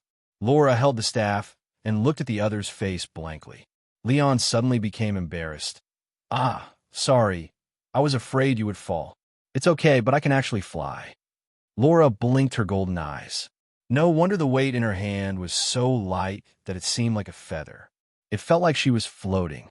Not daring to look directly at the mage's pretty face, Leon quickly let go of his left hand, put down her legs, and fell back to the ground. Olivia, who witnessed the card in her partner's hand turn into a beautiful and noble white-haired girl, covered her mouth, and was so surprised that she couldn't speak. In order to divert his careless behavior, Leon changed the subject and introduced the blonde girl next to him. "This is Laura, my wizard friend, and the owner of this wizard tower." "Hello, Miss Laura. It's our first meeting. I hope my rash visit did not disturb your rest." Olivia reacted and saw the white-haired wizard girl holding a scepter and wearing more gorgeous and exquisite clothes than the nobles. She hesitated and put her hands in front of her body and nodded respectfully. "Don't be nervous, Olivia. I'm not a noble." Laura understood the girl's sudden, cautious attitude and explained softly, "Do you know my name? Did Leon mention me to you?" Olivia was puzzled. "You met Laura for the first time today, but Laura has met you for the first time. It's a long story. I'll explain it to you later," Leon said with a smile. After that, he looked at the mage lady again. "Fortunately, you showed up by chance. I thought I had made a wasted trip tonight. It's not a coincidence. I sense your approach. If you just show up for a while, the earth veins can still hold up using the spells of this tower." Lola walked to the throne, stroked the hem of her robe behind her, bent down, and sat down. "Is that so? Then I'll tell you something while you're still here." Leon told the other party the news that the town fort outside would be operated and built by the Ferrors family, and explained his concerns about the existence of the Mage Tower. Laura listened quietly and comforted him. "Don't worry, I used the earth veins to activate the entire defense system of this tower. Even if the visitor is another spellcaster as powerful as Aphrodite, it will take some effort to crack her spells. Ordinary people can't disturb me." "That's good, but these days, you have been studying Ms. Aphrodite's magic in the tower. Have you made any new discoveries?" Leon asked. Miss Mage nodded. "I reproduced the production process of Nettie card, but the materials that make up this card that now contains my spirit are too precious even in the era when Aphrodite and I were alive. The remaining materials in the tower can no longer create such a strong creation. Of course, things with similar functions to the original inspiration source of Nettie card can still be made, just like items like spell containers." "Follow me." Laura stood up from her seat. Leon followed the footsteps after hearing the words, but turned his head and saw Olivia still standing there. "Then I'll wait for you downstairs." Olivia waved at Leon, not wanting to disturb him from talking to the mysterious mage because of her curiosity. Before Leon answered, Laura turned around and waved to the girl. "Come with me. Miss Olivia, I have something to confirm with you." "Me?" Olivia pointed at herself, her eyes full of surprise. "Well, although it's just a guess, the possibility is very high." Laura nodded. She then said to the blonde girl, "The concentration of magic in your body is surprisingly high by the standards of normal natural people. Considering the area where you were born, if the situation is as I expected, you're likely to be the descendant of someone I know, and I may know your ancestor." Picking up the 2 crystal cards on the table, Leon measured them. Complex magic patterns, translucent crystal cards with surging magic waves. The 2 Nettie cards created by Miss Laura look almost exactly the same as the one made by Ms. Aphrodite. The only difference is that the outer frame that wraps the crystal card body is not a dazzling gold border. One is plain black, and the other is beautiful silver white. "Can these cards also summon spirits?" Leon turned his head and asked. Laura took out the Nettie card with a silver frame from Leon's hand. "This silver card, as long as there is a ritual base or sacrifice that is clearly pointed to, you could try to summon some souls that existed in the world in the past. And the black card is just a trial work. It can reproduce some simple magic formulas, but it is limited by the materials used to make it and cannot accommodate too strong magic. So, like you guided me to release the Isha's arrow before, that kind of attack magic can also be saved in this black card?" Leon asked, looking at the black card in his hand. "The black card for the spell to solidify the arrow of Isa may not have enough capacity, so we have to use this silver card, but this is a bit wasteful. However, no matter what, if you want to activate the Nettie card, you still need to master how to use magic first. Otherwise, you can't make it reappear, whether it is a spell or a spirit that responds to the summons, if you leave this earth vein node." Laura replied. "Then how can I start learning magic?" Leon asked. He has been waiting for this day for a long time. Although it would be nice to give the card to Corvus, he has always wanted to have extraordinary power. Do you have enough time to stay in the tower and receive my daily guidance? Laura said helplessly. If you really want to learn magic from me, you'd better wait until you are free. The intra-level spell learning alone has 6 major subjects: spells, rituals, sigils, runes, meditation, and seals. After learning the intra-level subjects, there are 5 formal schools of elementalism, necromancy, life science, alchemy, and astronomy, and the basic theoretical knowledge of more than 20 professional subjects under them, until you choose some directions you are good at to continue your studies. Leon was overwhelmed by what he heard. He didn't mind how difficult it was to embark on the path of magic, but there were too many things to do at the moment, and he really couldn't stay in the tower for a long time to carry out the professional studies that sounded time-consuming. Don't become a wizard. Can't you use the Neti card? Leon said regretfully. Laura smiled and said, that's not the case. To use Neti cards as soon as possible, you don't have to study so professionally, otherwise I wouldn't have wasted time making these 2 cards. For now, you just need to be able to perform the most basic magic call as soon as possible. After all, the prototype of Neti cards was originally a great existence who tried to make everyone in the world use magic like a wizard, and came up with a whimsical idea. Although it failed, the excitation principle of this creation is very suitable for people like you who have no foundation to use. Learn to call magic as soon as possible. But didn't you say that there was no quick way? Leon asked doubtfully. Indeed, you can't use that method to train the instinct to mobilize magic. It takes a long time to learn to feel magic through that method. And even if you can figure out how to mobilize the magic in your body, you can't do anything. At best, it can only strengthen your body. Leon was confused. Strengthen your body? How should I do it? Lola shook the silver medal in her hand and continued. Remember the feeling of almost exhausting your body's magic when you release the arrow of ISA? As long as you repeat this process of exhausting life magic as much as possible in a short period of time, over time, you will always instinctively experience the law of magic circulation in your body. With your excellent mental coordination, it is not difficult to try to control this energy from the source of life. Of course, if you hadn't met the child Corvus now, this kind of perception training would take several years by yourself. Even if you were gifted, so it would be more efficient to sit in the tower with me to study. Corvus? I understand. Leon thought for a while and roughly understood why Miss Lola mentioned the blonde boy next to him. Exhaust the magic in the body, then quickly replenish the magic, then exhaust it again, then replenish it again, and repeat the cycle. If there is no Corvus as an external magic source to help shorten the cycle interval, each time the physical strength is exhausted, it will rely on self-healing to slowly recover.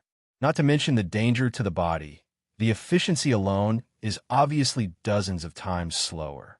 In that case, this stupid method can't be said to be quick. It is a pure waste of time. But letting Corvus assist me in this exercise will not affect his health, right? Leon worried. He didn't want to hurt his friends in order to gain power. As long as you don't drain all the magic of the child every time and cooperate with you to conduct such perception training appropriately, it will be good for his mental coordination and magic perception, and it is also equivalent to a high-intensity spell casting practice. Lola dispelled Leon's unnecessary concerns. Leon was relieved and excited.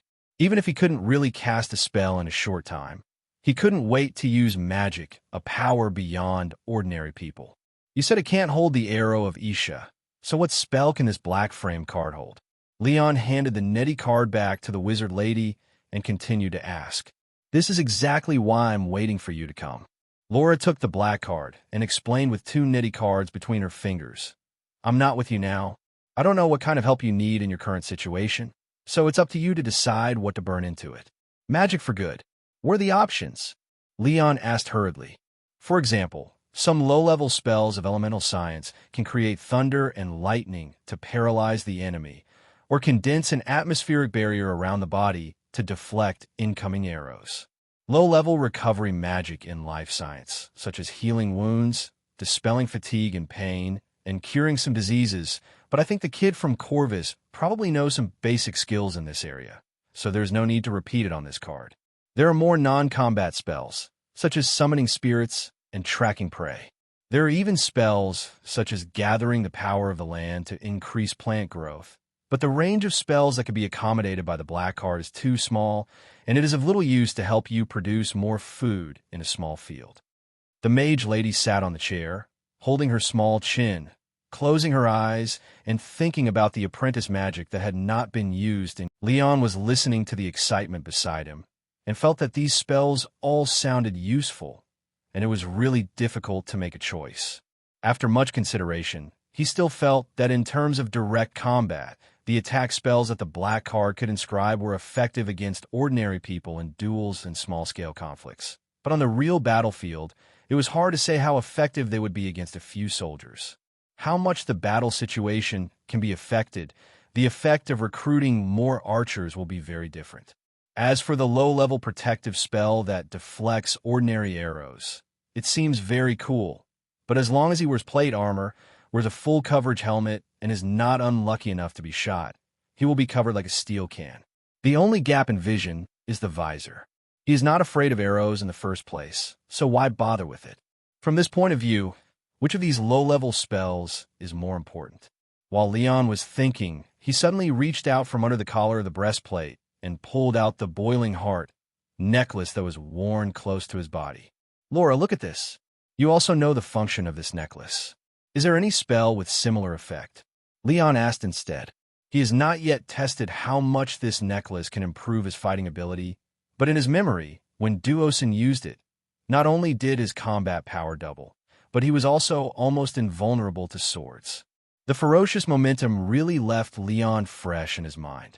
If only Miss Laura could record auxiliary spells with similar effects into the Netty card. When fighting in the future, wouldn't it be nice to give this kind of combat buff to the comrades around me, and the two of them can activate madness together to surprise the enemy? The technique of stimulating magic to amplify the body is not complicated. It is just like helping your war horse restore its physical strength. The principle is the same. Laura pondered. Leon was overjoyed when he heard this, and then asked greedily, "Can that kind of spell only work on one person like this necklace? You mean you want to impose this state on multiple people at the same time?" Laura raised her eyebrows. "Yes, can be done." Leon asked expectantly. Of course, the more people around him who can eat buff together, the better. Laura didn't answer immediately. Miss Mage looked at the necklace and suddenly lowered her head to think. Leon waited quietly. After a moment, he saw the mage lady in front of him, smiling. "Leon, you really came up with an interesting idea. I think I can try it. Anyway, this is just a trial work. It doesn't matter if it breaks." Laura thought for a moment, raised her head, and said to Leon, "Would you like to do an experiment? There is a possibility of failure, and the price will be to lose this necklace." "What do you mean? Tell me specifically." Leon was confused, but he was not reluctant to part with the necklace. He believed that since Miss Laura wanted to try it, the rewards he would get after success would definitely be worth it. "You inspired me." It turns out that the great magic created by Afros was not the simple spell container it was originally. I want to try using the effect of your necklace as a base and the ability of the Netty card to solidify magic to see if I can reproduce the process of actual concept existence. Just like she originally wanted to use this magic to try to transcend reality and recreate people who no longer exist. The field covered by the Netty card includes the power of the spiritual world, and there is no need to stick to spells and the recurrence of spiritual bodies. Haha, interesting. Laura put the silver Netty card back on the table and walked toward the stairs outside the door with only the black card. Leon patted Olivia, who was beside him looking at the furnishings in the workshop cabinet in a daze, and led her to catch up with the mage lady. Everyone came to the top of the tower where Laura was summoned to enter the Netty card. The mage lady walked to the center, raised her hand, and tapped the golden wand. The moment the end of the long staff hit the ground, a large, dazzling magic pattern spread out under Laura's feet. Olivia took a few steps back, left the complex magic circle at her feet, and stood against the wall, fearing that it would hinder the mage girl from performing her magical magic. But Laura obviously didn't care about the blonde girl's actions. The technique she constructed herself would not be easily disturbed. Miss Mage turned her head and waved to Leon. "Stop standing there. Come here quickly and activate the necklace in front of my eyes." "Oh." Leon followed the instructions, quickly came to Laura, and stuffed the necklace back under the breastplate. However, thinking of the small hole on the opponent's chest pierced by the sharp short foot under the gem when he took the necklace off the corpse of Dosen, Leon could only endure it silently, just as if he hadn't forged rip. Anyway, when he returned, there would be Corvus to help him treat the wound. He quickly recited the short spell of the boiling heart in his mind, and he immediately felt a pain in his chest. The retractable needle under the gem pendant pierced under the flesh. But then, the boiling feeling of blood made Leon have no time to think about it. He stared with hot eyes all over his body, and his expression was uncontrollably gritted and ferocious. His tense muscles could no longer feel the pain in his chest. The young man's body was under the plate armor, and the red instantly spread all over his skin, and the outline of his muscles was also tense and swollen. The veins on Leon's face bulged, and a wave of heat from the magic power surged all over his body. He took a deep breath, couldn't help but raise his hands, and slowly clench his fists.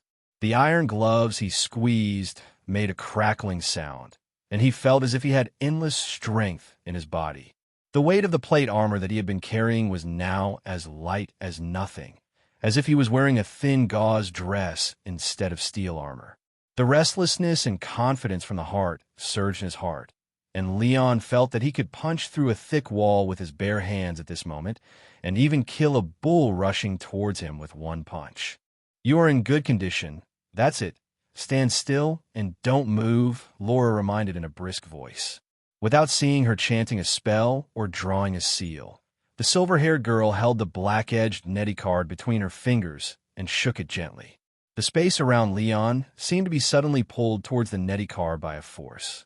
It was as if a piece was torn off from the canvas called reality. The time-space spiral twisted into colorful colors, rotating and pouring into the netty card between Laura's fingers. Leon felt that he had lost the surging strength in an instant. Feeling the weight of the armor on his body again, he couldn't help but raise his hand and touch his neck. It's gone, and the necklace called the Boiling Heart has also disappeared. How is it? Success. Leon wiped the sweat from his forehead, regretting that he didn't take off his armor just now. He was sweating under the 3 layers of lining, chainmail, and plate armor, which was really uncomfortable. He looked up at the black card between the fingers of the girl in front of him. I saw that the back of the card facing him was no longer transparent, and a golden one-eyed Aetius logo appeared. "It's easier than I thought, but I forgot to remind you to make a better pose. Don't be surprised if I didn't record your appearance well," Laura said, turning the card in her hand. On the front of the black-bordered netty card, Leon saw that his appearance also appeared in the crystal card. But on the screen, his face was as red as fire, with steam rising. His expression was ferocious, and his veins were bulging, and his upper body and armor was clenched with fists, glaring. The most amazing thing is that the breastplate in the picture is translucent, deliberately revealing the red gem pendant embedded in the chest under the armor. Leon suddenly felt a sense of absurdity. At first, he thought this thing was like the cards in a cartoon in his childhood memory. But now it seems more and more like the board games he played in his previous life. Leon reached out and took the netty cards from the wizard lady, who didn't know what they were used for, and couldn't help but joked. Lola, the person who first inspired Ms. Aphrodite and created the prototype of the inspiration for this magic card, must have loved playing cards at the time, right? Laura heard this. Her eyes revealed a deep nostalgia, and she shook her head with a smile. "You guessed right. But it's not just cards. She used to love playing with too many small things. She is such a great existence, but she is always like a child who never grows up." Leon shook his head regretfully, feeling it was a pity. He is really a fellow traveler. If he traveled through time to the time when Miss Lola was alive, he might be able to make some 1-0 cards, you-0 king, Kuan-0 cards, and become friends with the wizard she mentioned. Putting aside his wild thoughts, Leon returned his attention to the black card in his hand. Can this card now amplify the bodies of multiple people at the same time? Lola nodded. That depends on how many objects your magic can sustain, but due to material limitations, I'm afraid it can only reach 100 people at most. I sealed the effect of the necklace you wore in this Netty card. As long as you activate it and guide its power to release it to the corresponding object that meets the conditions, you can reproduce the same effect in the card on it. Object? Conditions? There are restrictions on its use. Leon's face became more weird, and it felt more and more like it. Of course, after all, it's not true free casting. The effectiveness of this card depends entirely on the concept of the seal. That is, the most basic, humans wearing magic necklaces bear the effects of its stimulation, so you can't use this card to amplify non-human beasts that doesn't match the fact that it is sealed in the card. Laura spread her hands and explained. It's okay, I'm not complaining. This card is powerful enough for me. Leon waved his hand, and on a whim, he turned to the wizard lady in front of him and asked, "What do you plan to call this type of Netty card?" Name? Laura blinked in confusion. Do you want to classify Netty cards? Do you think this will work? Leon looked at the pattern of the necklace he wore on the card and suggested to the wizard lady, the kind of card that summons you. Just call it Heroic Spirit card. I said before that the card that can accommodate the effect of the spell is just called Spell card. As for this equipment, props?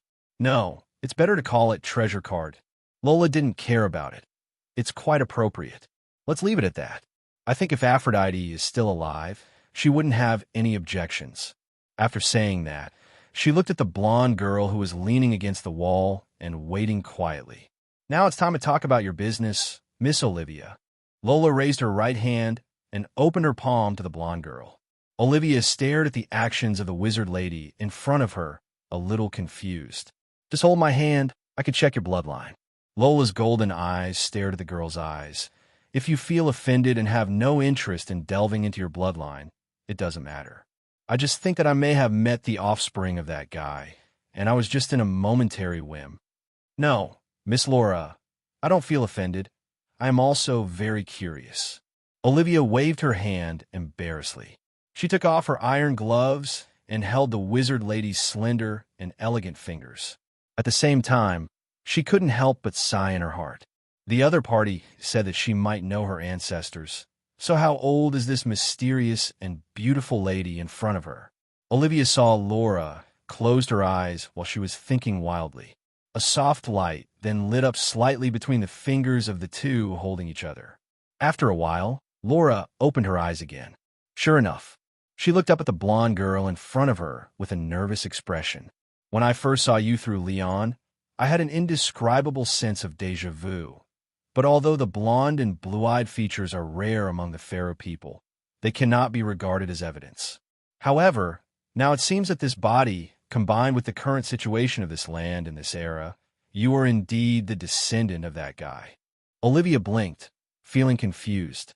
Lola still held the girl's hand and asked about her wishes. However, since your father has not told you this, you still have room for choice. After all, this matter may affect your future life. You may want to consider whether you want to know the truth about your life experience.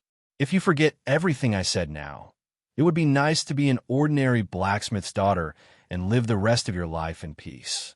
The truth that my father didn't tell me? Olivia was stunned. Affect your life? Miss Laura, is it so serious to just know who your ancestor is? The blonde girl looked at Laura's serious eyes and couldn't help feeling nervous. For you, it does have a great impact. Laura nodded. She then turned Olivia's palm over with her hand, spread it upwards, and asked, Have you never been curious about how different your body is? What do you mean? Olivia looked at her palm that was spread out by the other party. Leon. Laura turned her head. Show me your hand too. Leon took off his gauntlet and spread his palm. He looked at his rough hands with strong joints. He looked at Olivia's fair girl's palm again. Hey, pretty. Huh? No. Leon immediately realized the difference between the two. The original owner of his body was the son of a civilian hunter. He did all kinds of rough work since he was a child, so his hands were worn rough and hard. Since he woke up until now, he has been holding various weapons for a long time to practice swordsmanship and martial arts, and thick sword calluses have already formed in his palms. This is normal. But look at the little hand of the blonde girl again. Although the old blacksmith Brian's family is a wealthy family in Selva Village, Olivia has also done a lot of farm work in the village and has practiced martial arts for many years in private with a rough iron rod.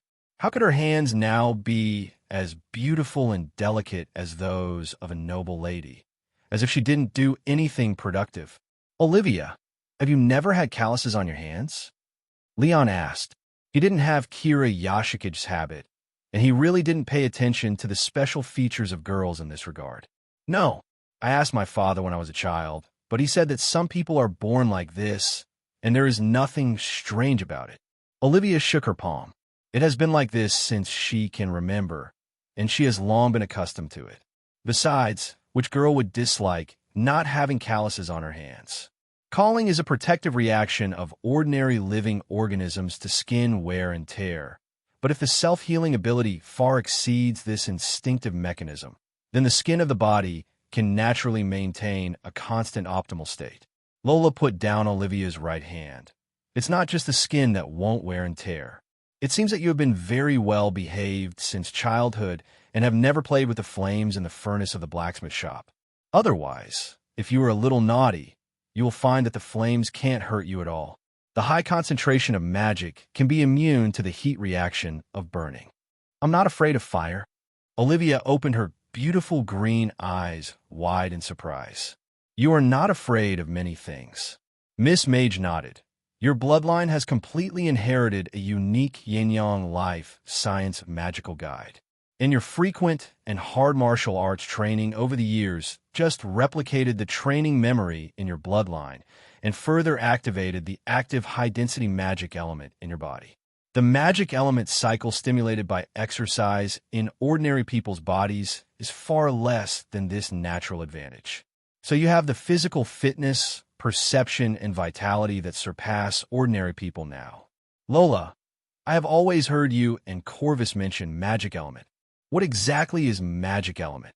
Leon couldn't help but interrupt and ask. Magic element is one of the basic substances that support the existence of all animals, plants, and spiritual life in the mortal world.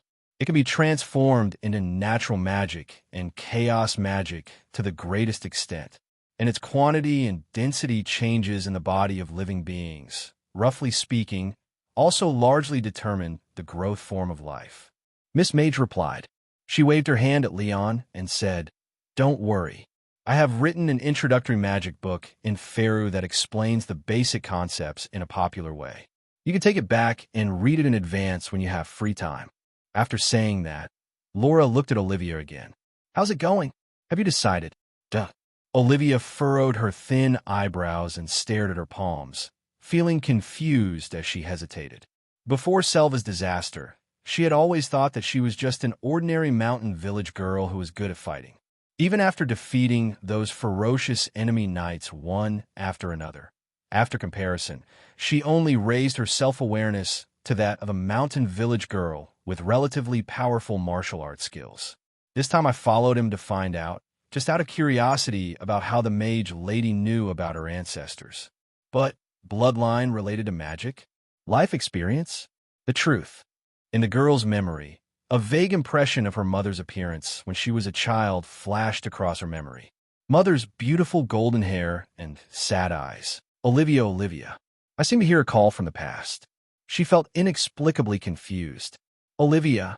Leon patted the girl on the shoulder. The blonde girl finally recovered from the hazy childhood memories, as if in a dream. Forget it, Uncle Brian won't harm you.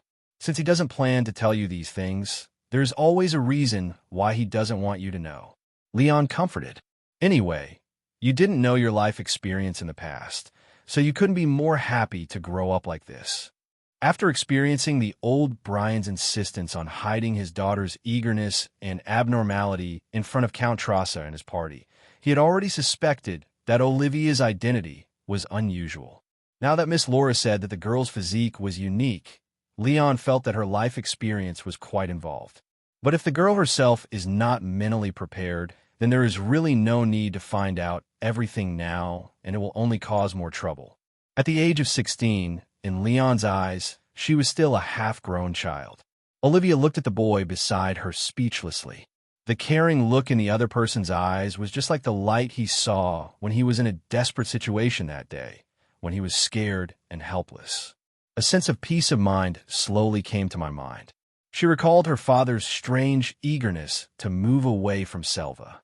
He did not hesitate to abandon his farmland and the home he had lived in for more than 10 years, and rashly headed to the far north where he had no relatives or friends to resettle his family.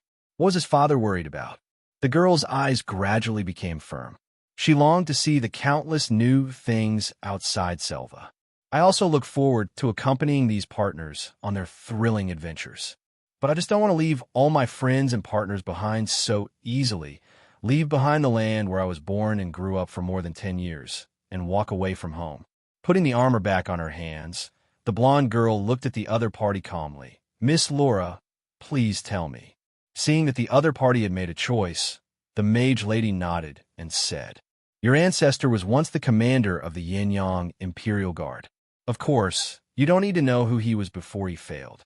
Because after that guy was deposed by me, in this land today, he has an identity that you are more familiar with now. He was the founder of the Kingdom of Cronia, the predecessor of the Northern Kingdom, and the first-generation king of the Orland royal family. Twilight Rider, Gelvin Drakmer. After a long while, he looked at Olivia, who was lying in front of the tower window, quietly looking at the dim night under the tower. Leon did not say anything to disturb the girl from digesting the sudden truth, and followed Laura back to the lower-level mage workshop.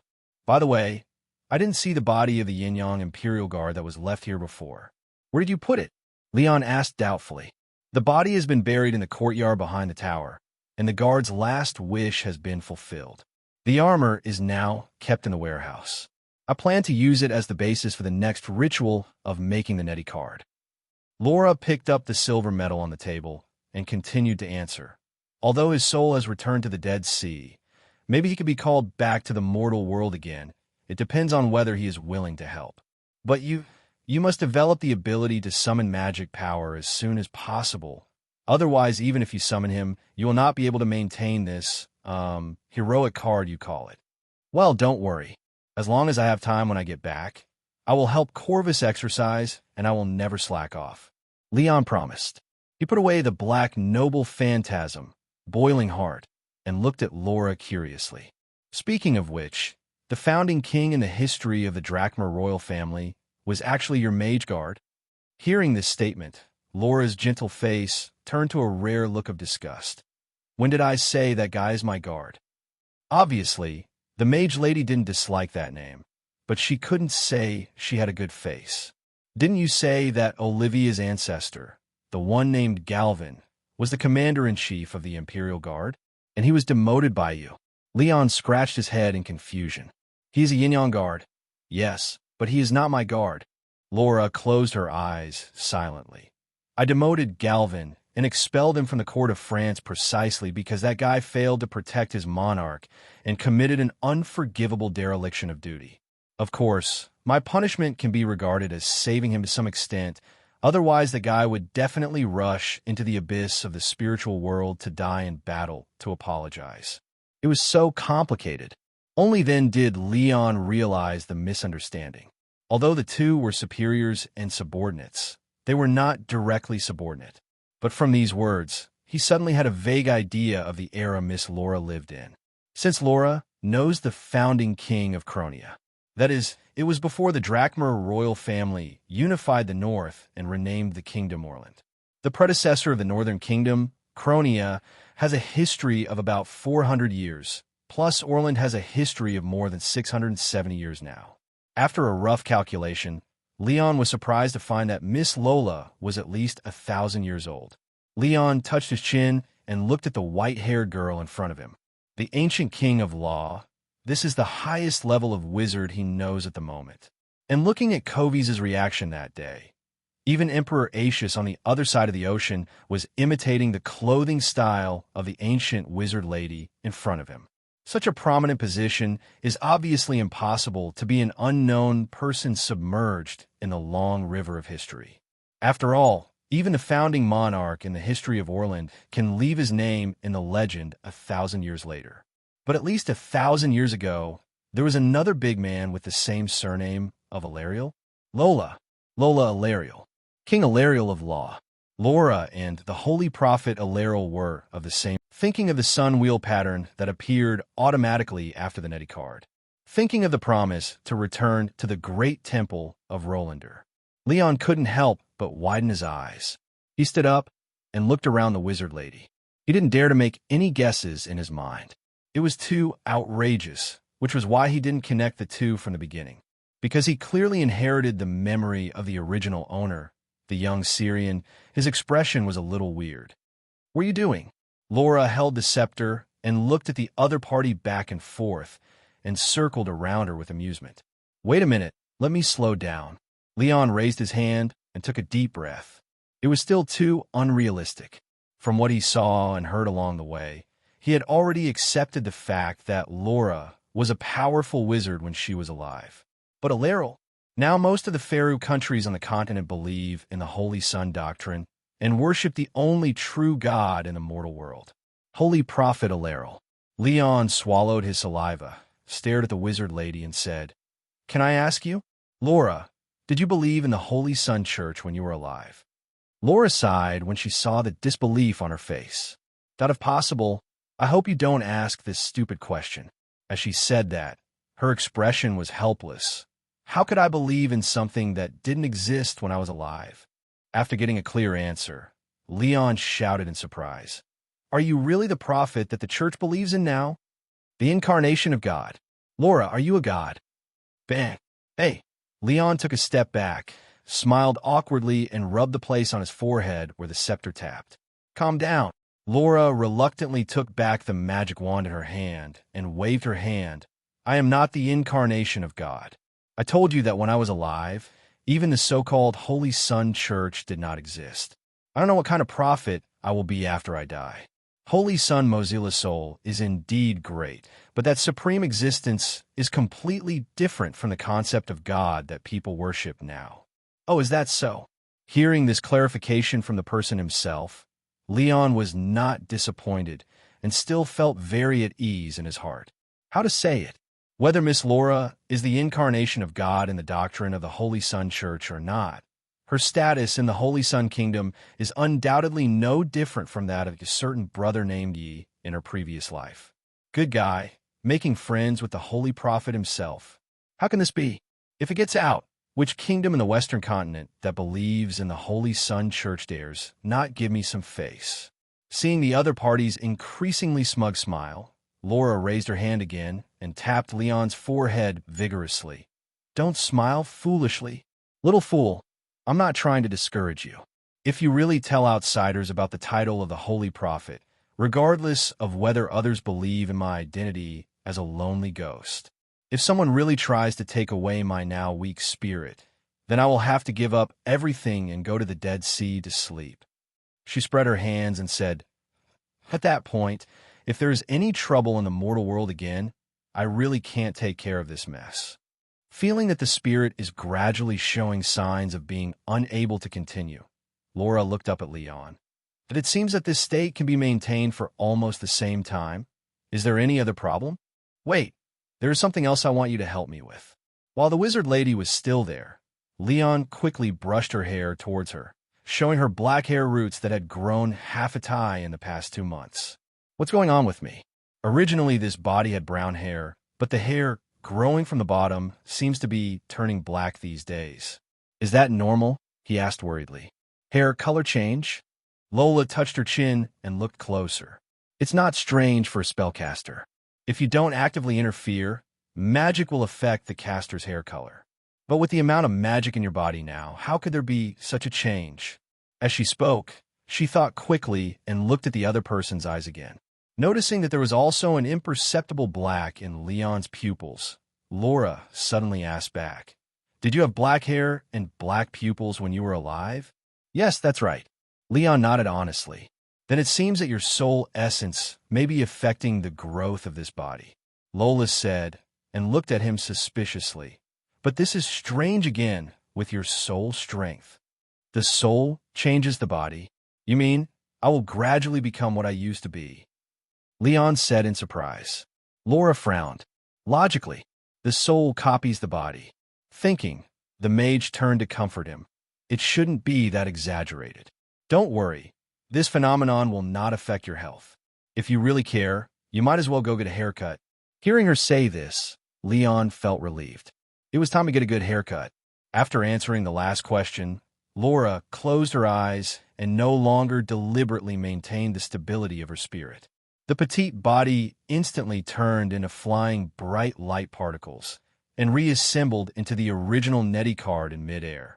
Leon reached out and carefully caught the golden heroic spirit card that contained Laura's soul. Looking at the mage, sleeping with her eyes closed on the card, he felt a little regretful that he could not bring her with him at any time for the time being. However, one day he will have to fulfill his promise and return to Rolander. At that time, he will be able to travel with this legendary ancient prophet's spirit again. Leon suddenly recalled the conversation he had with his companions 2 months ago when he just broke free from the cave. At that time, that kid Lohak was praying that Alariel was above. Now that he thought about it, Alariel was not above at all. He was clearly right next to him. Leon shook his head with a smile. After placing the gold and silver Nettie cards on the table, he turned and walked to the top floor. After such a long time of calming down, Olivia should have recovered from the truth of her life experience. The Drachmer family is now the royal family of Orland. It is not known whether the girl is a collateral branch or a royal family. However, according to Miss Lola, Olivia still has the genetic characteristics of the special magic bloodline of the commander of the Yin-Yang Guards 1,000 years ago. If Olivia is not considered the orthodox royal family now, it should not be your problem. I still remember what Baron Oliver said, that the king's supporter, Count Trosa, supported the current king to ascend the throne more than a decade ago. The time is just right for Olivia's current age. Leon rubbed his brows. Why do I feel that I have such a close relationship with the royal blood recently? Corvus is the prince of Villania. Olivia is very likely the princess of the kingdom of Orland. Is it so easy to meet the descendants of the king these days? After returning, I will torture Azirian and Lohak to see if they are also hidden royal relatives. Stepping onto the tower platform on the top floor, Leon heard a series of rapid crunching sounds of iron boots. Under the bright spar wall lamp, the long sword in the hand of the blonde girl was danced into streams of flying light. The deadly yet elegant pace is still so pleasing to the eye. Leon leaned against the wall, quietly enjoying Olivia's sword dance. It wasn't until she struck with a whistling air wave and a whirling slash that the girl finally stopped her ever-changing sword movements and looked towards Leon. She smiled apologetically and quickly sheathed her sword. I'm sorry for making you wait for me. Have you finished your work? Leon shrugged indifferently to her. It doesn't matter. I'm not in a hurry to go back to sleep. Just relax. If you don't have sword practice at hand, I will definitely play a few rounds with you to practice. Olivia shook her head. That's not necessary. I just try to move my body with the sword so that maybe my mind would stop thinking. Seeing that the girl had regained her composure, Leon walked up to her and said, Don't worry, just treat the identity of your ancestor as an anecdote for now. Anyway, you don't plan to go to the royal capital to recognize your kin. You're right. Olivia stared blankly at the dark night outside the tower window. But now I understand why my father wanted to take me away from Selva. What? You are moving away? Leon frowned. He had never heard of this. Olivia nodded. I used to think that my father just talked casually, but this time his attitude was very firm. Leon put away the surprise in his heart and asked with a helpless expression, What do you think? Olivia looked at Leon and shook her head. Father wants to take me to the Bolden territory to resettle my family. It's too far. If I go to the north, I don't know if I can be with you again. Bolden, Leon recalled the location on the map. It was the northernmost territory of the Kingdom of Orland. According to the normal travel speed, it would take nearly a month to walk one way along the highway. There were no trains or planes in this era. If Olivia went to settle in the north, he might not be able to see her more than a few times in his life. Leon sighed. Your father's thoughts are understandable. He probably feels that Selva is getting more and more uneasy. This is actually true. However, he patted his breastplate and joked. but I am also your lord after all. Even if your family is a free citizen, you still need my nod whether you can move out of the territory. If you don't want to leave, I guarantee that your father can't force you. If he insists on moving to the north, he can go alone. You don't have to worry about your livelihood. I'll hire you as a swordsmanship instructor and pay you a salary. Anyway, there's so many people in the family now, and you won't make me poor if you have more to eat. Olivia's lips slightly raised at his words. Thank you. I know you will help me. But after laughing, she lowered her eyes. But I can feel my father's attitude in letting me avoid those big nobles. Since he doesn't want my existence to be known to outsiders, I'm afraid my life experience may cause unexpected trouble. If I insist on staying, I'm afraid it will bring danger to you in the future. Upon hearing this, Leon patted the girl on the shoulder. In the past few months, there has never been a day when I was not accompanied by danger. Moreover, if your life experience really brings crisis, then your father is just an elderly blacksmith now. If Selva encounters a change of this magnitude before, how can he guarantee your and his own safety? Now I know a little bit about you. If you can't do it, go back and show your cards to him and tell him that I already know your bloodline. Just tell him, no matter what big trouble your royal blood is in, no matter who wants to hurt you in the future, as a friend, I will protect you. Somewhat inexplicably eager to make a promise, Leon was stunned for a moment, gradually relaxed his expression, sighed, and said with his hands spread, Of course, whether to leave or stay depends on what kind of future and life you want. As you have seen this time when I came with you, I am afraid that the troubles and dangers I face are no less than the hidden dangers brought by your identity. Although I am reluctant to leave a friend like you, if you yearn for a peaceful life, Selva, which is becoming increasingly turbulent, is indeed not suitable for you. In fact, even if you go to the north, there is still a long way to go, and it is not impossible for us to get together again when we have time to travel far away in the future. My future? After hearing this, Olivia looked at the friend who had made the promise in front of her, her eyes suddenly thoughtful. Leon, what about you? The girl asked for no reason. Leon was stunned. Well, have you ever thought about your future? Olivia nodded. Leon frowned, recalling the journey from waking up to now, and couldn't help but fall into deep thought. Your own future? Leon realized that he had indeed not considered this issue. In other words, I have never had time to consider this issue. When he opened his eyes from the cage 2 months ago, all he expected was to break free from the shackles. When embarking on the road to escape, they also hoped to find a safe place to stay. After surviving various accidents, he became a Knight of Orland. His biggest goal was to rescue his best friend's only lost relative as soon as possible. Now, he still has to find a way to repay Laura's kindness, fulfill the agreement, and bring the spirit body of the mage lady back to the Rolanal Temple. But what happens after that? There is obviously no hope of returning to Earth, so when all is said and done, what kind of future do you desire in this world? As a knight, fight on the battlefield and make achievements, climb up to the status of a noble, and gain power? Or should I settle down, learn magic research knowledge, and explore the magical mysteries of this alien world? Leon shook his head. He never thought that a daily person like him could have any ambitions. I can't imagine too far, and the future I hope for is not very far. He stroked his chin, thought carefully, and answered the girl in front of him. I look forward to one day in the future I can gather with all my friends in the castle all day long, eat, drink, and play around the long table. Live a peaceful life day after day, and no longer have to endure the disasters and misfortunes of the past. The people around me don't have to worry about being well fed and clothed, and don't have to worry about war and looting. There are no tragedies around, and people's faces are not always painful and sad. In a sense, living in such a scene is just the ordinary daily life he spent in his previous life. After hearing this, the girl smiled and tilted her head.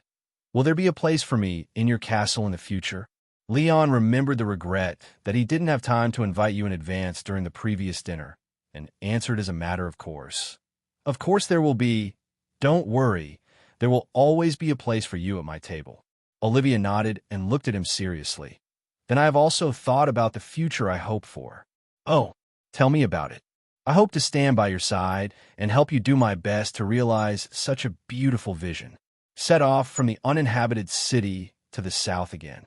Everyone identified the direction and successfully crossed the nightmare forest in one day and arrived at the other side of this large forest. Baff sent several guards cavalry as scouts to find the nearby settlement. They dismounted and took off their armor in a hidden place, disguised as travelers to enter the village, and finally confirmed the fact that this was in the territory of Canadar. Without delay, everyone immediately returned by the original route. After another night of rest in the deserted ancient city, they quickly returned to the territory of Orland along the ancient forest road the next day. When they arrived at Selva, it was already the 5th day since their departure. But such important intelligence was confirmed, and there was still an ownerless, empty city waiting to be occupied. The tired Knight Baff and the elite guards led by him had no intention of staying to rest. After replenishing their supplies in the village, they immediately set out on the return journey to report the news to the Baron. After saying goodbye to Baff, Leon and the other two returned to the townhouse. Corvus led the mount back to the stable. Olivia stopped at the door of her house. The blonde girl who could cut the ferocious undead into pieces without blinking now looked panicked and tangled. After all, it was the first time in her life that this well-behaved girl secretly ran away from home. In addition, Olivia was about to confront her father about her unexpected life experience during this trip, so she instinctively felt nervous. "How about I go with you to talk to Uncle Brian?" Leon walked to her side and suggested. The girl shook her head. "I'm afraid it will be too exciting for my father. He certainly didn't expect that I would know the secret of my bloodline now. I'll talk to him alone." After that, she turned back to look at Leon. "But you, remember to have a good rest at night.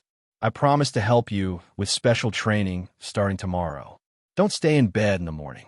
After Olivia finished speaking, she took a deep breath to relax and thought about the wording she had thought about countless times along the way, and then pushed the door and walked into the house. Leon also believed that the girl could handle this matter well. Anyway, he would cover it. Turning back to his own house next door, he took off his armor with the help of Corvus and asked the servants to prepare a luxurious hot water bath. After washing off the sweat smell that had been covering him for several days, Leon soaked in a huge wooden barrel covered with a towel and leaned his head back on the edge of the barrel. While enjoying the rare relaxation, he was still thinking about future changes. The affairs of the Nightmare Forest can be completely left to the Thornflower family. He only needs to do his part in the territory. However, the territory of Selva will definitely be lively in a while. Baron Oliver will soon send people to select a site for the construction of a transit camp. According to the conversation with Knight Baff on the way, the people sent by the Thornflower family to occupy the empty city must not follow the route they took to the forest castle town. After all, that road also passes through the territory of Baron Gunnar. From the map, in order to safely transport materials and personnel to the castle town for a long time without alerting the enemy, the Thornflower family can only build a forest road near Selva, diagonally toward the castle town in the southwest, and connect it to the ancient road deep in the dense forest. Once this route is connected and the castle town is successfully occupied, the personnel and materials in the Thornflower territory will be prepared to attack the undefended Canadar territory in the south. A war for occupation and conquest is not like a game where you just frame A on the screen and it's over. The early preparations are extremely complicated and time-consuming. In the next few months, many people will be dispatched from this land. The forces of the entire family territory will be mobilized to respond to the war. The spies disguised as Canadars will be the first to pass through the forest to collect intelligence in the enemy's territory, figure out the distribution of villages and towns, and draw maps. Craftsmen and civilians will set up camps and build roads for the soldiers, and a huge transport team will gather food and grass and transport them to the predetermined supply nodes, that is, the transit camps that have not yet started. Leon knew that this might also be an opportunity for Selva to develop. He had to do more than just stay on the land and train soldiers. Once the baggage transit camp near Selva was built, Soldiers and transport teams from the Thornflower family would be stationed here, and more people would travel on this road. He had seen in the Mamer military camp how the merchants accompanying the army made profits from the war. Selva had such a good location, and it must not miss this opportunity in the future. Human food and accommodation, inn and tavern. Thinking about it, a discordant ancient place inevitably flashed in his mind. Leon frowned and selectively ignored it. Considering the disasters that the land under his feet had experienced before and the tragic memories experienced by the original owner, Lohak, and Azirian, he would not touch that dirty business. But this also reminded Leon, who knows how many scums there will be among the soldiers these days when they leave their hometown. Military discipline is like Schrodinger's state, which depends entirely on the ability of the leader. He must also prepare for the security of the territory first. He slept well all night. When he woke up the next day, Leon had just washed up and had breakfast when he saw Olivia, who was smiling, wearing armor, and carrying a blunt sword for training, waiting in the backyard. No need to ask. Looking at her happy smile, the girl probably successfully convinced her father. I just don't know if she scared the old blacksmith when she mentioned the bloodline of Drakmer. Leon didn't rush to ask. He put on a full set of plate armor, put on a helmet, and picked up the heaviest two-handed blunt sword under the service of Corvus. Then he handed the treasure card, Boiling Heart, to his attendant boy. This will be his first attempt to train himself to perceive the circulation of magic in his body in the way proposed by Miss Lola. The first step is to force yourself to exhaust your physical strength and quickly consume your life magic. And this Netty card can obviously further accelerate the process of consuming vitality. My lord, please be prepared. Corvus held the treasure card, and the boy's golden eyes glowed with magic. Come on. Leon took off the ferocious Canadar mask and swung the heavy sword that was not very handy at Olivia. At least not now. Be careful not to get hurt. Olivia, my strength will be very different from usual. Leon recalled the effect of the Boiling Heart that night and reminded. Well, I will pay attention. The blonde girl nodded and raised her sword to open the posture. Seeing this, Corvus aimed his consciousness at the lord on the field and mobilized magic to activate the card in his hand. The black Netty card immediately turned into illusory energy and disappeared from the boy's hand. Leon only felt a sharp phantom pain in his chest again. Unable to help but roar, he gritted his teeth and felt the confidence of amazing strength all over his body. He immediately swung the two-handed heavy sword that felt light in his hand and rushed out instantly. The heavy knight's plate armor seemed to be light as a feather. Leon slashed at the girl in front of him with a sword speed several times faster than before. Zhang. The two swords intersected, and the deafening sound of metal clashing resounded throughout the backyard.